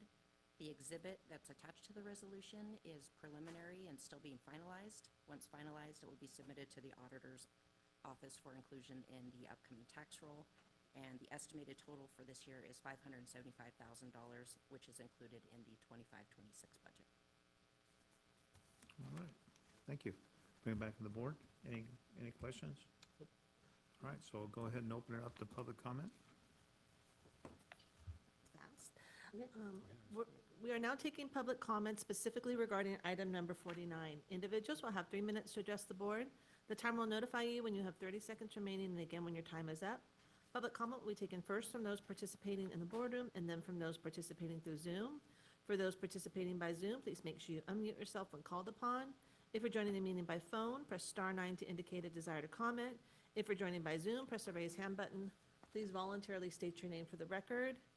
Seeing no public comment from the boardroom, now taking public comment from online participants. There is no public comment. All right, so I'm going to go ahead and close the public hearing and bring it back to the board. So, I would move It's approval. easy- Were it's you easy trying to slow. wake me up? Well, Yeah, it's easy yeah, slow, yeah. you know, trying to Fall do that. asleep over there. I didn't want to throw anything at you. I'll second. All those in favor by saying aye? Aye. Motion passes 5-0. Can we take a break for just about 5 minutes? Yeah. We're gonna need a real quick one. Thank you. Okay, yes, quick break. Okay.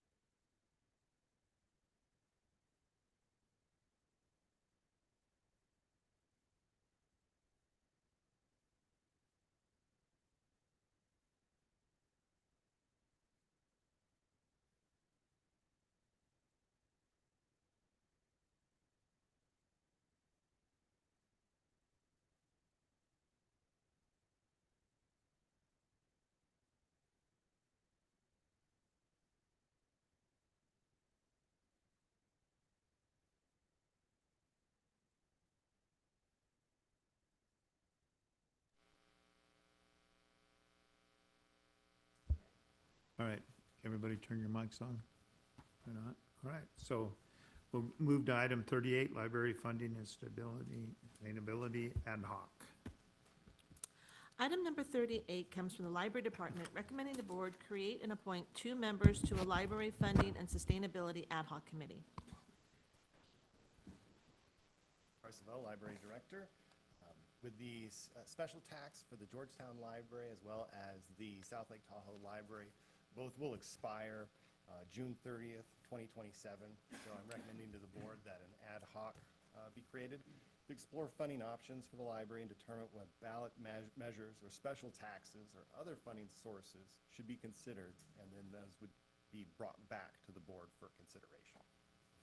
All right, so I'll bring it to the board. Yeah. I mean. Yeah, what?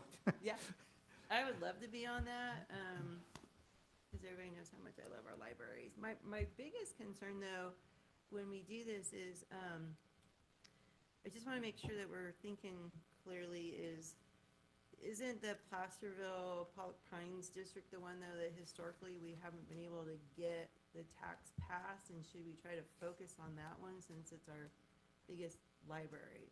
And There's no tax funding mechanism for District 3 to support those libraries. at this time, and so I didn't know, Supervisor Griffin, I know you're on a lot of committees and ad hocs, but I just feel like, do you feel you need to be on the ad hoc to help with that brainstorming? And honestly, as much as I love libraries, I feel that Georgetown historically has supported theirs, but, you know, I'm thinking the county as a whole, of course, so I just didn't know where you were at on that. It'd be fine, but got a good passion for it. I know, I do. And we talk, so. Okay. Yeah, Okay. I'm not worried about it. And then is there anybody else that, are you thinking Tahoe, or do you feel Tahoe's good, or Supervisor Ferrero, you've had concerns about libraries, I mean, what are you guys thinking? I don't really have any concerns about the libraries, and the funding for Eldorado Hills is Yep. solid. Yeah. Yeah. It is. Yeah. And I think Cameron Park's pretty solid too, correct? Yes, and that's a benefit assessment. Yeah, That see, Yeah. does it's a not- Yeah, different. so, yeah, it's fine in my district, so. Okay. Does Okay. anyone want to join me? I'll join you, Lori. Okay. All right, okay. So, all right, so we'll open it up to public comment. We are now taking public comments specifically regarding item number 38. Individuals will have 3 minutes to address the board. The timer will notify you when you have 30 seconds remaining, and again when your time is up. Public comment will be taken first from those participating in the boardroom and then from those participating through Zoom. For those participating by Zoom, please make sure you unmute yourself when called upon. If you're joining the meeting by phone, press *9 to indicate the desire to comment. If you're joining by Zoom, press the raise hand button. Please voluntarily state your name for the record. Seeing no public comment in the boardroom, now taking public comment from online participants. There is no public comment. All right, so I'll bring it back to the board for a motion. Yes, I would move Supervisor Parlin and myself to be on library ad hoc. All right. Do I get Second. a second? All right. All those in favor by saying aye? Aye. Okay, Motion passes 5-0. all right. So we'll move to item 39, Library Board Policy F3 Update.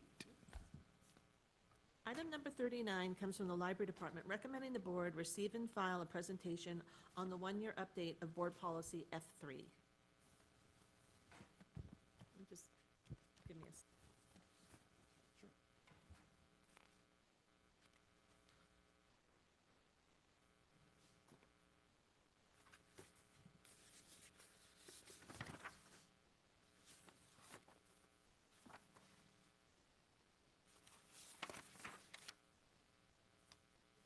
Yep. Perfect, thank you.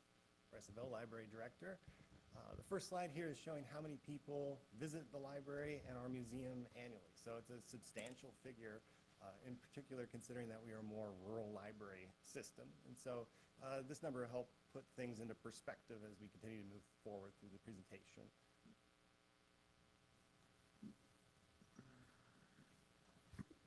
So the behavioral policy, so for the library and the historical museum, this is policy F3, which was board approved last year.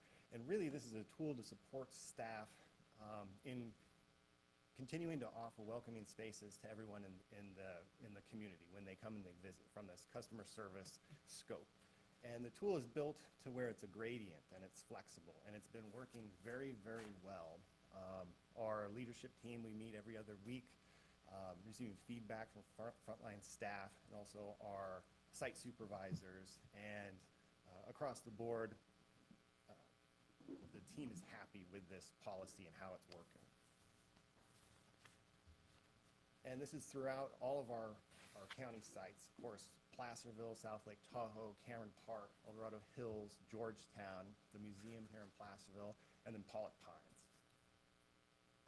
When we refer to the policy, and we're looking at types, so references to the behavior policy, within a year's time is approximately 50 references. With patrons that were asked to leave for the day, that was 15. Restricted for 6 months or less, that was 6. Restricted for 1 year, 4 individuals, and then there was 1 appeal that was submitted. If we dig in a little deeper with the data, this will show you how everything is broken out by actual library sites. So you see Placerville is about 50%, makes up about 50% of this, or does make 50% of this data. The museum and the Pollock Pines Library, there was no references to the behavior policy. Of course, the museum was closed temporarily, but will be open for all 4 days of the fair, and we are open 9 to 1 on Saturdays now, and then beginning next week on Thursdays, we will be open from 12 to 4 moving forward. If we dig down to another layer with the data, this shows us by site the references to the behavior policy and everything that was mirrored on the previous slide. So asked to leave for the day, so you can see that was 6 cases in Placerville, and then the numbers expand from there. But this is a snapshot of all library sites in a more granular perspective of how we're using the behavior policy. With certain types of incidents, if they happen on library or museum grounds, if it's in our parking lot, they sometimes pose a challenge. This is more concentrated to the Placerville Library, and we're continuing to work with the Sheriff's Department in a case-by-case basis. There's been maybe 1, 2, 3 times where an incident has come up where we look at the behavior policy and it's like, okay, how do we, does anything need to change with this? Can anything be improved? So we're continuing those conversations, but overall it's just been a few instances where we found ourselves in this situation. And multiple officers, our campus officers here in Placerville, we very much appreciate them, and they have mentioned on multiple occasions that the library team has provided consistency with enforcing the behavior policy. We listened to their feedback, and one of the suggestions that they made was separating that suspension notice form and suspension appeal form, and then adding a place for staff initials. So we've done that, but we find them very supportive, and we very much appreciate the everything that they do for the community. And I'm happy to answer questions. All right, so bring it back to the board. Any If it ain't comments? broke, don't fix it. Yeah, and I was gonna say, you mentioned that the behavior policy is primarily for inside, and I'm kind of hoping and guessing that since we've adopted the parking lot and camping ordinances, that's helped address the outside bit, right? Is that, are they working? Absolutely. Yeah. This is just one additional piece that has helped us in creating a welcoming space. But Yeah. the camping ordinance, very, very helpful. And of course, the campus officers, I'm speaking in the Placerville area, extremely beneficial. So it's a mix of solutions to create a more welcoming space for everyone. Perfect, good to hear. Yeah, I agree. It's working. Yeah. Good job. Yeah, good job. Glad you have this policy. Awesome. All right, any other questions? All right, so open it up to public comment, please. We are now taking public comments specifically regarding item number 39. Individuals will have 3 minutes to address the board. The timer will notify you when you have 30 seconds remaining, and again when your time is up. Public comment will be taken first from those participating in the boardroom and then from those participating through Zoom. For those participating by Zoom, please make sure you unmute yourself when called upon. If you're joining the meeting by phone, press *9 to indicate a desire to comment. If you're joining by Zoom, press the raise hand button. Please voluntarily state your name for the record. Seeing no public comment in the boardroom, now taking public comment for online participants. There's no public comment. All right, so bring it back to the board. I think it's There's receive and no file, action. I just right? want to know Yeah. if there was any more questions. So it's just receive and file, Yep. so. Thank you for that, but I just want to know if you guys had any other things you Nope, wanted to add thank to you it. for the update, Bryce. It's good Appreciate it, news. Bryce. Thank you, Really Bryce. good. All right, so we'll move to item 40, planning and building broadband EIR. Item number 40 comes from Planning and Building Department, Economic Development Division, recommending the board take the following actions related to the program-level environmental impact report for the El Dorado County Broadband Fiber Project. 1, adopt and authorize the chair to sign a resolution certifying the final environmental impact report, and 2, authorize staff to proceed with filing the notice of determination. All right, Kyle. Thanks, Kim. Good afternoon, Chair Turnbull, Board of Supervisors. Today we are here to certify the programmatic EIR to further advance the county's broadband planning efforts. This item represents the culmination of years of work on our broadband program, and I'm excited to bring this effort to a conclusion.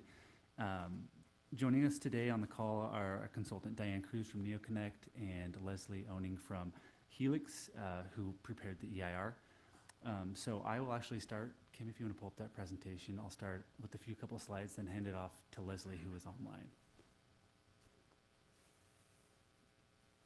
Awesome. So yeah, as I mentioned, this is the culmination of a year and a half or two of work to get our broadband EIR up and running. So we're going to give you just a brief background of how we got here and how the EIR is going to benefit us going forward for broadband.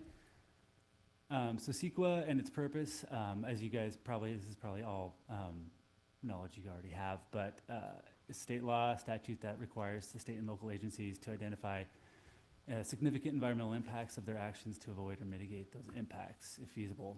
So the purpose is to inform, identify, prevent, and disclose these items. And we learned from previous grant awards that we got that if we had this work done up front, it really cuts down on the timeline to deliver those projects.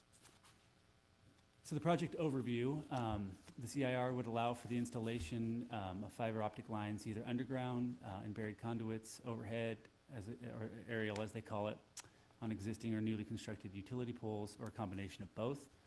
The majority of the future fiber optic broadband infrastructure is anticipated to be built within the unincorporated areas of the county, incorporated cities of Placerville and South Lake Tahoe. So we were able to coordinate with Cleve Morris and Joe Irving for both the cities, so that we included their footprint within the CIR so they could utilize it or tier off it on their projects. Yeah.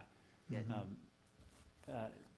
California Department of Transportation's Caltrans public right-of-way, private disturbed land, or federal land.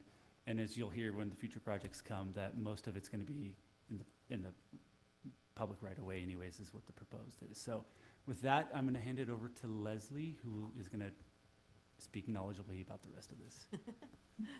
Hello, yeah, so as Kyle mentioned, we prepared the program environmental impact report alongside the county. And as he mentioned, because this is a county-wide potential project and we don't have project-specific information yet, that would come in the future. A program environmental impact report provides that framework for future broadband developers to come in and tier off of this document if appropriate, and identify applicable mitigation measures for their specific project, depending on the environmental resources that may be impacted. So we'll go to the next slide. So this slide here represents the timeline of what we've done to date and where we are. So as you can see, we're going to run through a little bit about the NOP and the draft program EIR process that we've conducted to date, but we are at that final step for certification of the EIR, if appropriate, and project approval. Next slide, please.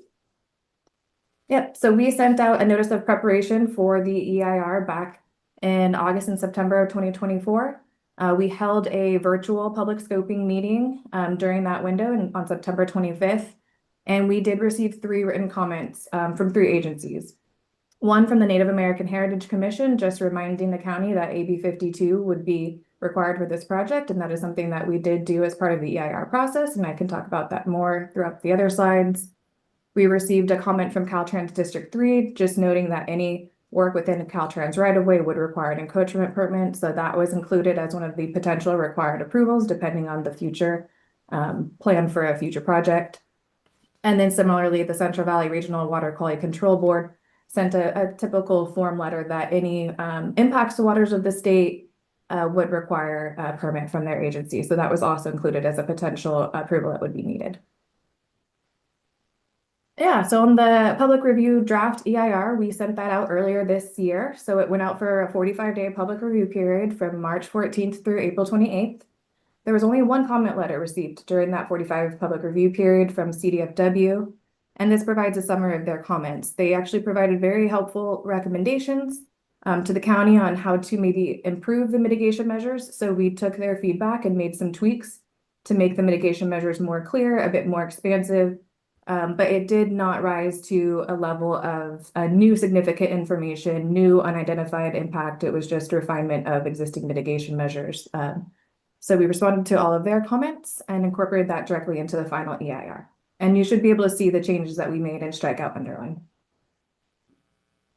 And then this slide will go through the draft program EIR findings. I'll highlight the bottom to start in that we did not identify any significant and unavoidable impacts that could occur from the implementation of any future projects. That being said, there are a handful of resource sections that would require mitigation to mitigate any potential impacts. Some note, we'll go through each of the mitigation measures in the following slides, but this is a high-level overview. So we've got an aesthetics mitigation measure, air quality mitigation measures, biological resources, cultural resources. Some of the mitigation measures from air quality and transportation would apply to the hazards section, some noise measures, transportation again, tribal cultural resources, and the transportation mitigation measure applies to wildfire as well. So here we go into a detail about each of the mitigation measures, and that's going to be the theme for the next couple of slides. So as you can see in the map at the bottom, El Dorado County has a few state scenic and eligible state scenic highways. So we did create a mitigation measure that if there's any future broadband project that would require installation of above ground infrastructure within those areas, would have to prepare a visual impact assessment to make either to come up with mitigation measures on how to minimize the impact or to be clear that the proposed project would not impair the visual quality of that corridor. For air quality, we have two. One would be to prepare a fugitive dust mitigation plan as well as an asbestos dust mitigation plan if the proposed project would be located within an area of known naturally occurring asbestos. And then just a little note at the bottom that asbestos dust mitigation plan applies to the hazardous section. The biological resources mitigation measures are presented here. There's a total of 10. So the first 5 are listed.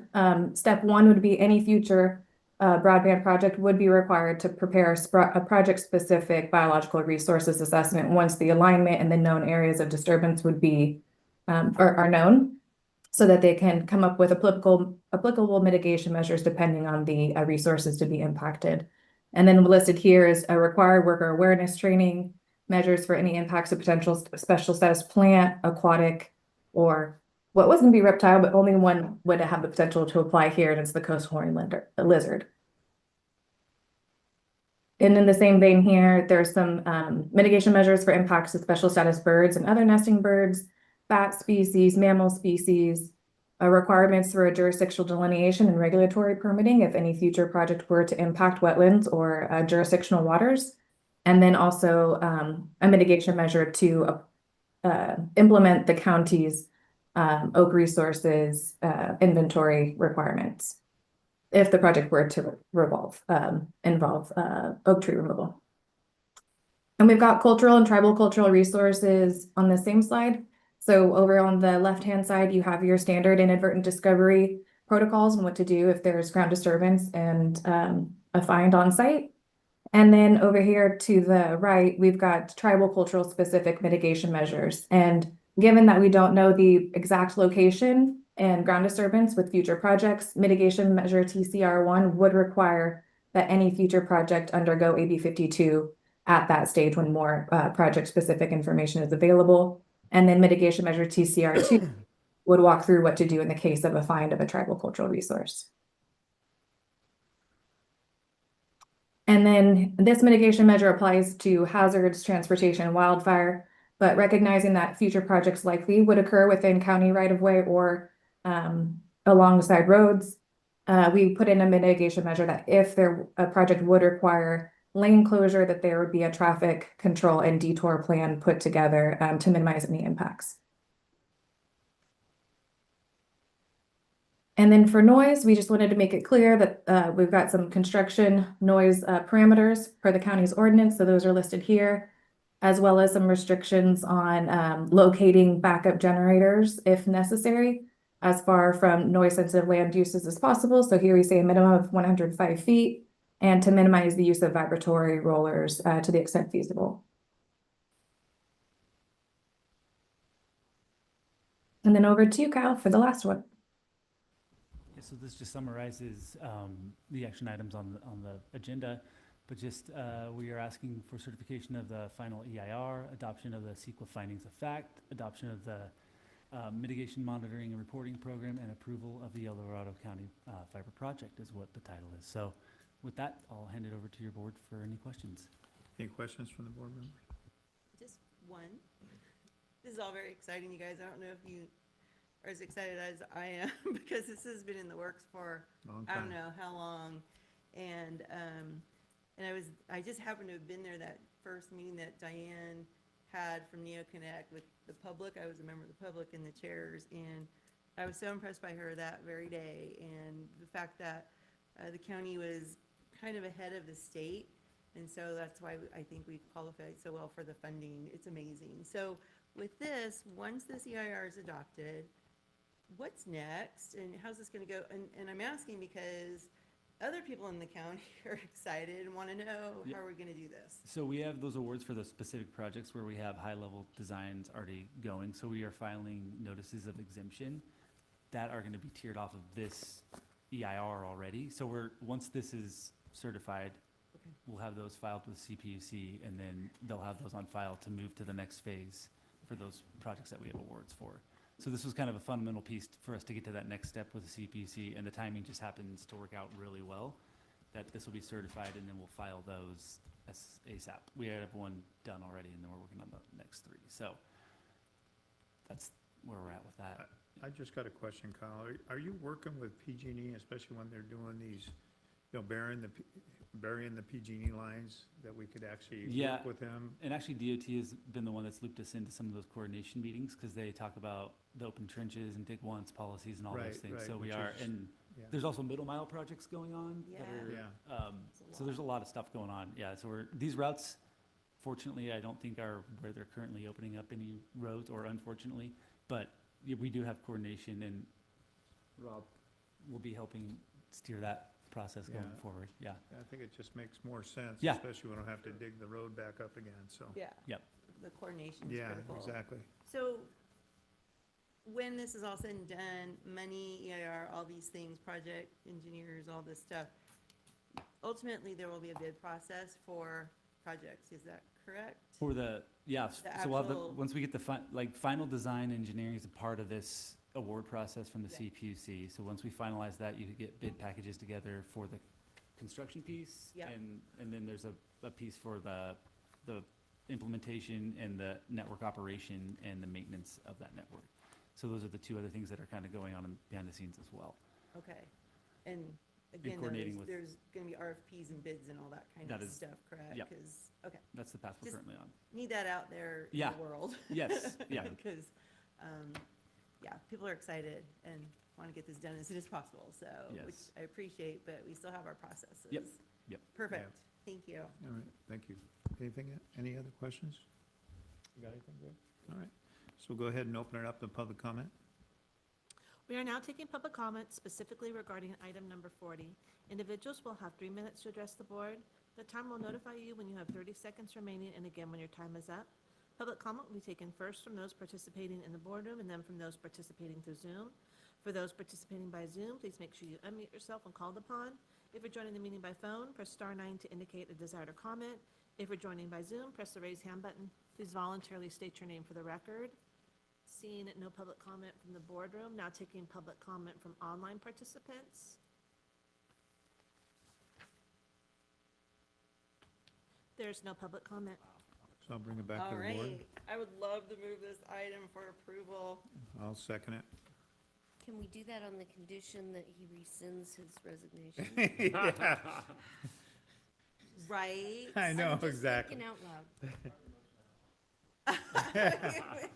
But You don't get to vote. one thing is a good thing.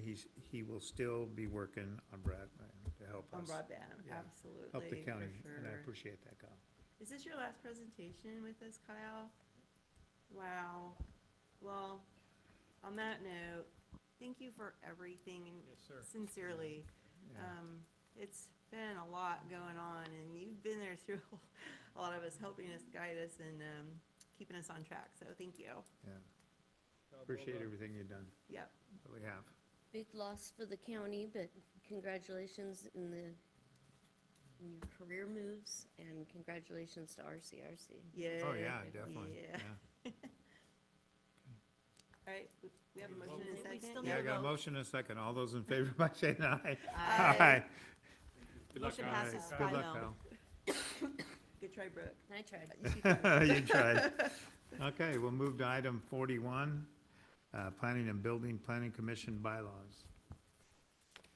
Item number 41 comes from the Planning and Building Department, Planning Division, recommending the board consider the Planning Commission's proposed amendments to the Planning Commission bylaws by taking the following actions. 1, consider the proposed amendments to the Planning Commission bylaws as modified by the Planning Commission on April 24th, 2025, to create an ad hoc to review and make recommendations regarding the roles and responsibilities of the Planning Commission, and 3, direct staff to provide an update to the Planning Commission. All right. All right, Mr. Chair, Board of Supervisors, Rob Peters, Deputy Director of Planning. I'm joined here by Karen Garner, Director of Planning and Building Department. And at last I looked, I know there are a few planning commissioners listening online. So this item is a review of the proposed amendments to the PC bylaws as recommended for consideration by your board from the Planning Commission. The item includes Attachment A, which is a clean version of the PC's resolution and the proposed bylaw amendments. Attachment B, which is a redlined version identifying the proposed amendments from the last approval, which was in 2019, which I'll speak a little bit more about. Attachment C is a brief memo, and then Attachment D is the most recently 2019 approved bylaws. I intend to give you an overview of the establishment of the PC bylaws and recent amendments, and then provide you an overview of the proposed amendments and sort of how we got here. So as far as overview, Title II, Article 9 outlines the establishment of the Planning Commission. It outlines the functions and duties, membership, county council attendance, terms of office, removal of members, officers, and what we'll be focused on today, which is bylaws and records, which is in section 2.20.650. And that section states that the Planning Commission shall adopt bylaws providing for the method of electing officers, time and place of regular meetings of the commission, which shall be held at least once a month, and such other rules as may be necessary for the transaction of the business of the commission, and shall keep a public record of its resolutions, transactions, findings, and determinations. The bylaws of the commission or any change thereof shall not be effective until approved by the Board of Supervisors, and shall in any case provide that the commission shall only take actions by a majority vote of the entire commission. So that's sort of the authorizing piece to this. As seen on Attachment D, the existing PC bylaws were first adopted in March 26, 1970, and have been amended many times.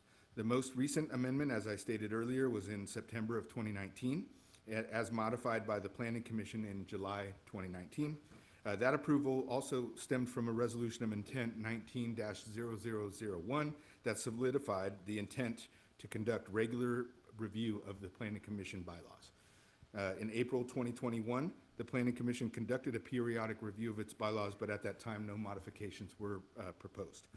So fast forward to February of 2025, this year, the newly appointed PC chair brought forward a request to the Planning Commission to agendize an item and discuss the potential modifications of the PC bylaws, providing a draft version for consideration.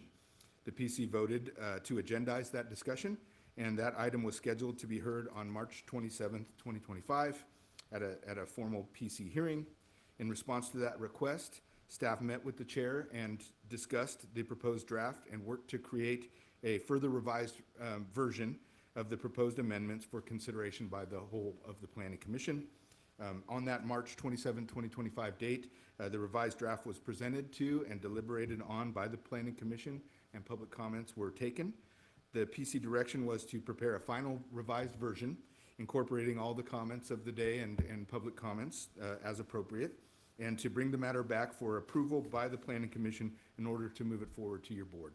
So that matter was reviewed on April 24th, 2025, and during that deliberation, 2 minor modifications to the proposed language were addressed, and those were incorporated, and the PC voted unanimously to approve Resolution 25-001, again, Attachment A to your Legistar package, incorporating the modifications to the bylaws pending consideration by the board. And so what's included in the amendment? Section 3, meetings, includes a proposed amendment to start at 9 o'clock instead of 8:30. Some of us questioned where that sort of requirement came from, but as I read in Article 2, it did talk about the date and time of those meetings. Section 4, officers, a minor amendment to include publication to the duties of executive secretary, and that was just for clarity. Section 5 is a new section that was proposed and added by the commission, which included sort of the formalization of the commission's abilities to establish special research and review assignments on an ad hoc basis, and the process for providing that feedback back to the Planning Commission. And then Section 6, procedures, allowed for a minority rationale in the meeting minutes and recommendations conveyed to the board. So meaning if there was a vote and it wasn't unanimous, that the dissenting vote or the minority vote would be acknowledged and could be brought forward to the board for consideration. And then clarifying coordination with the chair on cancellation of meetings, and then clarifying the process for commissioners to place agenda items before the commission for vote and formally agendize. So if a commissioner wanted to bring an item for the whole of the commission to hear, that it sort of clarified that process. So the recommendation from the Planning Commission was to, to have the board consider the proposed amendments to the PC bylaws as modified by the Planning Commission on April 24th, 2025, and to direct staff to provide an update to the PC notifying them of the action on those bylaws. And then during the review and processing of the Legistar item, an additional recommendation was advanced to consider creation of an ad hoc committee of your board to review and make recommendations regarding the roles and responsibilities of the Planning Commission. And so that concludes my presentation, and I'd be happy to answer any questions at this time. All right, open up any questions from the board? Yeah, I'll go ahead and, so I'm the one that asked for, to create an ad hoc on this because I've got some concerns, and we've had this with other committees where they kind of want to take on more than what the board asked them to do. And we have limited staff and we have limited resources, and my understanding is that, staff works at the direction of the full board, and I'm concerned about some of the things that are being proposed in these bylaws. So, and I think it would be a good thing to, and this isn't the first time this has come up with the Planning Commission. So maybe it'd be good to have just an ad hoc look real quick at, what we want the Planning Commission to do or not do. And my bigger question was today, would you like the board to update some changes to the bylaws? How quick do those go into effect? And then the ad hoc could change it again, potentially. And I have thoughts on the edits here, the red line. So what do you want us to do? Would you prefer the ad hoc just do its thing real quick, or do you want us to make some changes today? That would make more sense, don't you think? That's what I I'm guess it would be at the pleasure of the board. I don't necessarily lean one way or the other. I think that, the Planning Commission has considered this item and asked for your your consideration of it. Certainly, if there's a section or a piece of it that that the board didn't feel like or needed more, could be advanced today or needed more discussion, you could pull that out and sort of approve the rest, or you could say, hold on, we're going to bring it back post reviewing by the ad hoc, and maybe direct staff to bring that item back. So maybe county council, can you help me with that part, though? If we approve changes to the bylaws today, they go into effect, what, immediately? So bylaws are not as big a deal as a resolution on ordinance and all that, right? That's what I'm trying to get Correct, yeah, at. I mean, it can be, amended fairly easily if Okay. you wanted to adopt this, but I do also see the point that I think some of you are making, that perhaps for efficiency's sake, if you're contemplating further changes, it might be better to defer making any changes until such time as you. And the only reason I'm asking is, one of the primary ones is changing the start time to 9 AM. And that's something that, my understanding is everybody supports, but it's unfortunately in bylaws. So if we don't make the change today, can we say it's okay for you guys to start at 9 AM outside of the bylaw? You know what I'm trying to get at here? I do, and I think I'm sure staff would be fine to continue the meetings at 8:30 as they're currently Until- scheduled, until such time as you're able to make additional changes. Okay, then I think that if everybody's okay with it, I think it'd be better to create the ad hoc, do it down and dirty Yeah, update. my original thoughts was, if we approve this today, why are we doing ad hoc? Right. So it makes more sense to do the ad hoc before we, why change this twice, I guess? That's what I want to My know, and thoughts. if everybody's okay with keeping it 8:30, we're fine. And I don't know if there was any other changes that were critical in the meantime. I think that was the biggest one, so. That one had the most support. I'll It say. did, yeah, that's what I was thinking. So- All right, okay. So, and again, I would like to be on this ad hoc because I did bring up some very specific questions Yeah, and. I would too, providing you think I have enough experience, but I would be happy to be on this. Okay. All right, that would be good. Okay. All right. Okay, so I'll go ahead and, any other questions first before we open it up to public comment? All right, let's go to public comment. We are now taking public comment specifically regarding item number 41. Individuals will have 3 minutes to address the board. The timer will notify you when you have 30 seconds remaining, and again when your time is up. Public comment will be taken first from those participating in the boardroom and then from those participating through Zoom. For those participating by Zoom, please make sure you unmute yourself when called upon. If you're joining the meeting by phone, press *9 to indicate a desire to comment. If you're joining by Zoom, press the raise hand button. Please voluntarily state your name for the record. Seeing no public comment from the boardroom, now taking public comment from online participants. Now taking public comment from Linda Campbell. Hey everyone, Linda Campbell, El Dorado Hills. First, I wholeheartedly agree with the change to 9 o'clock. It just makes it a little bit easier. I guess in regards to the special assignments and committees, it says the commission may establish special research assignments, but then now it sounds like the board's going to. So I guess is this specific to the commission actually saying, hey, we need some assistance, or like third-party input or something like that? Or is it something that is coming from the supervisors saying to do it? Because this specifically says the commission. I think it's a great idea to be able to have an opportunity to people to provide assistance, or, impartial kind of input, that kind of stuff. So I think it's a good idea. I guess I'm just trying to determine, is this really the supervisors doing these special assignments and committees, or is it the commission itself? That's all I have. Thank you.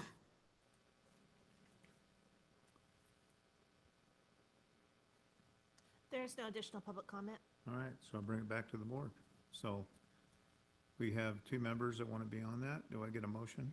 So I would make a motion that we postpone action on item number 1, and that we appoint Supervisor Parlin and Supervisor Ferrero to be on an ad hoc committee and to review these bylaw changes and to return to the full board when they're ready to do so with the recommendation. All right, may I get a second? Second. All those in favor by saying aye? I'm sorry, Aye. Supervisor Lane, when you say return to the board, do you have a time frame when you want them to return to the board? Or, I was leaving it open. I Okay. think they'll be pretty It'll be speedy. pretty quick, I believe. Yeah. Yeah. thank you. Thank Motion passes 5-0. Thank you. Okay, all right. All right, so let's move to item 43, grand jury response. CAO? Item number 43 comes from the Chief Administrative Office, recommending board consider the draft Board of Supervisors response to the fiscal year 24-25 grand jury final report for case 25-05, time to rebuke county technology leadership with a chief info officer and take one of the following actions. 1, direct staff to make changes and return to the board with a final response by June 17th, 2025, or approve the response as the final response and authorize the chief administrative office to submit it to the presiding judge. Good afternoon, Sue Henneke with the Chief Administrative Office. So our office worked with both IT staff and HR on this response for you, and so it is draft for your consideration. The final response is due to the presiding judge by June 23rd. So you can either adopt this as your final response and we'll send that off to the judge, or you can direct further changes and we could bring it back to you at your next meeting. Okay, I'll bring it to the board. Any questions? None? Well, it looked really good. Yeah, it does. All right, let's open up the public comment. We are now taking public comments specifically regarding item 43. Individuals will have 3 minutes to address the board. The timer will notify you when you have 30 seconds remaining, and again when your time is up. Public comment will be taken first from those participating in the boardroom and then from those participating through Zoom. For those participating by Zoom, please make sure you unmute yourself when called upon. If you're joining the meeting by phone, press star 9 to indicate a desire to comment. If you're joining by Zoom, press the raise hand button. Please voluntarily state your name for the record. Seeing no public comment from the boardroom, now taking public comment from online participants.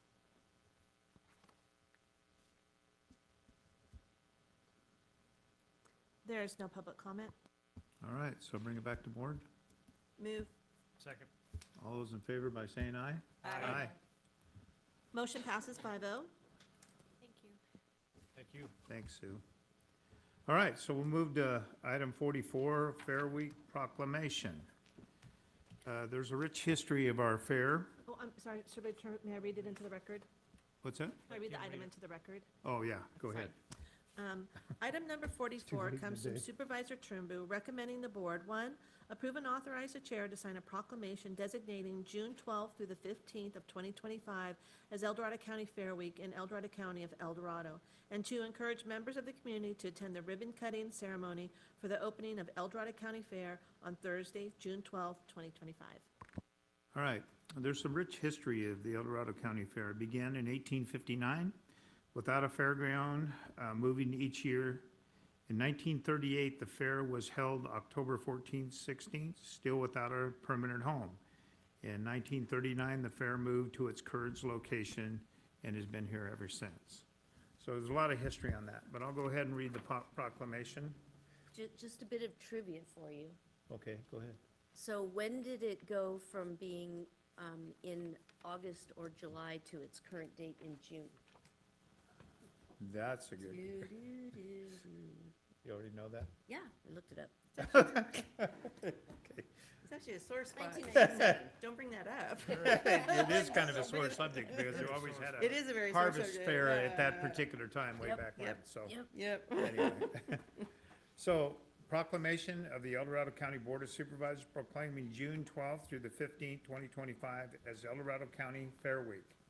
Whereas the 2025 theme for the El Dorado County Fair is moving and grooving. And whereas the El Dorado County is a vital part of our community since the fair in 1859, offering an opportunity to showcase the myriad talents in the industry of our citizens of all ages, particularly the youth involved in our agricultural and livestock programs. And whereas the El Dorado County Fair continues to encourage participation and recognition for the diverse accomplishments of the county's youth through the innovative partnership with the El Dorado County Office of Education, Future Farmers of America, Local Grange, University of California Cooperative Extension, and the Fair Association. And whereas the El Dorado County enriches its public knowledge for the world around them through educational exhibits such as the El Dorado County Historical Museum, EDC Master Food Preservers, wool spinning demonstrations, the Junior Livestock Auction, and the Ag featured booths, and many demonstrations given by the Master Gardeners. And whereas the El Dorado County Fair fosters increased cultural awareness and appreciation of all the arts by providing venue for the expedition of dance, music, art, and photography. And whereas Some of the highlights of this year's will be enjoyed by you and your families include wheelbarrow races. Brian's winner every year almost, hasn't it been? Every Maybe, year? maybe, Yeah, okay. Maybe. Rubicon Jeep Jamboree Challenge, carnival rides, hay bucking contest, kids, big wheel races, truck and tractor pulls, Father Day look-alike contests, pageants for Miss Eldorado and Eldorado Rose, Pee Wee Rodeo, mutton busting, air painting, game shows, junior livestock auction, and much more. Now therefore, it proclaimed that the El Dorado County and Board of Supervisors urge all citizens to participate in many activities offered of this year's Movin' and Groovin' at 100 Placerville Drive on June 12th through Father's Day, June 15th. The Board of Supervisors extends its thanks to many of the volunteers whose dedication is an essential part of the success of the annual county fair, and best wishes to the Board of Directors and the staff for another successful El Dorado County Fair. Passed and adopted by the El Dorado County Board of Supervisors at a regular meeting of the said board held the 10th day of June 2025. And the weather forecast is low 80s. It's perfect. Yeah, which is beautiful. It should be high attendance. Right. Yeah. So, Record. Yeah. any questions from the board? You're going to be there to do the thing as the chair and Yeah. present the proclamation? Okay. Yeah. Yeah. Perfect. All right, so let's go ahead and open up to public comment. Now taking public comment regarding specifically item number 44. Individuals will have 3 minutes to address the board. The timer will notify you when you have 30 seconds remaining and again when your time is up. Public comment will be taken first from those participating in the boardroom and then from those participating through Zoom. For those participating by Zoom, please make sure you unmute yourself when called upon. If you're joining the meeting by phone, press star 9 to indicate a desired comment. If you're joining by Zoom, press the raise hand button. Please voluntarily state your name for the record. Seeing no public comment from the boardroom, now taking public comment from online participants. There is no public comment. All right, so I'll bring it back to the board. Mr. Chair, I'll move approval with a comment. This is the 81st annual John M. Studebaker Wheelbarrow Races. 81st. Yeah, and I got to make one comment. I have an old doctor's buggy that came out of Georgetown, and it's Studebaker. It was made here in Placerville. Oh. Yeah. Museum. I know it is going in the museum. We need a second. Yeah, okay. I thought George might want to say. Oh, I'll second it. Use chair, yeah. Okay. There you go. All right. All those in favor by saying aye? Aye. Motion passes 5-0. All right. Moving and grooving. So I guess we'll go back into closed session. Here, I'm trying to think which items. I'm kind of lost, David. 50 Yes, and 50, 51, 56, and 57. Okay. Going back to your house? Yeah, because it's too hot in the other place. Oh, yeah. It's like an oven. Yeah, I'm not expecting the need to make a report out of closed session, so if you wanted to handle any remaining business here in open session before we recess, you could certainly do that. Should we do our reports? I'm not going to do any, I'll just wait till next week. You all right with that? Okay.